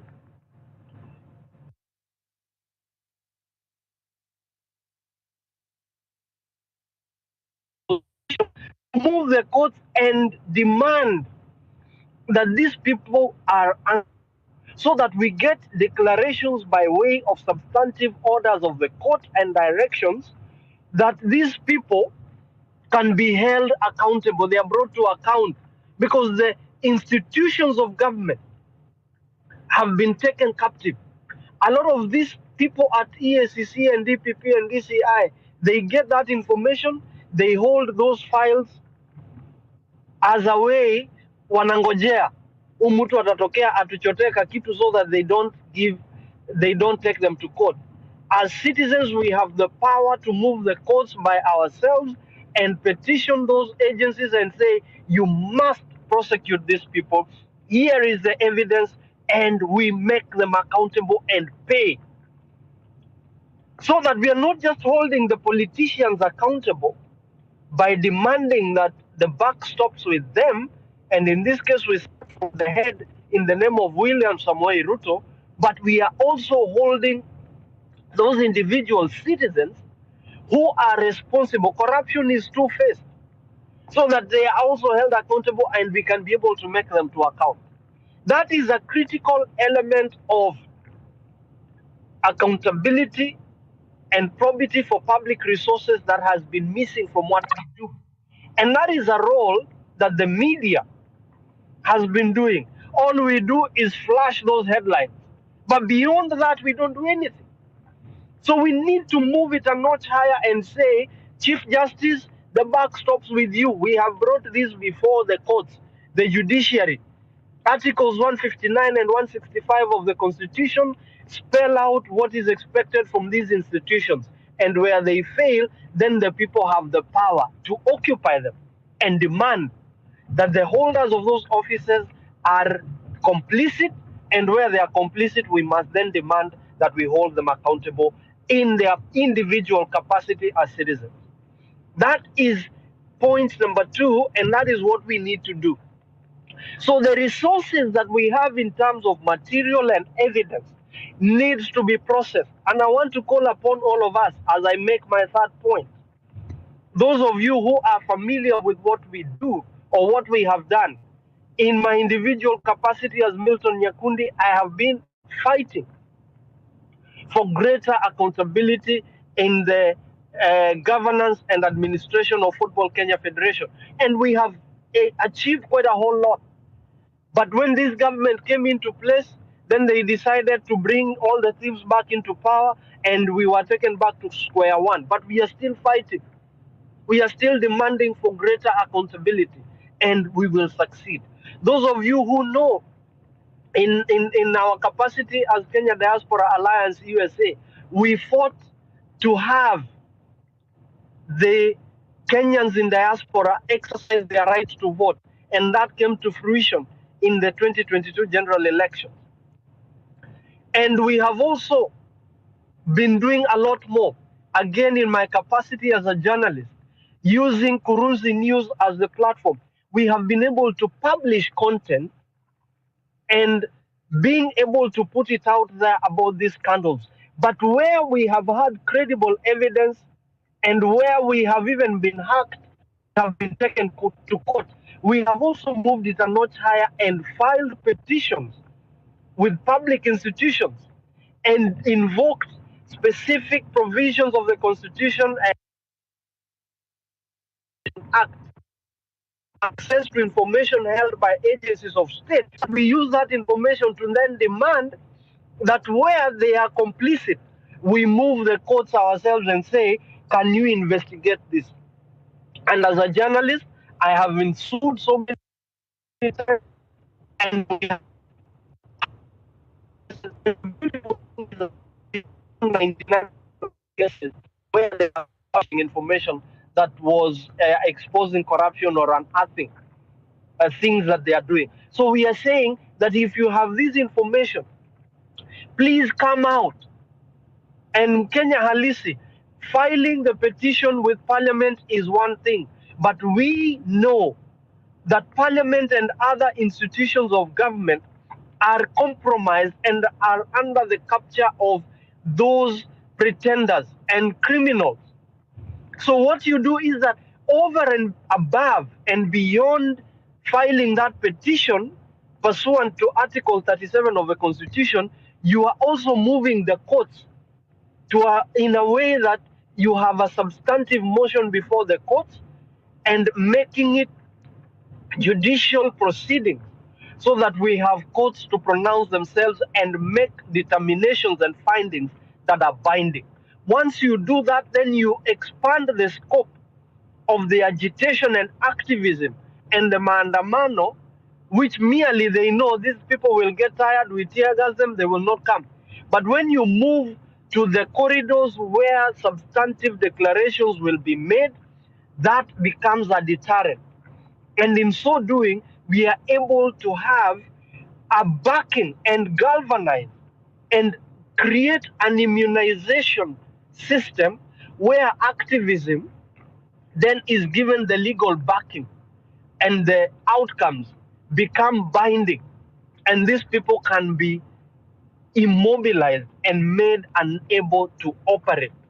That way, we succeed from the streets, we succeed from the corridors of justice, and meanwhile, we are also preparing people of integrity to take over leadership in the legislative structure or system, so that then members of parliament, governors, and other people can come into office, and by so doing, we are able to hold these people accountable and change our country. That is more like, in summary, what I would say right now. But the detail of it is that if people can reach out, we can be able to share more ideas, we can be able to exchange. If you have information, you can DM, reach out to us, and we can be able to work together to make sure that we have an all-encompassing strategic approach that will deliver the results for our people. It is not enough to be on this space, it requires a bit more. And in conclusion, I want to warn some of us that this is a marathon. This is a journey that we are beginning that will not probably be realized in our lifetime. But we must be able to have the courage to start and be steadfast and make sure that we hand over the baton. If it happens in our lifetime, we are grateful and gracious to God. But if not, then we would have done something and history would be kind to us. Thank you and good night, good morning, wherever you are. Thank you. Thank you very much, Dr. Milton. In your statements, there's something that caught me, and you said that we should know what we want, but we should also know what we don't want. You know, I don't want bad governance. I don't want police brutality. I don't want corruption. I don't want, overtaxation. I don't want abuse of power, and we need accountability. So, as much as we're encouraging people to come forward and, identify themselves as leaders, just know that we will be looking at you, we'll be judging all your actions. We will identify who you are, and we're going to take your actions and like I said, judge them accordingly. Western Shilaho, I am so sorry. I know I was meant to give you next before Dr. Milton. Hi, good morning. And guys, by the way, please, that tip jar for Mabonga, he's running this space until 3 a.m. So please support him. Hi, Western. Hi, Binti. Thank you so much for the opportunity. Greetings to everyone on the platform. Binti, I want to say that it is significant that there has been this metamorphosis from a mass movement to a political party. Why is it important? It's important because political parties that are formed to contest elections usually are invested in incremental change. They usually invoke innocuous words like reform. On the other hand, revolutionary movements or popular uprisings tend to seek to overhaul the entire body politic, its political economy, its architecture. So it's significant. So we can't, going forward, talk about political party and in the same breath we invoke revolution. Why? Because a political party now is expected to operate within a framework that the just immediate speaker mentioned, and that framework is usually presided over by the state actors. And in this case, they're the people we seek to get rid of. You get it? The registrar of political parties. What does the law say about formation of political parties? The Political Parties Act. Ruben talked about NIS, security apparatus being interested in which figures are taking center stage. They constitute the arrowhead of this political party. So you get bogged down in the murky waters, set up and owned by your very adversaries. That's a very big challenge. Such that even if you look in the recent history, political movements that have come into power and completely turned around the economies and relations in those countries did not do so through elections. If you're talking about Rwanda, that we refer to a lot, a shining example of how to modernize a country. Or if you're talking about Ethiopia, previously under Meles Zenawi, they defined themselves as revolutionary movements out to get rid of the existing political and economic structure, both the base and the superstructure. In Kenya, we've got history to draw from. FORD, Forum for the Restoration of Democracy, it was a pressure group that had really won the hearts and minds of Kenyans in the run-up to the founding multi-party elections in 1994. They lost elections the day they transformed themselves into a political party. That's the day they lost elections. That's the day Moi beat them. Because then Moi had the opportunity to divide them. He had the opportunity. Suddenly, while they had settled on Jaramogi as the presidential candidate, close to elections, Kenneth Matiba arrived from London, and he also ran for president. As they say, the rest is history. Forward, 2005, Raila Odinga led a movement, Orange democratic movement that successfully campaigned against a draft constitution that the then incumbent Mwai Kibaki supported. And they defeated those who supported that draft, Mwai Kibaki and his faction.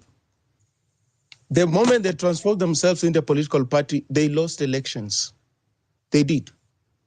Because close to elections, Mwai Kibaki was able to cut a deal with Kalonzo, and Kalonzo bolted from that orange movement party. And as they say, the rest is history. And therefore, these are the challenges that we have to be alive to. Secondly, elections that are about re-election in Kenya are usually bruising re-election. William Ruto is facing re-election in 2027. Extremely bruising. Those are the elections that have almost torn the country asunder.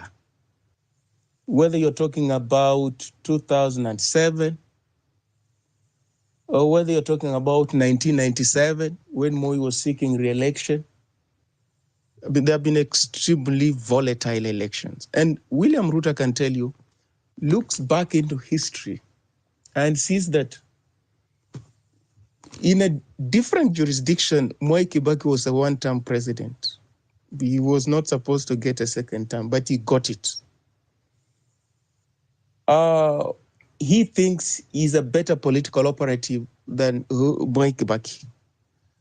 Uhuru Kenyatta, in a different political jurisdiction, was meant to be a one-term president. He got a second term. William Ruto looks at Uhuru Kenyatta and thinks he's a better political operative than Uhuru Kenyatta. So he does not contemplate doing a one-term. I think we must put that in mind. And going forward, he's more or less where Kibaki was going into 2007 elections, going by the scare that the protests, visited upon him.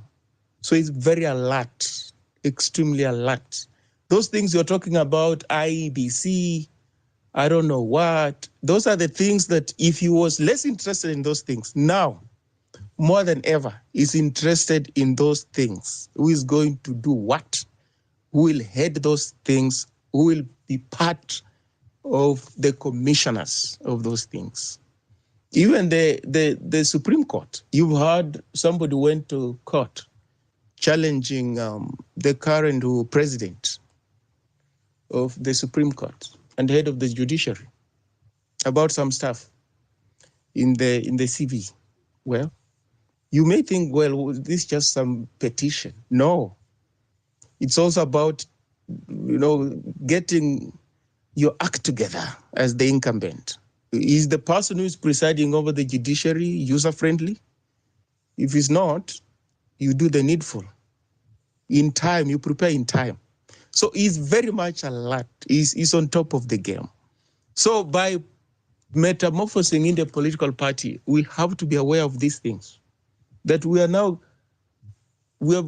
getting from the higher ideal. You see, when you want to completely overhaul the political economy of a country, that's a higher course. It's bigger.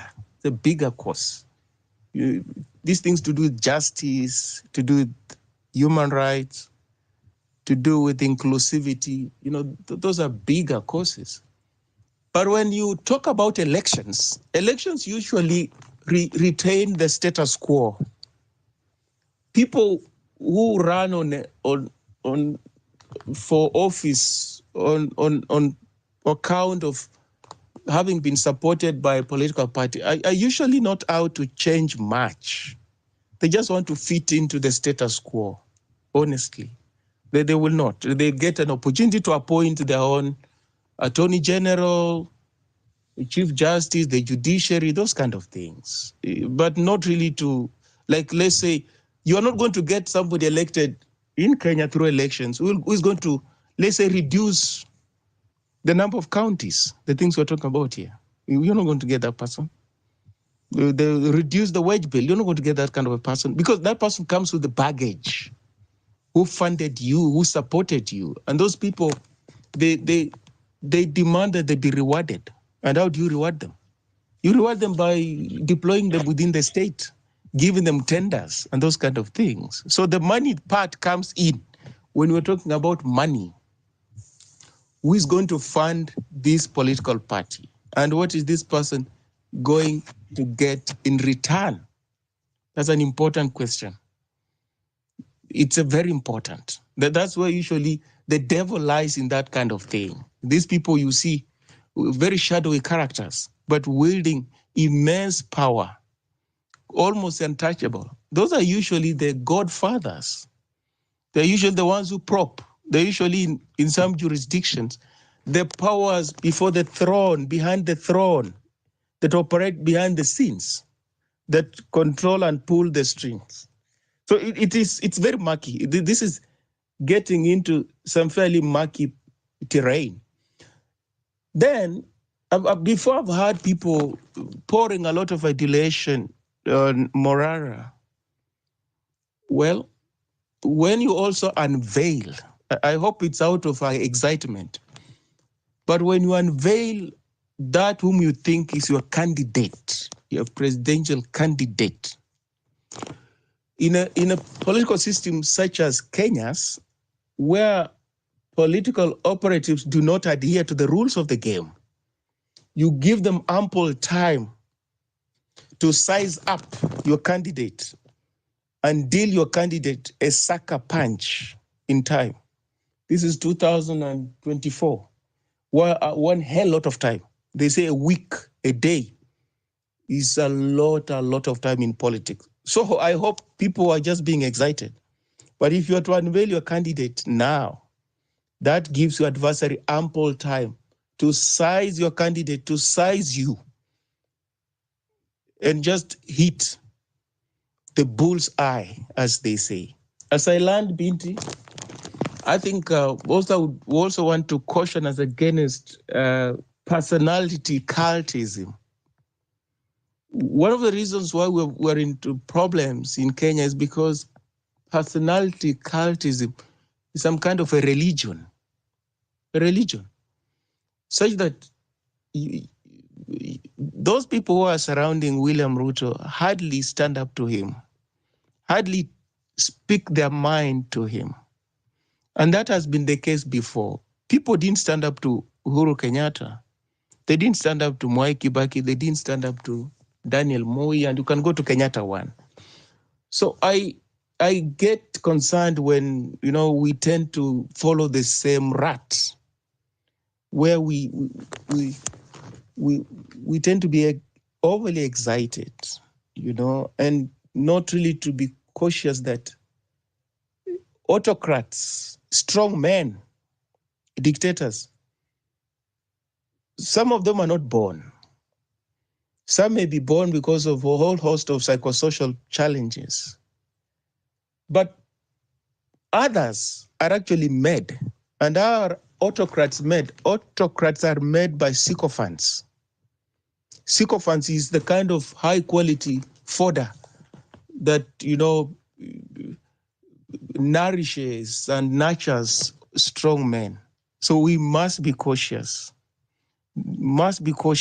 We don't overrun ourselves. Even as we celebrate, people we think really are doing a good job. We must be very alert. Otherwise, we create an echo chamber. And where there's an echo chamber, you don't process ideas. And if you don't process ideas well enough, you don't have strategies going forward. And if you don't have strategies going forward, you become fair game for your opponent. It's as simple as that. So we must at all times be unlike those who are ranged against. Be unlike. Be unlike. Any day, any time, we tend to behave like our opponents, our adversaries. That really diminishes our chances of defeating them, because there's nothing distinguishing between us and them. If we are intolerant to alternative views, to dissent, if we celebrate sycophancy and praise singing, then we're not very much different from our adversaries. And that undercuts the movement going forward. These are my sentiments, Binti. Good morning. Good morning to you too. Thank you very much, Weston, for always tuning in to Sauti ya Mwananchi. All I can say is let's not be scared to identify ourselves as leaders at the end of the day. You know, the fear is gone, and there's no other way to really tackle this government other than being part of the government, like being ingrained in it. So thank you very much for your sentiments. The time is 24 minutes to the top of the hour. That's 3:00. We were aiming to finish this space at that time. So what I'll do is I'll finish with the speakers that are already on the panel. If you're not on here already, then we're gonna have another space in 4 hours from now. That'll be 7 a.m. with Wanyama Wafula. So yes, guys, remember to just keep supporting Mabonga with the tip jar number that's up on the title. He is doing this out of his own will. He's not being forced by anybody. He's providing us with a space for us to talk. So support it. Let's support him. Okay, so next I would like to go to Isaac Mo. I can see that your hand is up, but do you mind if I just go through some of the speakers that were here before and then I'll come back to you? So I'd like to go to Echo Haven. Are you still here or you're not available?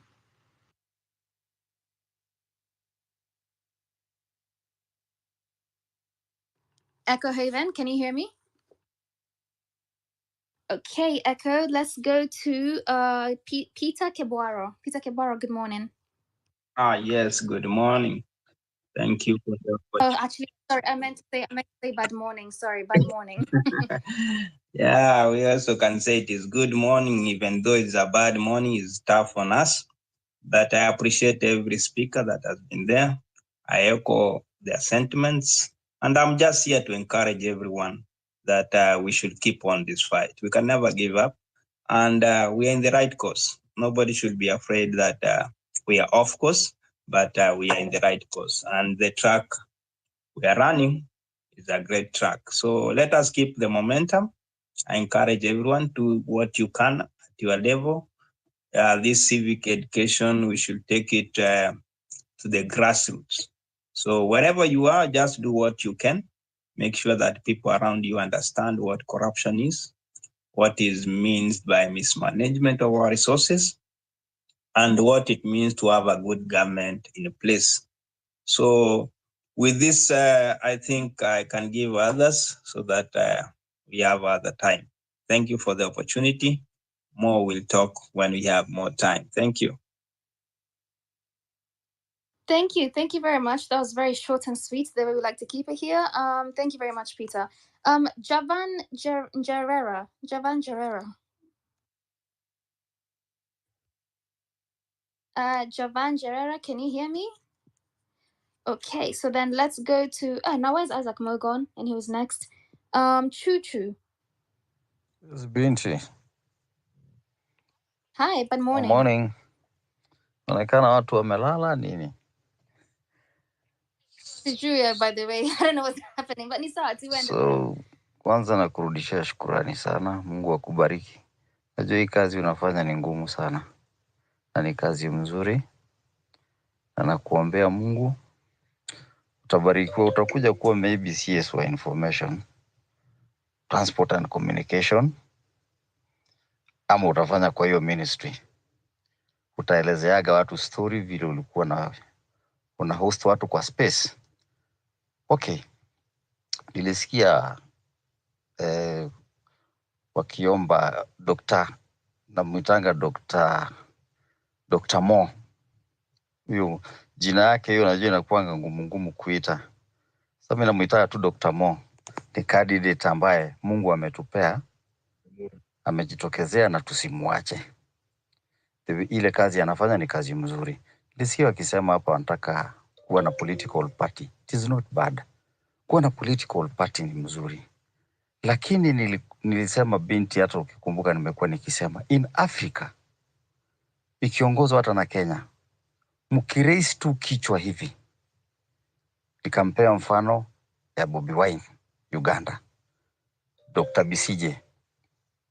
Hakuna chama kilikuwa hapa Kenya kilikuwa na nguvu kama Ford.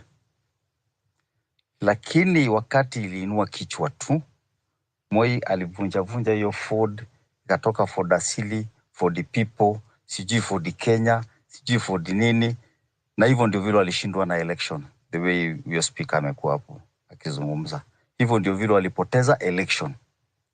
Sababu wakati hiyo Moi aliprint pesa zilikuwa zinawekwa kwa briefcase. I remember Martin Shikuku na Shamala waliitwa State House. Wakaulizwa umetoka kufanya nini? Wakasema tumetoka kula ugali. Hapo ndio ilikuwa mwisho wa hiyo Ford. Na ilikuwa chama cha nguvu sana. Kilikuwa kikiongozwa na kina Urengo na kina Matiba. The way speaker amesema Matiba akitoka London kwa matibabu alipata chama imekatika into pieces. So kwenda kwa registrar political party kuunda party is not bad. Lakini kama mnataka kuunda chama saa hizi, muunde vyama kama 3. Hata Ruto ile chama alianza nayo MP, sio hiyo imemuingiza kuwa president saa hizi. Ako na chama tofauti. Hauwezi toboa na hauwezi enda mahali popote. Na kwa political parties kuna flyers ziko huko. Ukienda Westlands, mimi nimejaribu kuregister chama mara 3. Lakini nikakuja nikaelezwa hii chama yenu iwezi kuwa registered kwa sababu haina gender. Tulifikiria tukuanza kuregister chama mnaanza tu mkiwa 5. Nasema lazima iwe na gender balance. Na mwezi register mkiandika application, mnaenda online. So tulienda tukachukua hizo flyers. So nikasoma hizo flyers niko nazo. Zinaonyesha vile unafaa kuregister party, unaregister, unapewa 6 months, utalipa interim 100,000. After 6 months mnaenda mna recruit members. Recruit members alafu sasa ndio mnaenda kulipa hiyo registration ya 500,000. But wakijua tu mnaenda kuregister hii party, watafuata nyinyi. Kuna watu ya intelligence wamejaa huko, watafuata nyinyi. So mkitaka kuregister party, mna register party 3. Hii kifail, mkiinua kichwa, hii kigongwa, mnaingia kwa ingine. Hivyo. Lakini mkiregister party moja na wajue Dr. Moore sasa ndio kiongozi wa hii. Hiyo kutembea na tembea Kenya hata toboa. Wacha aende vile alivyo hivyo. Hivyo ako sawa. Inafaa sisi akifika mahali tuiko anatufunza. Tunawacha hiyo slogan ya kusema Dr. Moore for president. Anaenda na hiyo. Hivyo. Mpaka wamzoee. Najua yeye mwenyewe sema nataka kiti ya president. Wacha sisi wenyewe tu vile amekuja tunaenda, akikuja akifundisha mambo ya constitution na nini nasema Dr. Moore for president. Hiyo ndio naona njia ya Rais Binti. Otherwise tukiamsha kichwa sahihi watatumaliza kabisa. Na political party sio mbaya. Wacha tu tutulie, tungoje mpaka karibu 2000, sasa tuko 204, 25, 206 to fight sasa kuwa na hiyo political party. Lakini tukianza sasa tuwe na political party, by the time tunafika huko watakuwa wametumaliza. Watakuwa wametumaliza kabisa. Binti, acha niwache kuongea zaidi. Kuna watu najua watalala hapo. Mimi bado niko kwa space hata mpaka asubuhi. Pea wengine nimelanda. Asante sana Chu. By the way, how do I pronounce your name? Ni Chuchu ama ni Chocho? Sasa nimeandika na Kifaransa ili mtoto ya shushu sasa muite shushu. Oh, Shushu. Asante. Asante sana. Sasa shushu. Thank you, Shushu. Binti. I won't forget that. Binti. Yes, Javan. Sorry. I've been really waiting to speak for a very, very long time, but apparently. Yes, I called your name. You weren't here. Yes. You go ahead. I was in the washroom. I was in the washroom, so I didn't want to disturb the audience. No problem. Go ahead. But we'll keep doing this. I'll also be very brief for today. I've not been on space for a very long time, but I will just concur with the audience, especially the last person who's just spoken. Unajua huwa tunasema kwa Kiswahili, kuna vile mtu anajikaanga kwa mafuta yake, na kujikaanga kwa mafuta yako ni I've been in this political space for a very long time also, being also a former student leader and an active citizen, and also a person who understands global politics. One thing I will tell you for a fact is that if we start thinking about political parties and political organs and who's the leader and who's not, let's stick on civic education, just like Morara has started it. Let's stick on civic education, enlightening people, empowering people, giving people information in every space, whenever you are, wherever you are, whatever you do. Just give people information. If you give people information, you'll come to realize that that is the only way that we will beat these people. These people are not beaten by, they'll not be beaten by money. They'll not be beaten by political power, prowess, or they have this in loads. They know there are spaces that you cannot even go right now. You cannot battle with them, because this is a thing that they have done it over and over again. And that's why we still have these masses of, how will I put it? There are these people who, even as much as you want to analyze this political space, they'll always be there. They'll always be there. We've seen them. And that's why there's a generation that is constantly on this political space. So tutakuwa tunadanganyana sana tukijaribu kuanza kusema, oh, you've said Morara is our leader, or Binti is our leader, or Kasmel Okore is our leader. The battle that you're fighting is not a battle that will easily win if we think of who's our leader, which party will we use, which front will we use. I'm telling you for a fact, we'll be losing that battle. So let us stick to civic education, because even Morara himself has already told you people, it is not that I'm looking for leadership or a political position. They've already told you. He's already told you that that is not what he's looking for. And I think several people on this panel have said the same.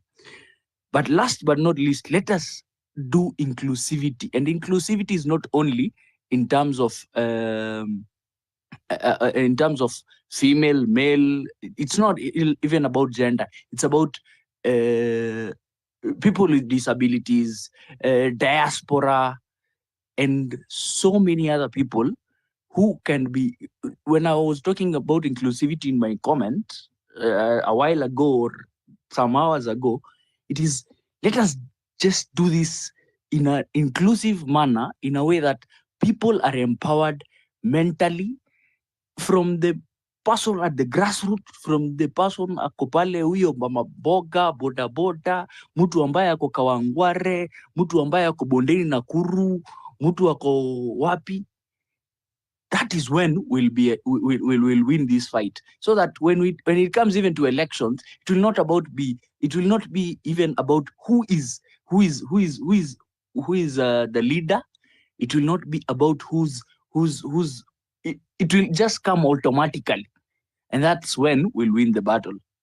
I hope I've been brief, because I know it's also late. Binti.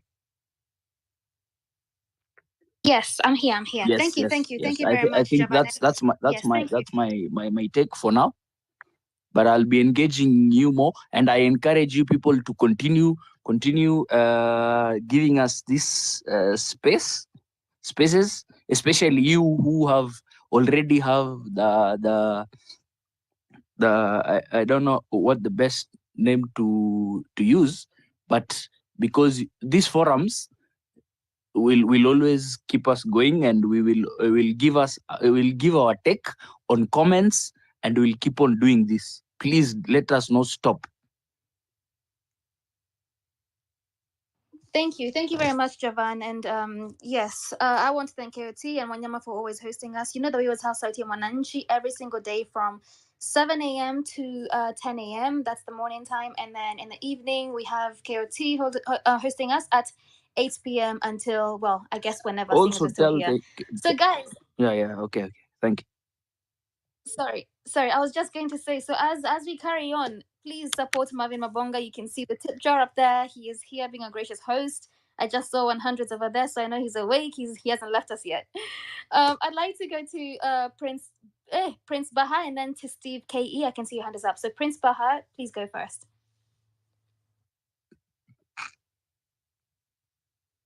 Prince Baha, are you here? Oh, okay, I guess they're not here. Steve KE, hi.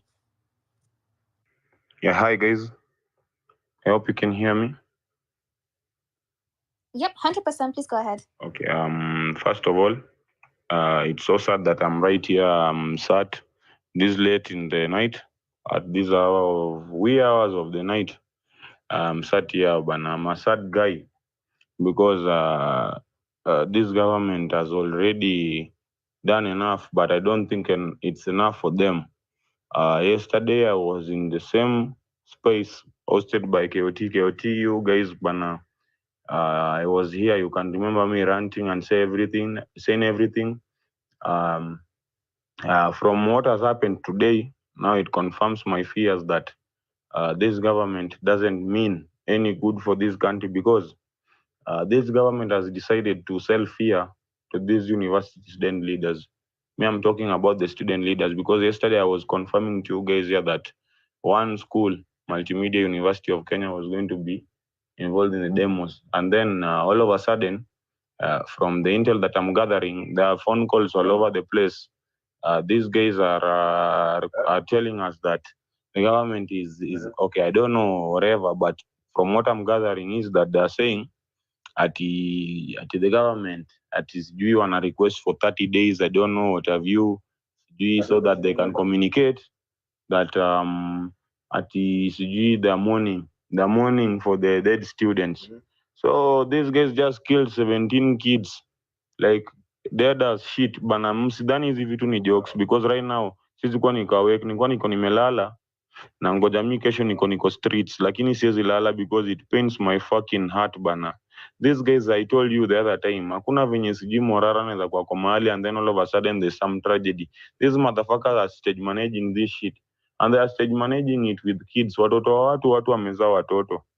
Yeah, 17 kids dead, wamechomeka. You can imagine msee ukichomeka kwa moto. Maybe kuna mtu meangukiwa na sijui kitu inachomeka ama anything. Guys, I'm so sad. Hata siwezi rant leo. Like nafungua rosa hii ndo msikize. Najua kuna government agents sijui nini. You guys can kill all of us. I know there's just gonna be somebody else. Najua kina Kasmuel walikuwa discredited, mlifanya nini, mkafanya nini. I know some of you are here. You guys, I don't want to talk about shit sijui kwa. I'm not cursing today. Yeah, today I want just to talk. Mazeni pain, because honestly speaking, you can't tell me that watoto 17 wanakufa just a week, not even a week. It's only Thursday hapa wamekufa, and it's only how many days today? It's to date. Juu my student leaders juu walikuwa wamecirculate memos, juu walikuwa okay. NIS wako active, hata sahii mali niko najua wako active. Maybe they even know who I am. I don't give a fuck. Fuck them. If they wanna kill me, it's okay. I'm just gonna be another dead soul. But they won't kill all of the people, because even if we say that they'll rule from the ashes, yeah, kuna mtu utabeba vumbi, waambie vumbi enda ukafanye hivi, hawezi. Hizo ni medi, hizo ni quotes zenye zilitoka kwa wazungu, na wazungu those are the same shit unaona zina happen huko majuu. So they are trying to bring this shit, and people don't understand how the government works. I was telling you guys this shit just yesterday nikiongea kwa hii space, and people maybe kuna watu walikuwa nafikiria niko na medi. Right now kuna mashden sijui, I don't know, I think kuna mamemo zinatolewa campus kadha. KOT will confirm with me, maybe I think I sent you some nini kwa inbox yako, maybe hujaisoma or anything, but yeah, I think student leaders wamekuwa wameambiwa hapa hivi around campuses that they communicate that we give the government time because we are mourning. So they are using the death of kids so that they can discredit the nini funding model. And then they are saying they be given 30 days. 30 days. Who the fuck needs 30 days to enact a policy in your petition? I think these guys just bulldozed the whole shit for parliament. They can do better. So these kids were just killed. Watoto wa watu walikufa. And then there are guys here, mmekaa hapa hadi sahii mnanisikia na hizo makichwa zenu, yani mi sitaki kuongelesha mtu sahii vibaya. You guys bana, siku moja itakuwa ni mtoto wako. Kibahati mbaya tu mali unajiona hapo unasema sijui maybe I don't know, you are in government or anything. Right now they are communicating. They have communicated to almost all. They are threatening them actually with suspensions. This I want to confirm to you. And I don't know, kuna mtu anamute mic. Just give me a minute. Mi nataka tu kusema hiki tu nimalizane nayo. Yeah. Wamecommunicate kwa student leaders. They are threatening them with suspensions, sijui expulsions. KOT utaconfirm. Najua uko na hawa wase wenye wamekuwa wakicommunicate through nini, wakiku nini. Yeah, wametumia ma-VC. These fucking VCs wa hizi mashule, yeah, juu wali support hiyo funding model. They want to keep their jobs. Wanataka ku make sure watoto wao wamesoma huko Harvard, huko Oxford. You motherfuckers mnalipa. Sorry, don't mind my foul language. But guys, hapa hivi we are paying 200 Gs, 300,000 of shillings hapa hivi watoto wasome. And then you are there umedhani ati wewe mtoto wako, utaniambia kama mtoto wako utampeleka Harvard ama atasoma hapa Kenya. Honestly speaking, you guys gotta, yani I don't know, kama mbasi mnataka kuachilia basi, because hakuna kuachilia guys. Hii kitu imekuwa serious. It was just yesterday I was speaking of this, and some people were sat kwa hii space tu ya KOT. Some of you are here right now, and I was speaking of the same shit. These guys I knew, nilikuwa nimejua tu. Look at it now, what has happened. Yeah, wame prove my worst fears that this was stage managed. Waliua watoto wa watu, 17 kids burned to death. Watu wamekwama kama plastic yenye uliki na chomwa. Ati ndo government contain protests yenye wamekani funding model yenye si ati ever since. Hata mimi nikisoma campus, mimi si ati nilimaliza kitambo. I'm just but a recent campus student. That's why I'm still advocating for that. Hata KOT maybe si ati KOT, you know, I think you are not that old off from campus maze. Yeah, you know, you understand maze, pesa zenye sisi tulilipa. Lakini sasa hii tumefika point yenye mtu analipa 200,000, 1,100 kusoma kosia. Sisi tulilipata tita. What changed? It's not like we are in Uganda or anything currency iko like na value ingine different. Yeah, it's still Kenya. But what changed? Yeah, so guys, maze, it's a wake up call. Trust me, tomorrow utaona there's gonna be a lot of fracas around, because kuna students watakuwa wanafikiria wanasema okay, inafaa ikuwe hivi, and then watu memo zinataka kutoka usiku, nawaambia this I promise you zinatembea leo usiku. Hii na wakonfirmia because that's why I'm still awake. Nilikuwa nangoja tu nipate chance niongee kwa space. Me at least nilikuwa nimelala nikiwa na conscience yangu clear that yeah, I was intending kufanya hivi. Me regardless I'll still be in the streets. Hata kama hawa wazee watafanya sijui nini, nitakuwa niko CBD. Na the few guys when watakuwa around, yeah, wakuja tu wanishike huko. I know maybe they probably know me, or I don't give a fuck. At this point I don't give a fuck. Mazee niko nimejam, and honestly it's so wrong. It's so wrong for you to kuwa ukaweka sahi kunisikiza mimi nikiongea hivi. Si leo siongea tina rant, naongea na machungu. And then you are listening to me just to go kwenda uka reason na hizo ujinga zako. You know kids walikufa. Bana, these guys are stage managing kuwa watoto wa watu. 17 kids. Anyways, sawa. Tomorrow. Not tomorrow, it's today. Yeah. We shall rise again anyways. Aluta continua, my guys. I rest my case. Okay, Steve. So personally, I've received a lot of memos. Some of the student leaders walikuwa washaanza kucancel. So this is what happened. Yeah, you know, I'm also a student. I want you guys to listen to me keenly. I'm a student. I'm still a student. I've never graduated anywhere. Yeah, so I'm a student at the Technical University of Mombasa. I'm an engineering student, so I haven't graduated, meaning I'm still a Binti, student and I know what is happening. So, guys, Binti, Javan, just a minute. Javan, just a minute. Seven, Mabonka speaking. Can you hear him? okay, sorry. So, Yeah, Katie speaking. Just so there is this guy called Adenis Itumbi. He's currently 39 years old. Hajafika 40. So he's not far from the youthful age. And this guy, anajua what has been happening in the universities. Honestly, he might have gone through the university na anajua what students do go through. And so Itumbi, anajua what is happening in the new funding model. It's oppressive, lakini they're still pushing it. So Itumbi called student leaders in the State House. After calling them, they had a discussion around it, and they wanted the student leaders to support it.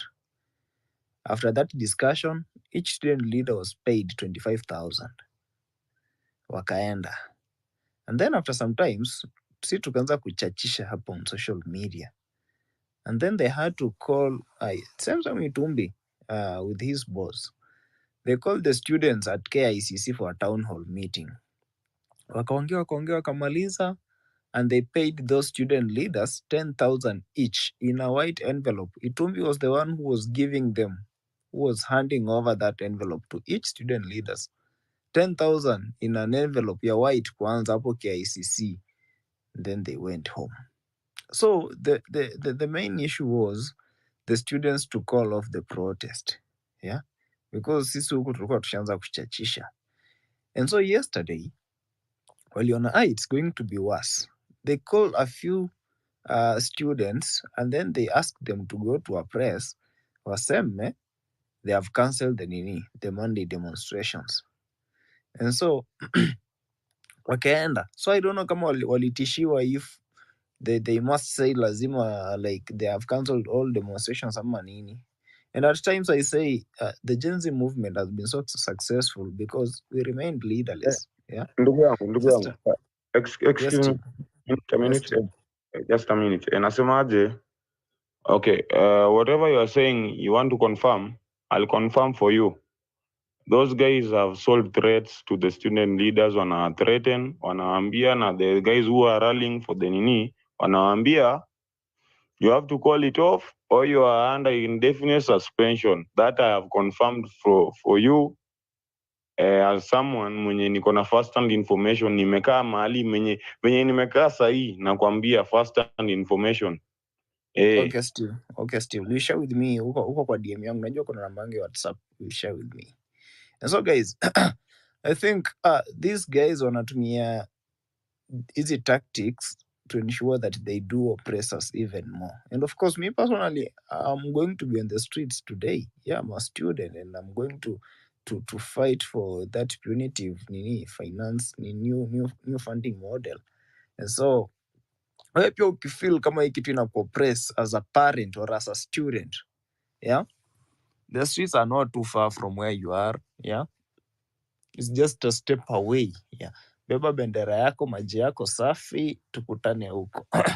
Anyway, sitaki kuongea nyingi sana. I've been here since 7.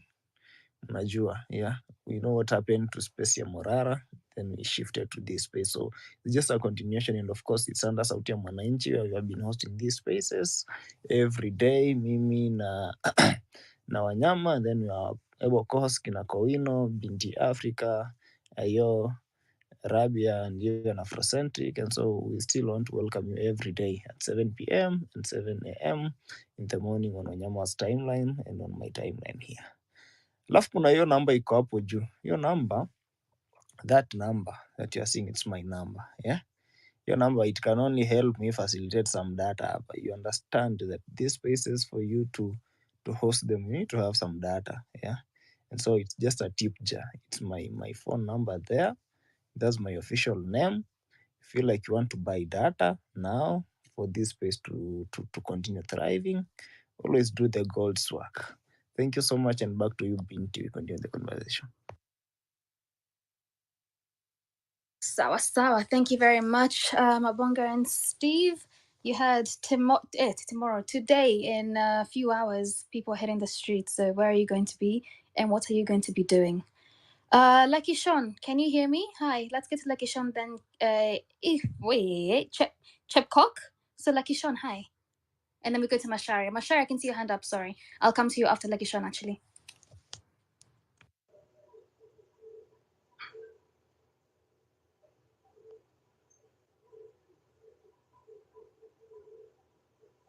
Lucky Sean, I can see that your mic is open, but I can't hear you speaking. Can you hear me?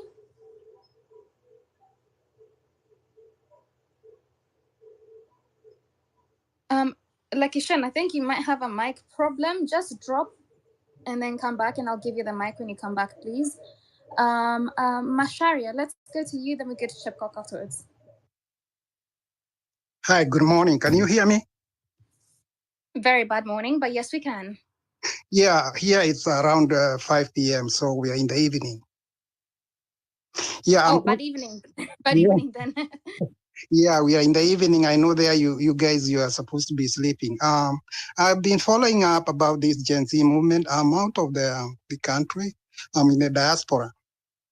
And I was really, really impressed by the movement. And I prayed, and I was so moved when I saw what was happening. But my heart, I felt so bad when I saw what the state was doing.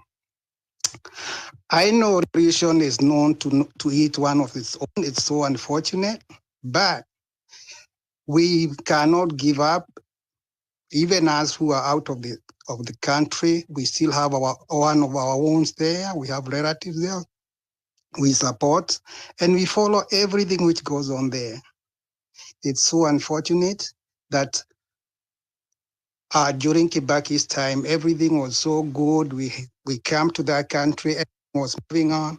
And then 10 years of good governance, and another team comes up, and everything goes back to the 80s. What I can tell the Gen Z, I'm not a Gen Z.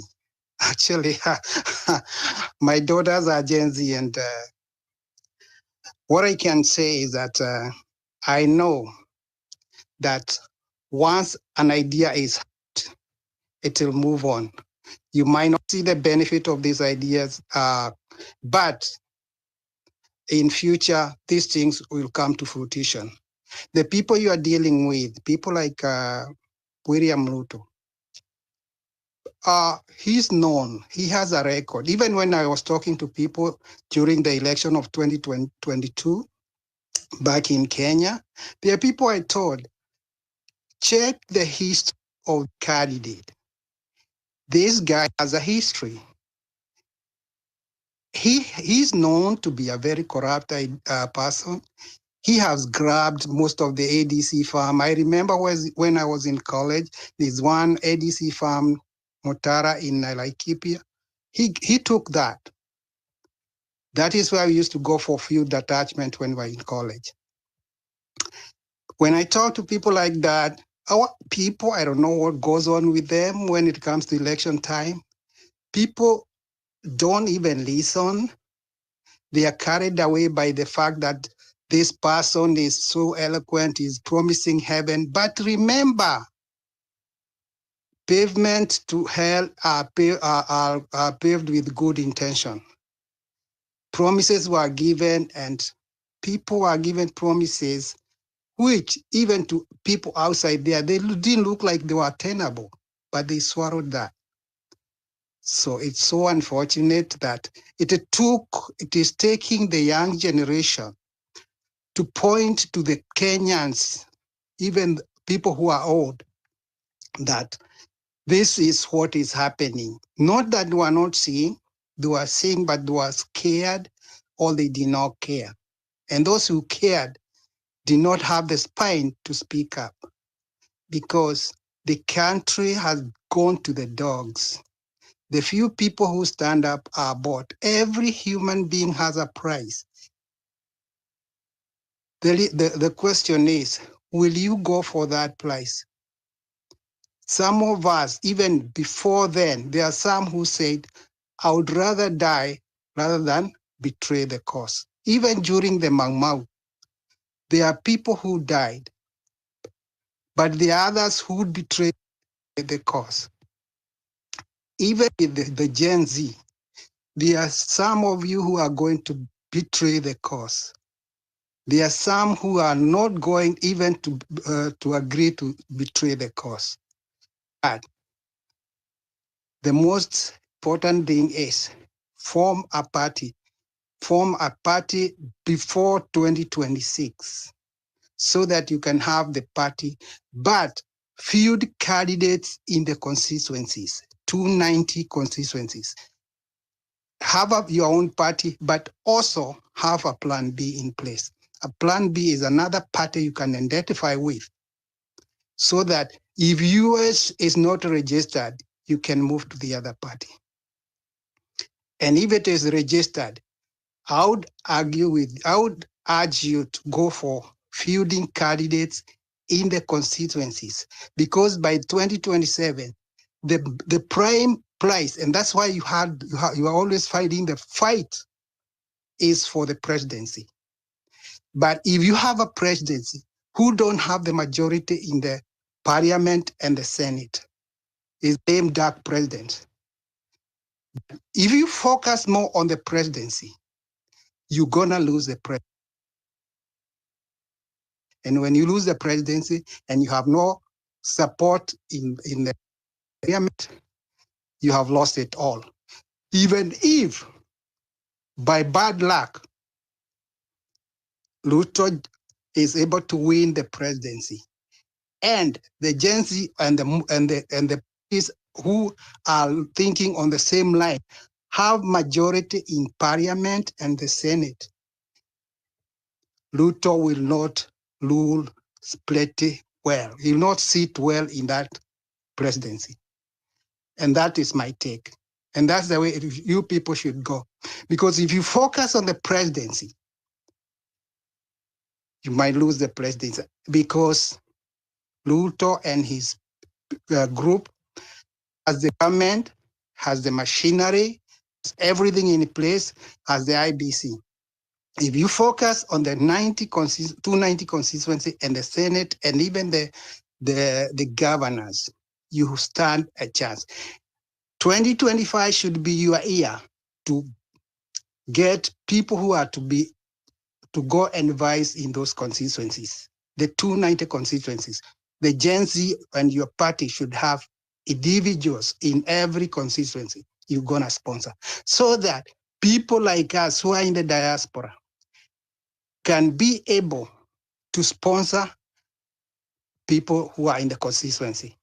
If you're going to get money from people, you have to have a fund whereby you have people who are managing those funds to able to facilitate your candidates in every constituency. So, and if you have to have, in case you must have a presidential candidate, you don't unveil your candidate 2024. You can have a presidential candidate, but do it at 2026. By then, everybody is to himself. Even Ruto will be busy doing his campaign, that he'll not have time to go for your candidate per se. They will be equal in the competition. But when you started early, like 2024, I assure you, you've been inherited by the system. And become 2026, 2027, your candidate will be nowhere. But he will not focus more on the constituencies and the Senate. And that is where to go. So that you have the base, you have the people, you have the parliament, you have the Senate, and have the majority. So you can be able to call the shots. Yeah, you can be able to, even with the funding, you can be able to control, and that is the way to go. Thank you. Sawa, thank you. Thank you very much, Masharia. I'd like to go to Chepkog. I don't know if I'm saying your name right, but please correct me if I'm not. Chepkog, hi. Good either morning or good evening.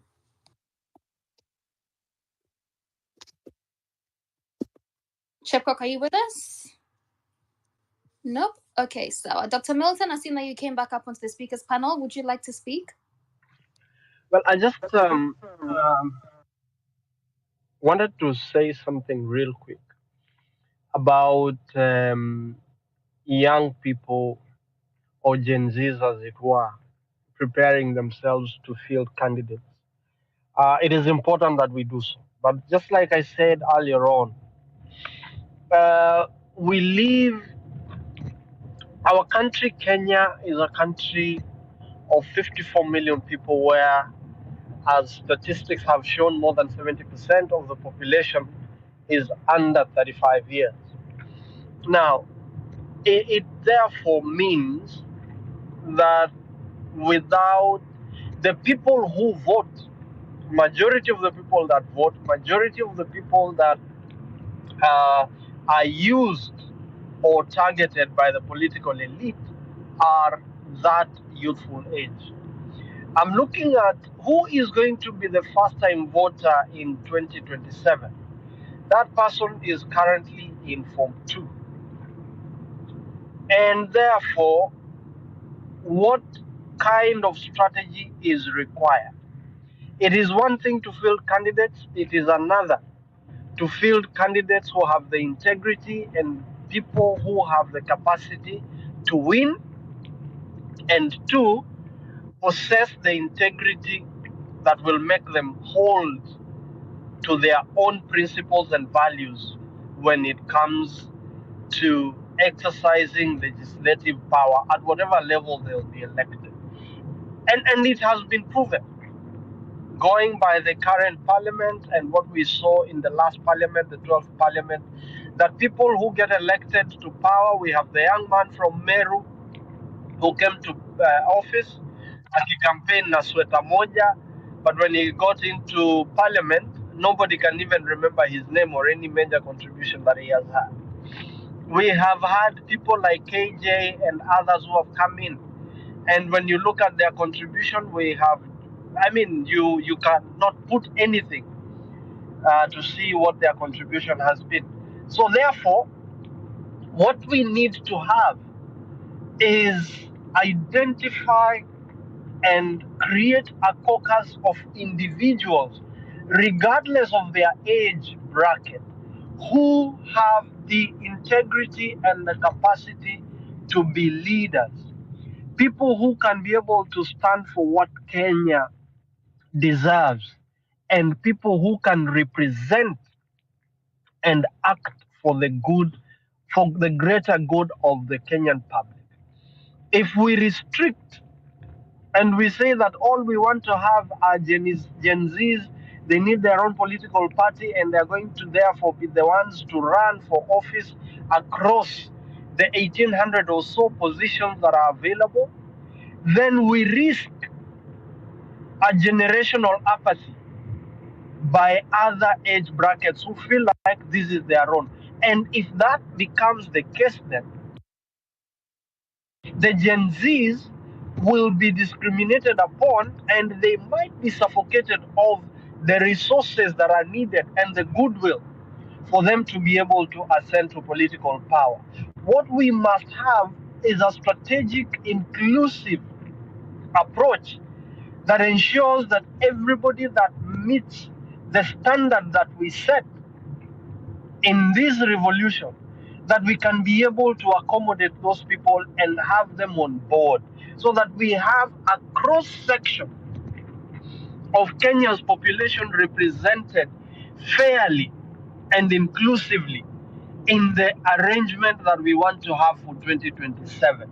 That is the only way that we can be able to succeed in this revolution. Gen Zs have been the face of the revolution. They have started it. And upon starting it, everyone else that has the best interest of the Kenyan people at heart should have the space on that table where then we can make sure that we mainstream everybody into that conversation. And lastly, we must be aware that power consumes. Those who know it will tell you that people can get to power and they get confused. People can get to power and they get carried away. Therefore, let us always remember that we will have, like somebody said, we have people who have been in the fight, and when they got into government, they became worse than the people they were fighting to remove. So we need to learn lessons from the history that we've had and set the bar based on values, based on ideology, and not emotions. And let us also be aware, as I make my conclusion, that there is a possibility that the firmer we stand and the more resolute we are, there is a possibility of achieving the change of God even before 2027. And we must target individuals who are corrupt. And we can start with those that we know. Honorable Wavinya Ndeti, for example, indeed, if it is confirmed that what is happening to her in the United Kingdom, then that is a person that we need to look at. That in Machakos, already that is a low-hanging fruit. How do we apply pressure to ensure that we have seized that opportunity because it is available?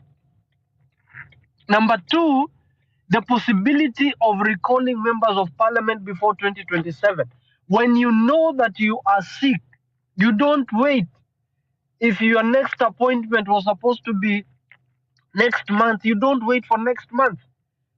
You go for medical attention even before that time comes. Do we have such an opportunity now? If we do, then we must be able to say, identify those constituencies, identify those wards, identify those gubernatorial positions, and say, we are applying pressure at that level and we want to recall these people, we want to remove them, even if it is not 2027. Political offices in Kenya do not have security of tenure. So anybody telling you that you have to wait for 2027, that is somebody who does not understand the architecture of our leadership structure. And they must be called off. Where we have an opportunity to remove these people right now, let us do so. And occupants of those offices who have the integrity and the capacity will emerge. What we must avoid is putting people on the forefront and set them up to be compromised, because we are dealing with, like the previous speaker said, every human being has a price. So these people are likely to be targeted, and when they get targeted, they may not say no. The government can use all manner of machineries to bring down Morara, or they can bring down Nyakundi today. What we need to do is that let us not expose ourselves to the possibility of being targeted and being compromised and put into situations where we become defensive. We must avoid that. So resist the temptation of getting carried away and putting the cart before the horse. What we need to do, we need to be strategic, and so much so that we ensure that our greater good and the public interest is not compromised. Right now, the leaders of the student organizations at the universities have been compromised. What fallback do we have, if any? And if we do, what do we do with it? I like what has been said by previous speakers. Let the people come out and say, look, we are protesting today because we wanted to. So that those who thought that they were leaders and therefore they hold others and they hold the brain on behalf of the other people, they would realize, like, hey, wait a moment, we are not indispensable. That the people can do this on their own, even without us. When that message sinks, then the people will realize that they have power and they do not need any figureheads to do these things, that they can do it on their own and by themselves. And when they do it, they will succeed even without the leadership. That is how William Ruto and his cartels will realize that even if you targeted Nyakundi today as the head of this movement, the movement will still continue. That is how we are going to succeed. And the last point I want to make, sorry, I've been long, is that we need to develop covert strategies, including coded language, so that we are not putting everything out here on the spaces. Because you have NIS here listening, you have other systems of state being deployed to make sure that this movement is frustrated. So the way to do that is to make sure that we have covert operational strategies and coded language, where even when we are here in these spaces, we can deploy that coded language and people will know what we are talking about without having to use the conventional English or Swahili or whichever language that you prefer. That is how we are going to succeed. And so that I don't bore you, I know it has been a long night. I want to end it at that.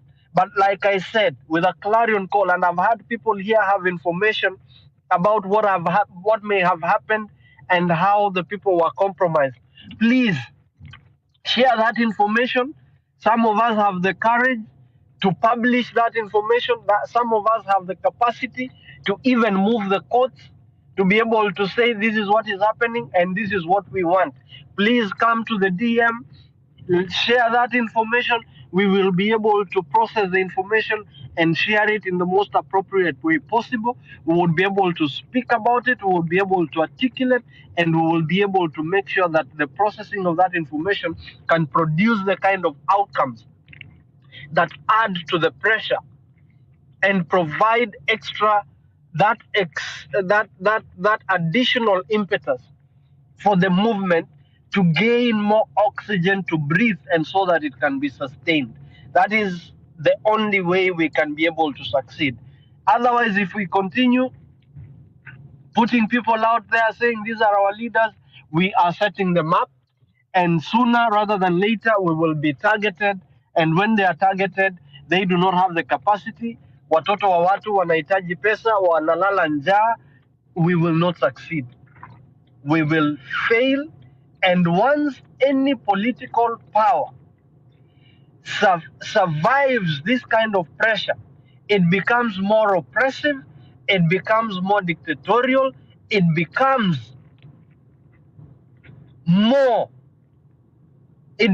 harder on the citizenry, and this is recipe for William Ruto to use the puppets in parliament to change the constitution or rig the elections and even remove term limits. You cannot imagine how far a survivor of such a movement will go in terms of making sure that the people have no chance to ever rise again against them. Thank you. Asante sana. Dr. Milton, your passion is always undefeated, like it's undeniable. Thank you very much for your sentiments always. I want to jump quickly to our last two speakers of this part of the morning, because we're back here again at 7 a.m. So I'll go to Javan first, then Shushu. Sorry. So Javan, last sentiments, please. Okay, thank you very much, Milton Nyakundi. I really remember you back in the day when you were at KBC.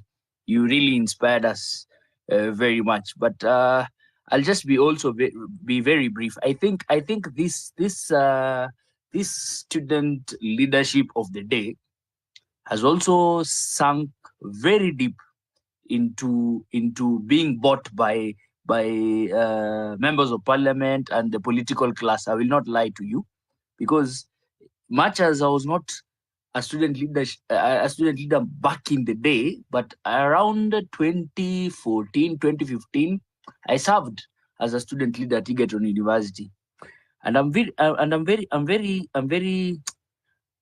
disappointed in how they operate themselves, because they themselves are also betraying us and are also betraying this cause even as we speak.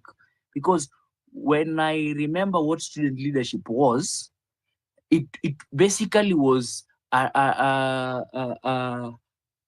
what word would I use so that I would make it even better, in terms of tulikuwa tunawategemea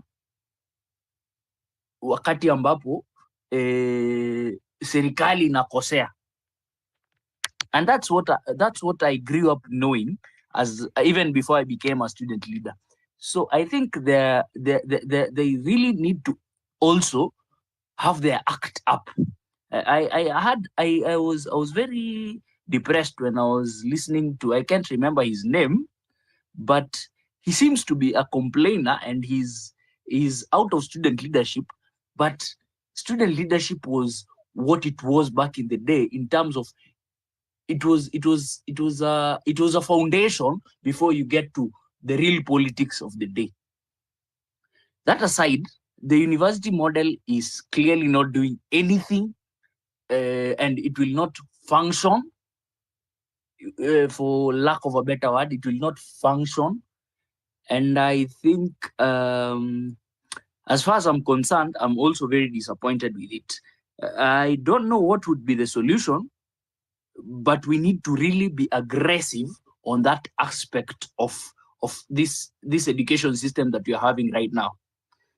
That said and done, I believe that the only way to go about this, I still insist, much has been said and has been done, I still insist, if we do not, if we are not particular on civic education, if you're not particular on civic education, and that is what I think Morara has even, he himself has even opened my eyes.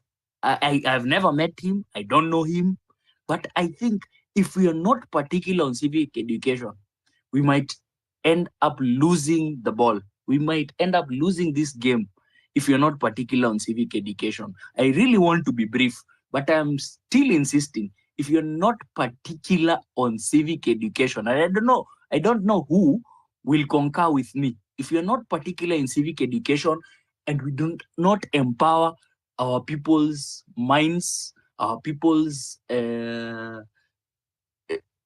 hearts, and everything that we can do, if we're not particular on that, we will drop this ball, and we will still have William Ruto as our president in 2027. It does not matter whether it's Javan or Milton or Shushu who wants to become the leader. If we do not empower our people on their civic rights, the political rights, their human rights, take it to the bank, we'll lose this game, because these people, they're not, they have all the powers, they have all the resources, they have all the money. If we are not particular on civic education, and this is why these spaces are very important for us. These spaces are very important for us because it is through these spaces I learn something from Binti, I learn something from KOT, I learn something from Milton. It is through these spaces we empower even the most vulnerable person in society. Then it is at that point, when we go to the ballot, somebody will be informed. Even that show, and I'm not talking about shushu, I'm talking about show. Even that show at the grassroots level will understand what it means to go to the ballot, and how her small vote, that one vote, will really matter. But if we do not do this, if we do not, I've done this so many times. Me, I just sometimes I have neighbors here. I have border riders who carry me as also neighbors and friends. If we do not go to those spaces and speak these things, take it to the bank. All Morara has done will go down the drain. Sorry to say. And all we are doing will go down to the drain. Speak it, speak it. Willie Oeba comes from Nakuru like I do, and he's walking, he jumps into a matatu in Nairobi and speaks. If we do not keep on speaking, I can tell you for a fact, we will strategize. I'm not saying that at some point we will need a political party, we'll need a political some political forum or leadership. But if we do not keep on speaking, and this is things that Kina Boniface Mwangi have started way long ago. If we do not keep on speaking, telling people, have you ever read the Constitution? Do you even have a Constitution? Do you know what it means? In any forum that you are in, please speak. And I think that is, I'm speaking in breadth of Morara's capacity in terms of he's not here. And I've never met him, never seen him, I don't know him. And take it from the bank again. Milton has already said something very, very profound, that there, right here, there are people who are listening to us. We might have to use coded languages at some point, for sure. We might have to. But even before we do that, the most important thing is civic education is not like, it is not something mtu anafunzwa pale kwa darasa ati tu A, B, C, D, 1, 2, 3, X, Y, Z, all that bullshit. Sorry if I have cussed. It is very important that we keep on doing civic education, and this is part of civic education, and we should be very, very, very precise. We should be very particular. We should keep on doing it. I'm sorry, I'm also saying a lot of things. Time is going, and I also need to sleep. But that is very important. Please, please, please speak. Some of us started way long ago. Me, I'm wondering, even some people here do not have even exact dates about some political issues that have happened before. I've been shocked, and some of them are even student leaders. Some of them have been in leadership. I'm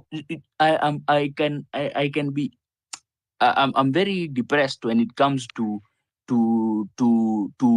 a person who's talking about politics and does not understand dates, does not understand. We need to be very informed, and history always has a role to play when it comes to our current and our next life or next generation. Sorry for ranting a lot, but thanks for the space, Binti. I think you're almost closing this kikao. Have a good night, all of you, but I'll just be listening. Yes, thank you very much, Javan. It's okay. Listen, there's anger, there's pain. It's okay to rant, and you've come with ideas. So Nisa, don't worry. Thank you very much for speaking to us. Thank you so much. Thank you. Binti. Am I saying this right? Yes, it's okay. Ni Shushu. Binti, ninaona kuna kitu inazunguka kwa hii space. There is something. Huyu jamaa anatokelezea. Unaona kitu imeandikwa UDA. UDA. Let me tell you something. Juju. Oh, yes. sorry, Juju. We said Nisawatu, they can listen in because the fear is gone. Anaingia akitoka. Yaani speaker mwingine akikuja mpya. Umemwona? Na itishi mic. Wewe UDA official fans page. Ni sawa tunakuona. Yes. So, Javan amekuwa akiongea saizi Ama ni Yes, nani? yeah. Yes, it was me, Yes. it was me. Java nilikuwa nimezungumza hiyo kitu nikasema Dr. Mo akitoka tu kwa line ya kueducate watu mambo ya civic education hatutamuona tena. Akitoka tu kwa hiyo line saa hizi, wacha ifike 2026, that time kila mtu atakuwa kwa campaign. Sasa atoke aingie, but akiingia saa hizi watamgonga tu na tutamuona tena. Another thing ni hii vitu ya university, hii strike ilikuwa ya leo. I saw that guy akitoa speech yake kwa TV. Kitu nilisikia akisema, alisema wameahirisha hiyo strike, warudi waende wa negotiate na government. Wamekubali. Those are sellouts. Sorry, I'm cutting you short. Those are sellouts. I'm telling you, I know who sellouts are. Those have been, hao ni watu wamebabaishwa na wamedanganywa. Siwacha nikuambie vile alisema. Okay, mimi najua alibabaishwa. Alafu akasema tunairisha hii strike, tutaenda negotiation, alafu pia tunaangalia kuna hooligans wakora wanataka kuingia kwa hii strike na wataenda kuanza kuharibu business. Hivyo ndo walifanya na hizo nini zinaitwaje, all the protests. That is, hiyo ndio inakuanga the con game. Yes, sasa that one ukisikia ukisoma hiyo, ukienda kwa literature is like mkiingia kwa maandamano, whoever ataingia kwa hiyo maandamano atakuwa yeye ni mwizi, ni hooligan, mliingia nyinyi sio student. Atakuwa hooligan pia. Unaona? Sasa nyinyi mtakuwa nyinyi sio students. Nyinyi mtakuwa mnaenda sasa kuiba vitu ya wafanyabiashara. You see? So ni kama warning. Wamekuwa threatened, alafu pia in other way wana warn nyinyi mkijaribu kuingia kwa hiyo strike, whoever atapatikana yeye sasa atakuwa sio student, sababu wanasema kuna watu intruders wanataka kuingia kwa hiyo demonstration yao na they are not students. Hivyo ndio vile nilimuelewa jamaa, na sijawahi kumuona. It's a new guy. Hivyo kabisa, hujadanganya, umesema ukweli kabisa. Umesema ukweli kabisa. Those guys vile walikuwa hapo wote, unaona they are not happy. Hata they were scared. You can see their faces. They are scared. Ukiona language, body language yao walikuwa na body language shows you they are scared. Yes, aliposoma hiyo speech yake, alimsoma tu na akamaliza. Nobody else alitoa speech. Wale ndio imefanya nimeingia kwa hii space leo. Ni kama waliambia shikeni and then mfanye hivi, na msipofanya nyinyi tutashika nyinyi. So such a pity. You get me?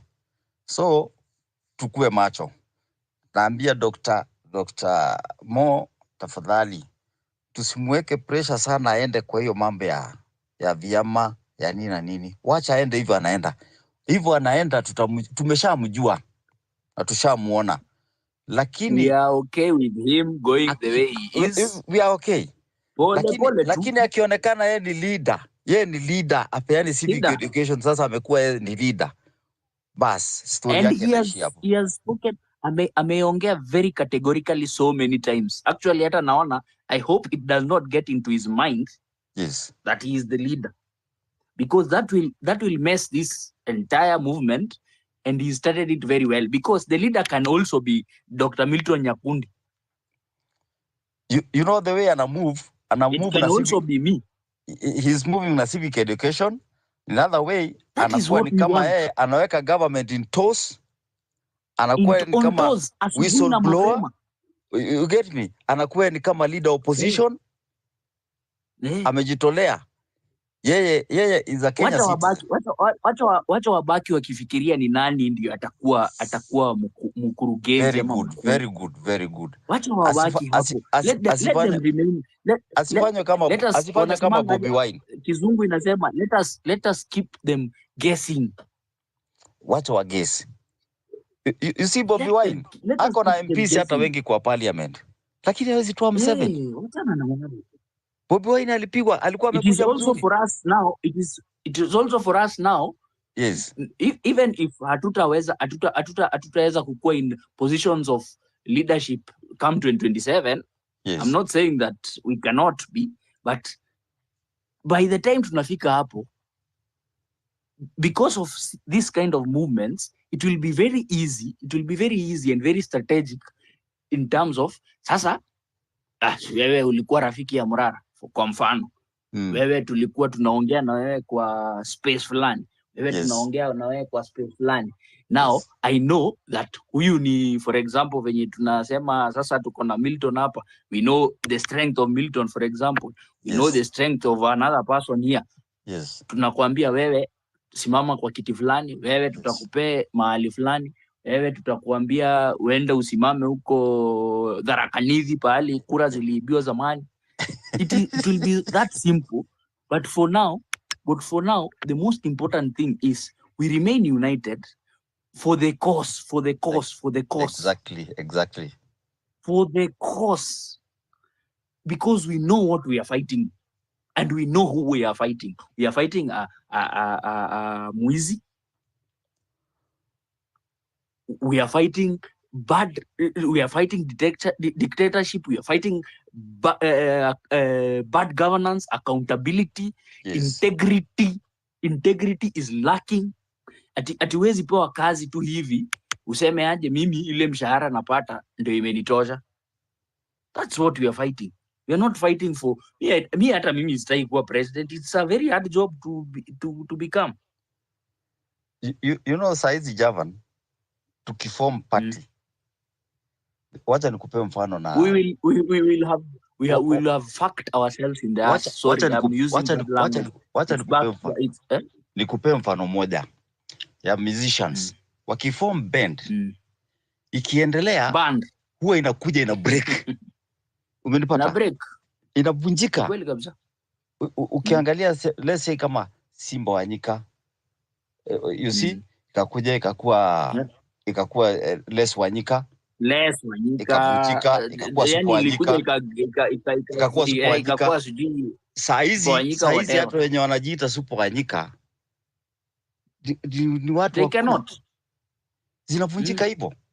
Unaangalia bendi zinaform zikishapata pesa wakishajiendeleza saizi ukiform party tukiform party kila mtu anataka kustruggle akuwe maybe candidate wa presidential candidate, kila mtu anataka hiyo kitu, you see, na hapo ndio mambo sasa inakuja inaharibika. You see, this kind of knowledge shosho nitakuita tu shosho sama ni shushu.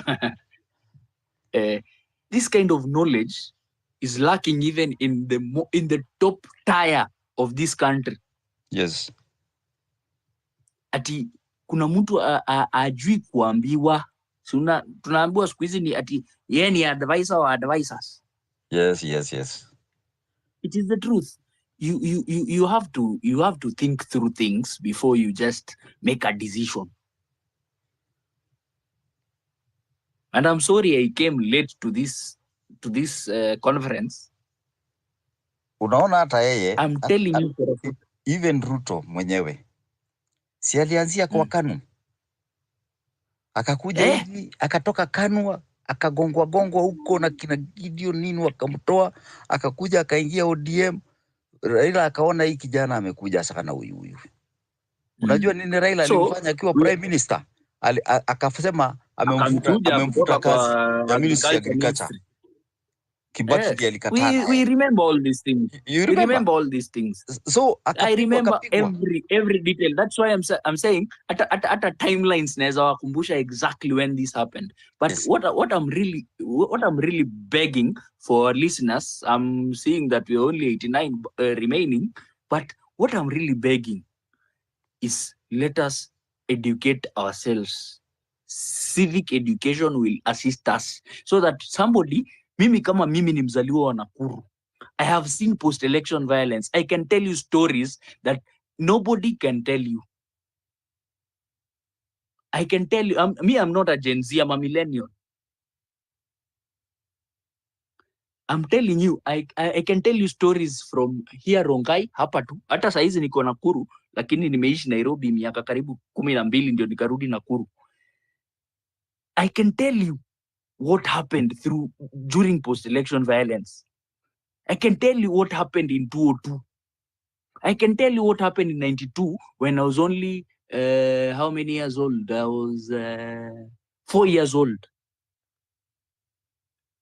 People wanatolewa huku Molo, wanakuja Nakuru. I've seen things in mortuaries that people have never seen. I'm very particular and I'm very passionate about this country because of what I've seen. When I'm talking about these things, sometimes people think it's a movie, but there's no problem. Let it remain a movie. And that's why nilikuwa tata na uoga sana na hii maandamano, lakini I participated twice. Haikukuwa noma sana kama venye Nairobi ilikuwa, but I'm telling you people, let's stick to civic education. When you give people knowledge, you give them, you empower them, they become powerful, and take it from me and take it to the bank, and it will earn you interest. You will see a change. Because even in 2002, that is all that mattered. In 2007, kulikuwa tu na maneno ya Tharaka Nithi na sitawahi sahau. I was a staunch supporter of Raila Odinga. I've been, and I'm a Kikuyu. I'm just telling you for the record, and I don't lie. I have seen this so many times. Let us not go down to this drain. Let us ask for accountability. Let us ask for good governance. Let us ask for integrity. Let us ask for constitutionalism. And that's the only way to go. I'm sorry I've hijacked your conversation. I'm sorry I've hijacked your conversation, sir. No, thank you. Thank you very much. That was a very interesting, let me just say conversation. Yes, it was very interesting. So thank you very much. So don't apologize. Okay, so we have 3 new speakers. Lakini mimi sasa KOT, after these 3 new speakers, I will have to leave you. I'm sorry. I'll go to Jashon first. Actually, before that, Javan, you're very right. By the way, education and knowledge is power, and that's why today people are on the streets to fight for that unity structure, that new whatever they're doing right now to just go away. Like those prices are extortionate, and we can't allow that to happen. So Jashon, hi, good morning.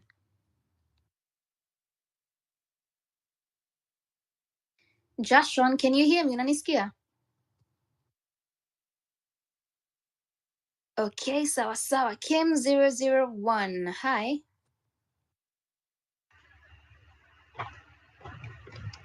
Hi, hello.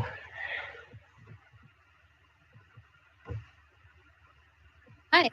Good morning. How are you? Kongolache. We are the functioning insomniacs around here.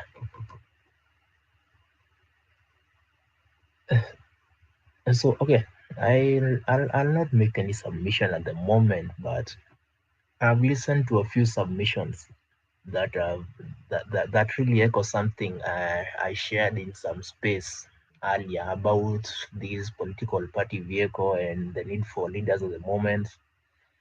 And I remember there was a time I DM'd you that we really need to have such a topic on this Sauti ya Mwananchi, because it is really a topic that really keeps on coming up. Every time we have a space, unapatanga tu at some point such and such an issue to arise. So I hope we get to have that someday. And then we'll let now the Western Shilahos of this world and Dr. Milton, Chuchu, and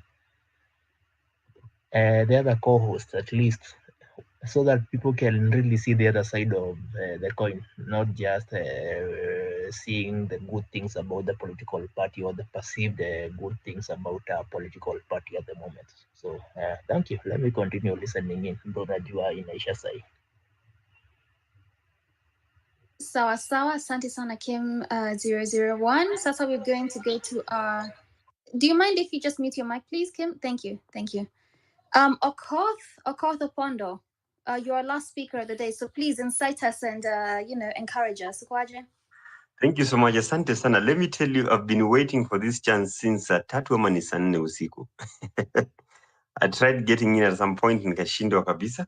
But my name is Okoth Opondo. There's something that happened recently na imenisaidia kujua vitu mingi sana. So I spent a lot of my time just trying to unearth the hard data, then present it to people on TikTok. So kuna hii video nilifanya 48 hours ago, I think ime blow up sana. I was showing the contractors wenye walikula pesa yote ya the 6 major stadiums that were supposed to actually have helped Kenya. You remember 2018, we even had to take CHAN championship year 2018 to Morocco while it was supposed to be held in Kenya. Currently, as we're talking, Harambee Stars recently host, yani Harambee Stars enda host Zimbabwe in Uganda because Kenya cannot have a stadium that it is so painful considering that we are at the largest economy in East and Central Africa. We do not have a home ground for our own team, while all the stadiums ukiambiwa sijui in all how many counties, Marsabit failed, Isiolo failed, Kamarin failed. So then I did this video because I've been doing this a lot, just trying to highlight something that people really need to know, digging deep into Auditor General's reports, the parliamentary committee reports, Akina Sports Kenya, then trying to get that information in a way that people can easily understand it on TikTok. What shocked me most is when people look at that data na watu nasema, unaona watu napiga kelele na contractors ni Wakikuyu, watu napiga kelele na hiyo Karatu Stadium ilifaa ijengwe Gatundu South. I tell people all the time, guys, if we want to win this war against bad governance and corruption, we must know that our enemy is not any community and not any individual. Our enemy is any rogue and bad leader. Because let's say kwa mfano, when roads are done in wrong ways and accidents happen, haizijali wewe ni wa kabila gani, wewe ni wa dini gani, ama ulipigia nani kura. When, let's say kwa mfano, Thika Road or whichever road that we are using, we all use these facilities. We all use this stadium. So someone thinking that ilifai benefit watu fulani peke yao, that is totally wrong. We have to shift from this mentality and know that right now, our biggest problem is bad governance. COVID taught us that there are things that unite humanity. Whenever we are going to donate blood anywhere, whenever fires happen anywhere, we do not start looking at mi nataka damu ya Opondo kwa sababu ni Mjaka, ama damu ya Dr. Milton kwa sababu ni kabila gani. No. Let us remind each young person and every old Kenyan that please, now it is a time for the prosperity of this nation. Haki, we have to fight like we've never fought before. We are dedicating all our life to civic education. Like personally, this night I'm spending the whole night analyzing data of 47 counties.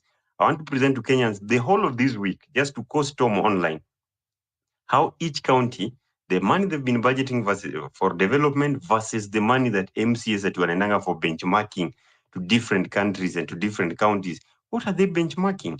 Civic education is very key so that even we know, even as we fight hard to fight Ruto, lazima pia tujiulize, what is the role of the governor? The billions that they take every year, zinaendanga wapi?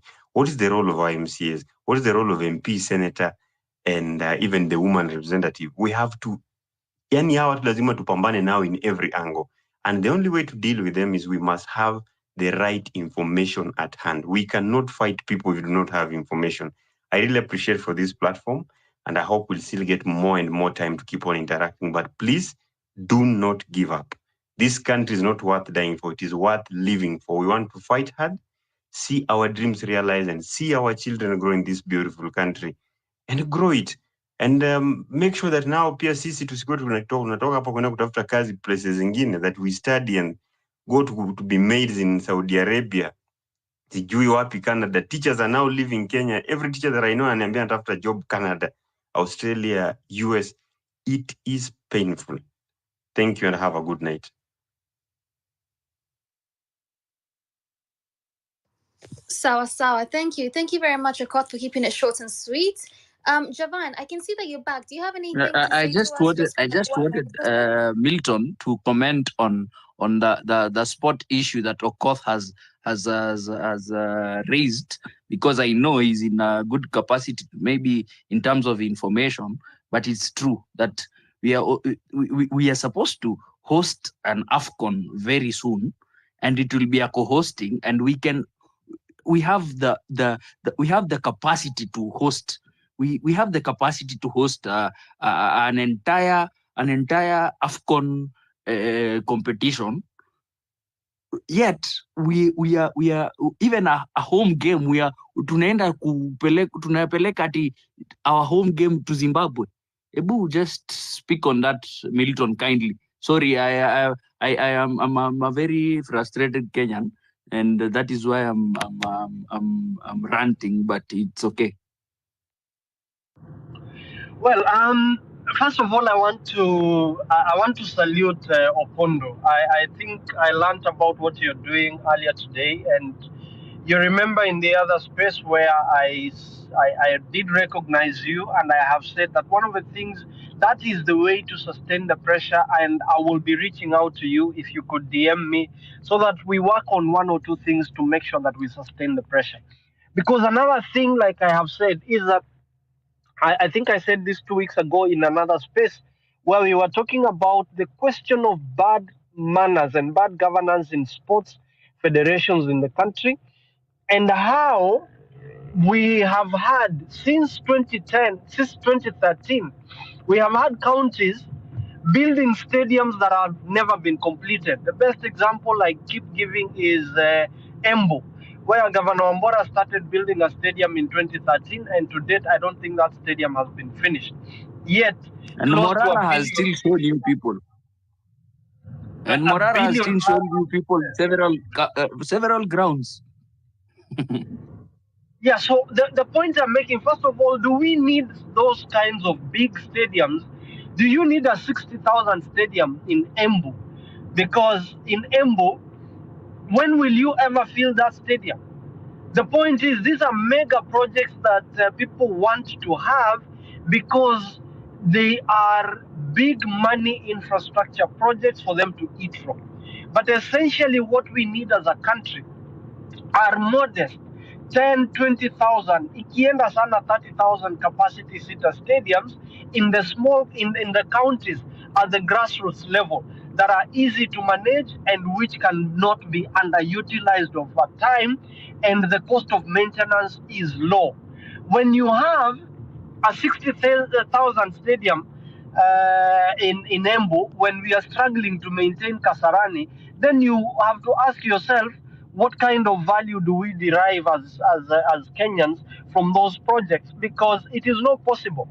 League matches, our football is dying in the hands of the people who are running it, and we even struggle to fill Nyayo Stadium for national team matches.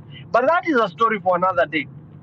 The issue of stadiums, and AFCON is coming 2027, and we may not even host it because of the kind of mediocrity that we are seeing in the management of the Ministry of Sports. We have started very true. Very true. We have started building something called Talanta Hela. It is another 5 billion project. I'm told part of the loan that has come from China that was negotiated is going into that, and they're allocating, I don't know how many billions into that. But what wisdom is there when you begin a new stadium when Kasarani is hardly approved for international competitions? Nyayo is something else. Bukhungu, that kind of, it is theft. And Opondo, I like what you have done. I would like to engage you more on that. I would like us to take up those matters and hold these people accountable, demand for better. If it means taking them to court and getting orders, we want to do that. But basically what I'm saying, the reason we cannot host AFCON is because of the mega corruption. That we have cartels working with our own people to tell Kenyans that we do not have a good stadium good enough to host international matches. Why? Because they want to get handouts, they want to get kickbacks for us to get this approval, and for certain people wanting to create the impression that if they are not in office, then the country would rather suffer. That is why we are being told that we don't have a good stadium in Kenya. But that, again, that is a story for another day. What I want to tell you is this, that the story of sports administration in Kenya is a sad one. The federations have become conduits for money laundering, and imekuwa laundry ya kuosha proceeds of crime from corruption. That is why you will be told that national teams are going to participate, I don't know in what. The sports fund has become that laundry, where people who steal money from counties, today I will tell you, and I'm not afraid to mention names, who are the biggest, the closest friends to Nick Mwendwa, who's in charge of football in Kenya today, illegally, by the way, and we are fighting. After this space, I'm going to prepare for court appearance because we have a court case that is going on in Mombasa and I have to appear because I appear in person, I represent myself. That we are being told the closest friends of Nick Mwendwas are the likes of Didmas Baraza. We know what Didmas Baraza has done. The money they steal through CDF is being laundered and cleaned through sports federations, because sports federations by nature, like now, kesho Harambee Stars inacheza, sijui tunacheza na timu gani kesho? Tunacheza na Namibia, South Africa. Hata tunasahau wingi, huwa tunasahau. So, do you know the reason why sports federations are being used to launder money? They can justify withdrawals and deposits above the statutory limit of $10,000. But the federation, kama sasa Harambee Stars inaenda kucheza, they can walk into the bank and withdraw 20 million. Or they can walk into any bank and deposit 100 million. And they say that is money that is coming. We have received this money this way. They withdraw that money, mtu anakuja anawapatia, ama anapitisha, inaingia kwa federation ati ni pesa imekuja, alafu wanaitoa, wanapatia watu. Ati ni allowances wanalipa, ni suppliers wanalipwa, and that is how they are laundering money and moving money across different countries. Illicit money from Russia and Eastern Europe is making its way in the name of betting companies, sponsoring these federations, sponsoring events and tournaments, and that money is being laundered and cleaned using sports federations. And we have challenged the Banking Fraud Investigations Unit, and we are soon going to the Financial Reporting Center to ask the questions. 215 million shillings was lost in 2018 in the name of buying an OB van for FKF. Hiyo pesa ililipwa to a company in the UK that went under. Ati hiyo kampuni imekufa na imezama na pesa ya FKF. So there is a lot of theft and mediocrity that is going on, and that is why we are saying the people in charge of this government, this is a criminal enterprise. And we are demanding, if you have any information, I am begging you, Opondo and any other person, bring that information to us. Some of us hatuogopi kupelekwa kotini kushtakiwa ati nilisema fulani ni mwizi. All I need is for you to give me that information. I will publish it in my platform, Kurunzi News. Those of you who know, we have been talking about this. They hack us, they take us to court. I go to court myself. Hata wamenifanya nimeenda kusoma law, because I go to court, and the good thing is kesi zote wamenipeleka kotini, tunawashinda. So the point I am making, dear people, is that let us not fear. AFCON, hata kama tutapewa AFCON, we will host that AFCON, but not under this government. By the way, let me tell you, I am told already, hiyo sham called the Harambee Stars qualifications, wameshaanza kuweka pesa. Nasikia the other day before I got orders stopping Nick Mwendwa from accessing accounts za FKF, walikuwa wamepanga, there is up at 3 billion wanataka kutoa ya pesa ati wanalipa coach. So we stopped some 93 million that had been approved kutolewa kwa sports fund, ipelekwe kwa account ya FKF. That is about a month ago, on 30th of July last month, on 30th of July. Hiyo pesa wakasimamisha ikaenda kwa ministry. Ati hiyo ni pesa ya kulipa coach. Kwani coach analipwa pesa ngapi ndio mtoe 93 million? Ati ni mshahara arrears ya 6 months. Huyo coach analipwa 15 million a month. And kama huyo coach analipwa 15 million a month, do we deserve to be in the mediocre place that we are? Ati hatuwezi shinda hata nini? Hata Guinea Bissau. Hiyo ndo upuzi tunasema.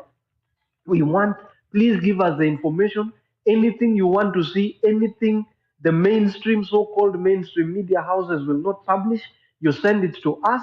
We will publish as Kurunzi News. If they want to sue us, let them sue us. They have sued us 1,000,000 times and we have still won.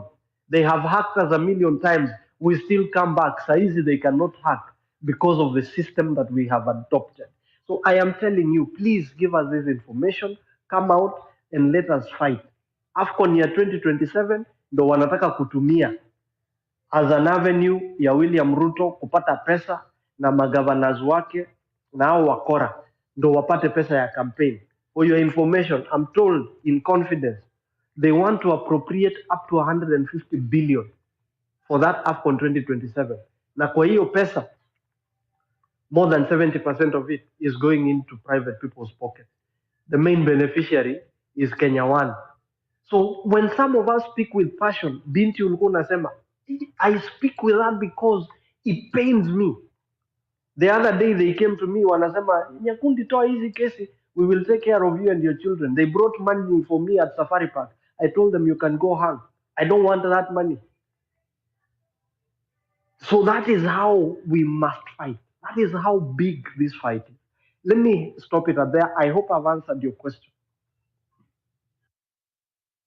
Yes, you've heard. I really wanted you because I've seen you in this space for a very long time, and I really needed your intervention into what Opondo was speaking about. Binti, you can continue now. Yes. Sorry. So thank you very much. Thank you very much, Javan, Dr. Milton, and also Okoth for pointing that out. KOT, me, I feel like one of these days we just turn one of these Mananchi spaces into a specifically sports related one. We just tackle this and dissect it and see what's happening and just hear from the experts. We hear from the athletes, the sports women and men. Yes, I don't know what you think about that. But for me, I'd like to just start this closing argument and just say, guys, Kenya is our home. Yani Kenyani home. We need to take care of it. We need to, I'm even confused. All I can say is, let's do a civic education. Let's encourage people to come into these leadership positions. Let's just put ourselves out there. But just know that as you're doing that, we don't want a repeat of what's happening in this current government. We need you to understand that as you're promoting yourself, we're going to scrutinize you. We're going to be looking at what you're doing. We're going to hold you accountable. Somebody earlier said about looking at what we don't want. And yes, we're gonna be looking if you're doing the things that we don't want. So, anyways, I want to just thank you guys. Binti, is by any case Milton speaking? No, he's not. Why? No, I finished my. I think you're speaking. Oh, sorry, Dr. Milton, were you speaking? No, I'm saying I finished my point, so I muted my mic. Unless somebody has a question that I need to respond to, I am muted. Okay, so I think we're just coming to a close of this space. I want to thank you all for joining us, for being part of this conversation. We started very early on from Morara's page. It dropped, then we came here to KOT Sonko, and we've been here since then. So I want to thank you guys for listening, contributing, giving your ideas, your opinions, your solutions, all of it. And today is Monday the 9th. Monday the 9th of September. The time is Adisijuri time. What's the time? 15 minutes plus 4:15. Yeah, 4:15. You know, when Kioti told me to come and co-host, I told him, fine, we're stopping this at 3:00. Right now, it's an hour and 15 minutes later. So thank you guys for holding up that conversation and encouraging us and educating us as well. Today is the day for Fee Must Fall. So if you're hitting the streets, that's our objective, that's our mission. Wednesday, we are stopping Adani. And Friday, we're injecting all around everywhere. Sawa. So thank you all. This has been Sauti ya Mwananchi, hosted by KOT Sonko. In less than 3 hours. In 2 hours and 45 minutes, we're going to be in Wanyama space, again with Sauti ya Mwananchi. I'll be a co-host together with possibly Ayo, Kowino, and Rabia. Maybe he might be there, but he might be in the streets. Who knows? Nobody knows what this guy does. But thank you very much for always listening in, tuning in, and being part of the conversation that we really need to have as a country. Mabonga, I hope you haven't slept. I hope you just could doze, because you might sleep and then you wake up and it's already Tuesday and you missed like Mandamano for Famous 4. Please don't have slept. Please, Kira. And actually, wait, hold on. There's something I learned yesterday, you guys. So I learned how to say, hold on. Karibu kwenye speaker. Mabonga, that's for you, by the way. Karibu kwenye speaker. Bonyeza hicho kidude. Na usipe, hey, just inspire us. Sawa, tuendelee. And then utupe nyimbo za ni kitaifa ama kimataifa ama taifa. Just our anthems. You know what I'm saying? Thank you. Keti, thank you for the space. Wewe sawa tu. So anyway guys, mimi sina mambo mingi ya kusema. Huyu msichana anaongea hapa. I've been trying to take her to Swahili classes. She knows how to write, but she doesn't know how to speak fluent Swahili. Yeah. Na sasa mimi kama Mkenya daima nilisema I'll take her to Swahili classes, and of course that's what I've been doing. And unajua wao Waswahili husema maskini akipata si mnajua nini upiga mbwata. Yeah, and that's why she's here now, yapping here and there, thinking she knows even more. You don't know any Swahili, yeah, but I'll try as much as I can to ensure that you understand the Swahili language. And so nitakufunza. Sitaki kupeleka classes nyingi sana. And so guys, we've been here from 7:45 p.m. East African time, and now it's 4:18 a.m. East African time. We've been here for so many hours, guys. And so personally, I'm really exhausted. Hii mwili itumii petroli bwana. I'm really exhausted, but I never give up, and that's what I've been doing. I never give up on this, and so I just want to have a rest kiasi, and then tunakutana tena pale streets. Yeah, guys, honestly, I just want to thank you for tuning into this space, for your comments. Those who have been on the speakers panel, those who have been on the listeners panel. Just want to thank you so much, and of course the co-hosts, and of course Morara, wherever he is. Yeah, Mungu ambariki sana. So personally, I've been doing civic education, and I said I'll not do civic education only here on this platform, but I'll go even on the ground. And that's why you saw me the other day traveling all the way from Nairobi to Mombasa via SGR, and I really injected in those coaches.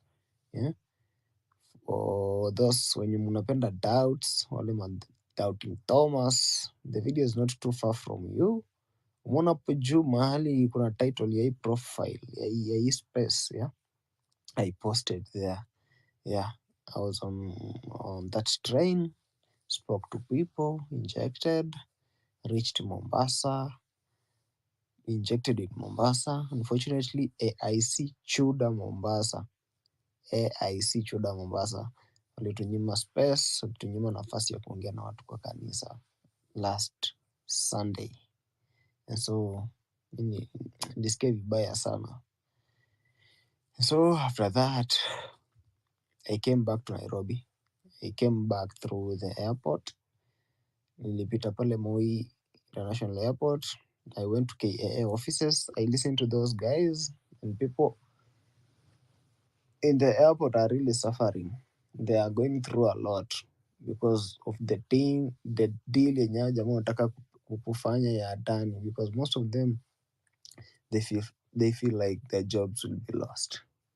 And so I went to the airport in Mombasa International Airport, injected, even spoke to a few travelers. Nilikuwa nimechapa, by the way. My shoes zilikuwa za white, lakini nikuja nazo zikiwa brown, and guys, people were like, kwani ni wazimu? Yeah, because nilikuwa nimebeba carrier bag kwa mkono. Wale mnajua carrier bag ni ile ya kwenda morning shop kununua maziwa. Kwa nimeweka hapo t-shirt yangu and they were like, "Ai, uko sure you are traveling ama you are sneaking in?" And I was like, "This is my ticket, this is my ID, so I'm a traveler." And so na flag yangu tu polepole nikaingia nikapanda one of the airlines, then nikafika Nairobi. Kufika Nairobi nikapata tena kuna maandamano airport ile siku ya workers. SG alikuwa hapo ameleta shida. I'm told he was bought by the state. No wonder we are okay. And that's one of the reasons why this movement tumekuwa tukisema we are leaderless, because we don't want to be bought. We don't want to let our people down. And so I reached Jomo Kenyatta International Airport, mahali wanataka kuita Adani International Airport, of which we are not going to allow that to happen. And so I went there. I spent there almost an hour, and then I had to kuingia kwa bus zile za city hopper zinakuanga hapo juu, ukienda nje kwenda terminal 2 huko juu. So kaingia bus, wakiwa bado kwa bus tuliinject ni wenye tu hizi videos bana, jamangu wapo editors zimalizia kwa bus, bado nika-inject hapo kashuka kakuja nikafika tao. Then I went to hapo posta, I took my driving license, nikarudi kwangu. And so that was the end of that journey, all the way from Nairobi to Mombasa, Mombasa to Nairobi. And of course we're planning ingine, planning ingine, we'll go somewhere else. And so whenever touch your help, we'll always tell you that we need your help here and there. And of course you too, mahali huko, in your small capacity, ensure you are talking to people. Tell them what is happening in the country. Tell them what change you want to see. Tell them that we, the young people, are not the anarchists. We don't want to overthrow the government. We only want good governance. We only want accountability and transparency. That's what I've been looking for. That's what I've been yearning for. And so any person uko hapa, you feel like you can go to the ground. Remember, I'm only 24 years. So if you are above me, then you can do it even better than I've been doing. So guys, mimi sina mengi ya kusema. Mimi niwashukuru sana. Kuna two people wamenifanyia vizuri pale kwa Tipja, akasema ninunue data, and I'm going to buy that data today in the evening, nikiweka hiyo space ya 8 p.m. Remember, Sauti ya Mwananchi is a space that runs every day of the week on this platform, where your voice, it matters a lot. And so I'm still going to do that, and our co-host will be here. Tunakuanga na topics moto by the way, is that we inject and of course tukisha identify a problem, we always come up with a solution. That's why we have been on the ground offering civic education, because kwa space tulisema what we are lacking now is people who offer civic education. What do? We go to the ground. So we identified a problem and we've been trying to come up with a solution. So ni hivyo tu. Kwa hayo mengi na machache, Mungu awabariki. Nataka niwachezee anthem yetu ya kila siku. Wale mjaye kuja Sauti ya Mwananchi, this is what we do. Tunakuanga na anthem yetu hapo. Song fulani hapo ya nonini. We play that song. And then after that, we play the national anthem. Alafu we close. While I'm doing that, jamaa, use your ears wisely while listening to this song. I'm here to address you, Mr. Speaker. We don't fear you. Tuko ndani. We stomped inside. Condolences to the families and friends of all the Gen Z we lost 2024. Our freedom fighters, our heroes. I'm offended. Little, I'm more than offended, bro. I'm disgusted. Aje sasa. Yeah, skiza. Ini more than just music. Ini chant, ni gas kwa wapuze. Yeah, ini more than just music. Ini chant, ni gas kwa wapuze. Ini more than just music. Ini chant, tunakaa sawa puzi. Leo wanatuona tuliwavotia tu juzi. Saini ya aibu gani? Na mkipiga magoti nyumba Mungu mgani? Na under your watch mmeua watu wangapi? Kennedy Onyango 12 years Rongai. Denzel Omondi mlimchukulia uhai. Hapa ni wapi? Hapa ni wapi? Maumbo walai. Austin Makoha, Christian Gitonga, Joshua Ombati na Wilson Sitati. Bado tunawapenda, kuna siku watu wa hati. Waresh wetu, heroines wetu, Caroline Shiramba na Valentine Jerry. Hatuja surrender, bado mapambano daily. Mbithi Scott, Clinton Mavali. Usiku kucha tuko macho hatulale. Kelvin Madanga, Emmanuel Tata, Lemayen Kasaine, Matthew Njoroge, Kelvin Mawasi na Kennedy Njeru. Tawakumbuka diaspora mpaka Ujeru. Eric Kiratu, Ibrahim Wanjiru, Kennedy Maina na Erickson Kialo, Eric Kayoni na David Chege, Beasley Kogi, Mike Hunga. Chenye mlifanya mikono tunawaunga. Fegi tuliwasha hadi filter wanakula. Tiaga swali tupa kama shisha tulivuta. Rex Masai mweke picha kwa manguo. Mfundishe history makambo mpaka na machuo. How kids, women and many haven't mentioned were killed in 2024 fighting for the nation. Yeah, ini more than just music. Ini chant, ni gas kwa wapuze. Yeah, ini more than just music. Ini chant, ni gas kwa wapuze. Tumetoka kusikia hiyo story ya mlima. Mara mumeshika na murembe mzima. Wasomi viongozi wamegeuka wakabila. Inchi yetu literally wametupa ndani ya pipa. Opposition walidandia vipi? Movement ya vijana wakajigawia viti. Wananchi ndo walishikwa wakalala ndani ya jela. Wengine wakapigwa marisasi wakakenya. Damn, president bila emotions. Na kila Sunday namuona kwa devotions. Na huyo Mungu ndo atakupiga viboko. Wazazi wetu wakikulia mikopo. Every state of our roads wanatumia machopa. 1 million wanabaia maboxa. Imagine budget paka ofisi ya Dokas. Ndo mtueleze hiyo ndiyo kuokoka. Mnataka kuza airport kwa Dan bana. Na hiyo deal tunaielewa kwa undani sana. Na hiyo kitu mepea joo, hiyo ni hatari sana. Na umekimya tukiwao, hapana bana. Wengi ni taxi mewakost makaria. Wanabiashara wakenda loss wakalia. Nyi mnadhani tunafaa kuimport kadamia. Ndani ya cage kimawazo kama Duale na ngamia. Ini more than just music. Ini chant, ni gas kwa wapuze. Yeah, ini more than just music. Ini chant, ni gas kwa wapuze. Kwani we ni leader wa nani? Nyumbani kwako we hautujali.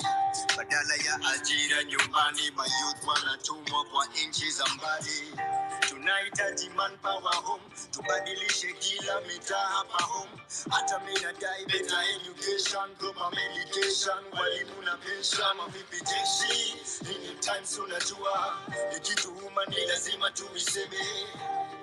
Na hakuna kubonga mo, wananchi wamekaa mkuu wa juja. Gen Z, ndio times unajua, ikituuma ni lazima tuiseme. Na hakuna kubonga mo, wananchi wamekaa mkuu wa juja. Britain siko so open, crocodile tears zinahitaji intervention ya kitunguu. Vitu kikwa life shapoteza meaning, pombe inatumika kutoa lock. Jumulishapoteza kifunguu, I'm offended. Youth uko depressed, una kazi na serikali inapea kazi wenye unafaa wawe retirement. So mbona una tense na hata mood ya worry? Hakuna hata pesa ya kulipo peanuts. Siku hizi kila mtu anauza njugu.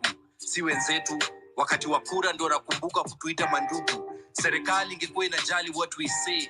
Parliament ingekuwa na headphones na sio speaker. Mchana wanalala bunge na usiku wanataka night allowance.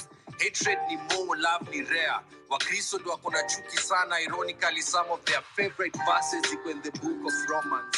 Truth iko na arrogance. RIP our fallen comrades. Huku Kenya of life's importance. Let's teach our girls Siku hizi wengine wanatumia miadarati ndio wawe women of substance. I'm offended. We have a long way to go as a country na sio distance. Wafungwa bado wanaibia watu wakiwa kwa jela, propaganda ndio ina sell. Hapo State House wasikudanganye na deeds, hawataki kwenda heaven, wanaogopa kwenda hell. Wasikudanganye na words, body language can tell.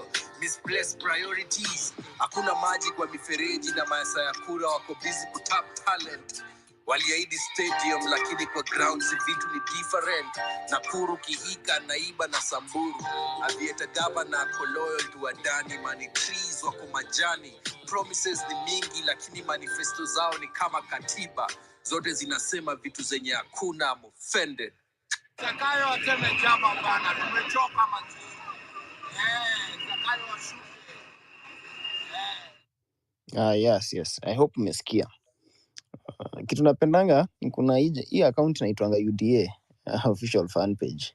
Acha tu let me just hope that hii page inafikisha hii ujumbe huko State House. Yeah. I was just gonna say, send to the Let me message. just Tell hope them to go hii and page. send a message. Let me just hope this page wa inafikisha ujumbe huko State House, because you have been here with us all the way. Now we thank you for joining us, and of course Zakaya Shuke, Zakaya Teme Jaba, as you've heard. Alafu kuna huyu jamaa anauliza, hey bana, bro, hiyo namba iko hapo juu ni ya nini? Hiyo namba iko hapo juu ni namba ya M-Pesa. Hiyo namba iko hapo ni M-Pesa. If you like you want to drop there 130, 1,000, 3,000, 50,000, usichoke, eka hapo, and then you'll see what hizo pesa zitafanya. Been buying data here every now and then. Anyway, let me look for the national anthem. Tumalizie, tulale. Yes, so yeah, I hope nimekujibu bro. Tio namba iko hapo juu ni ya nini? Ni namba yangu ya M-Pesa bana. Kama unataka kujua jina yangu official, itumie. You know, KOT, some of these guys are joining us maybe for the first time today. They might not know how much put into these spaces. Where this guy, it's like by the way, even yesterday, what were you doing yesterday opening a space? See, it was just meant to be. I didn't think there was gonna be a space yesterday. Me nam kanapata CG space here. Hey, where? So basically, that number is to support him. Whoever's asking, it's just for support because he's really putting out a lot of work on our behalf, giving us an opportunity to get together as citizens and speak about important topics and find solutions to our what should I call them? Our troubles, our current troubles. So yeah, whoever's asking, where to Matu? 5 bob, 100,000, 1 million. If you get 1 million, by the way, Mabonga, me, I want a share of it. By the way, I want a share of that one. But yeah. Niko na jokes wewe. Ukishajua kuita 1 million kwa Kiswahili ukuje nitakutumia. But anyway, just the national anthem. Guys, Translate. wait. Let us listen to the national anthem. Hii ndio inakuanga maombi yetu ya kila siku.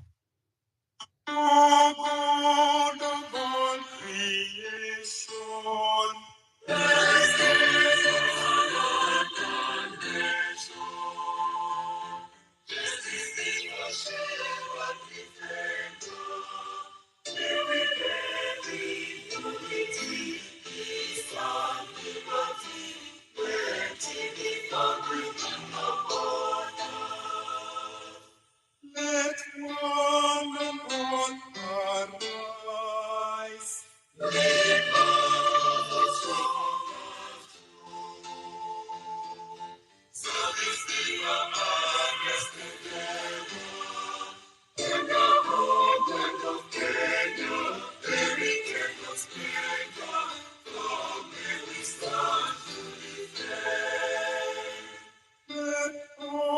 with one accord.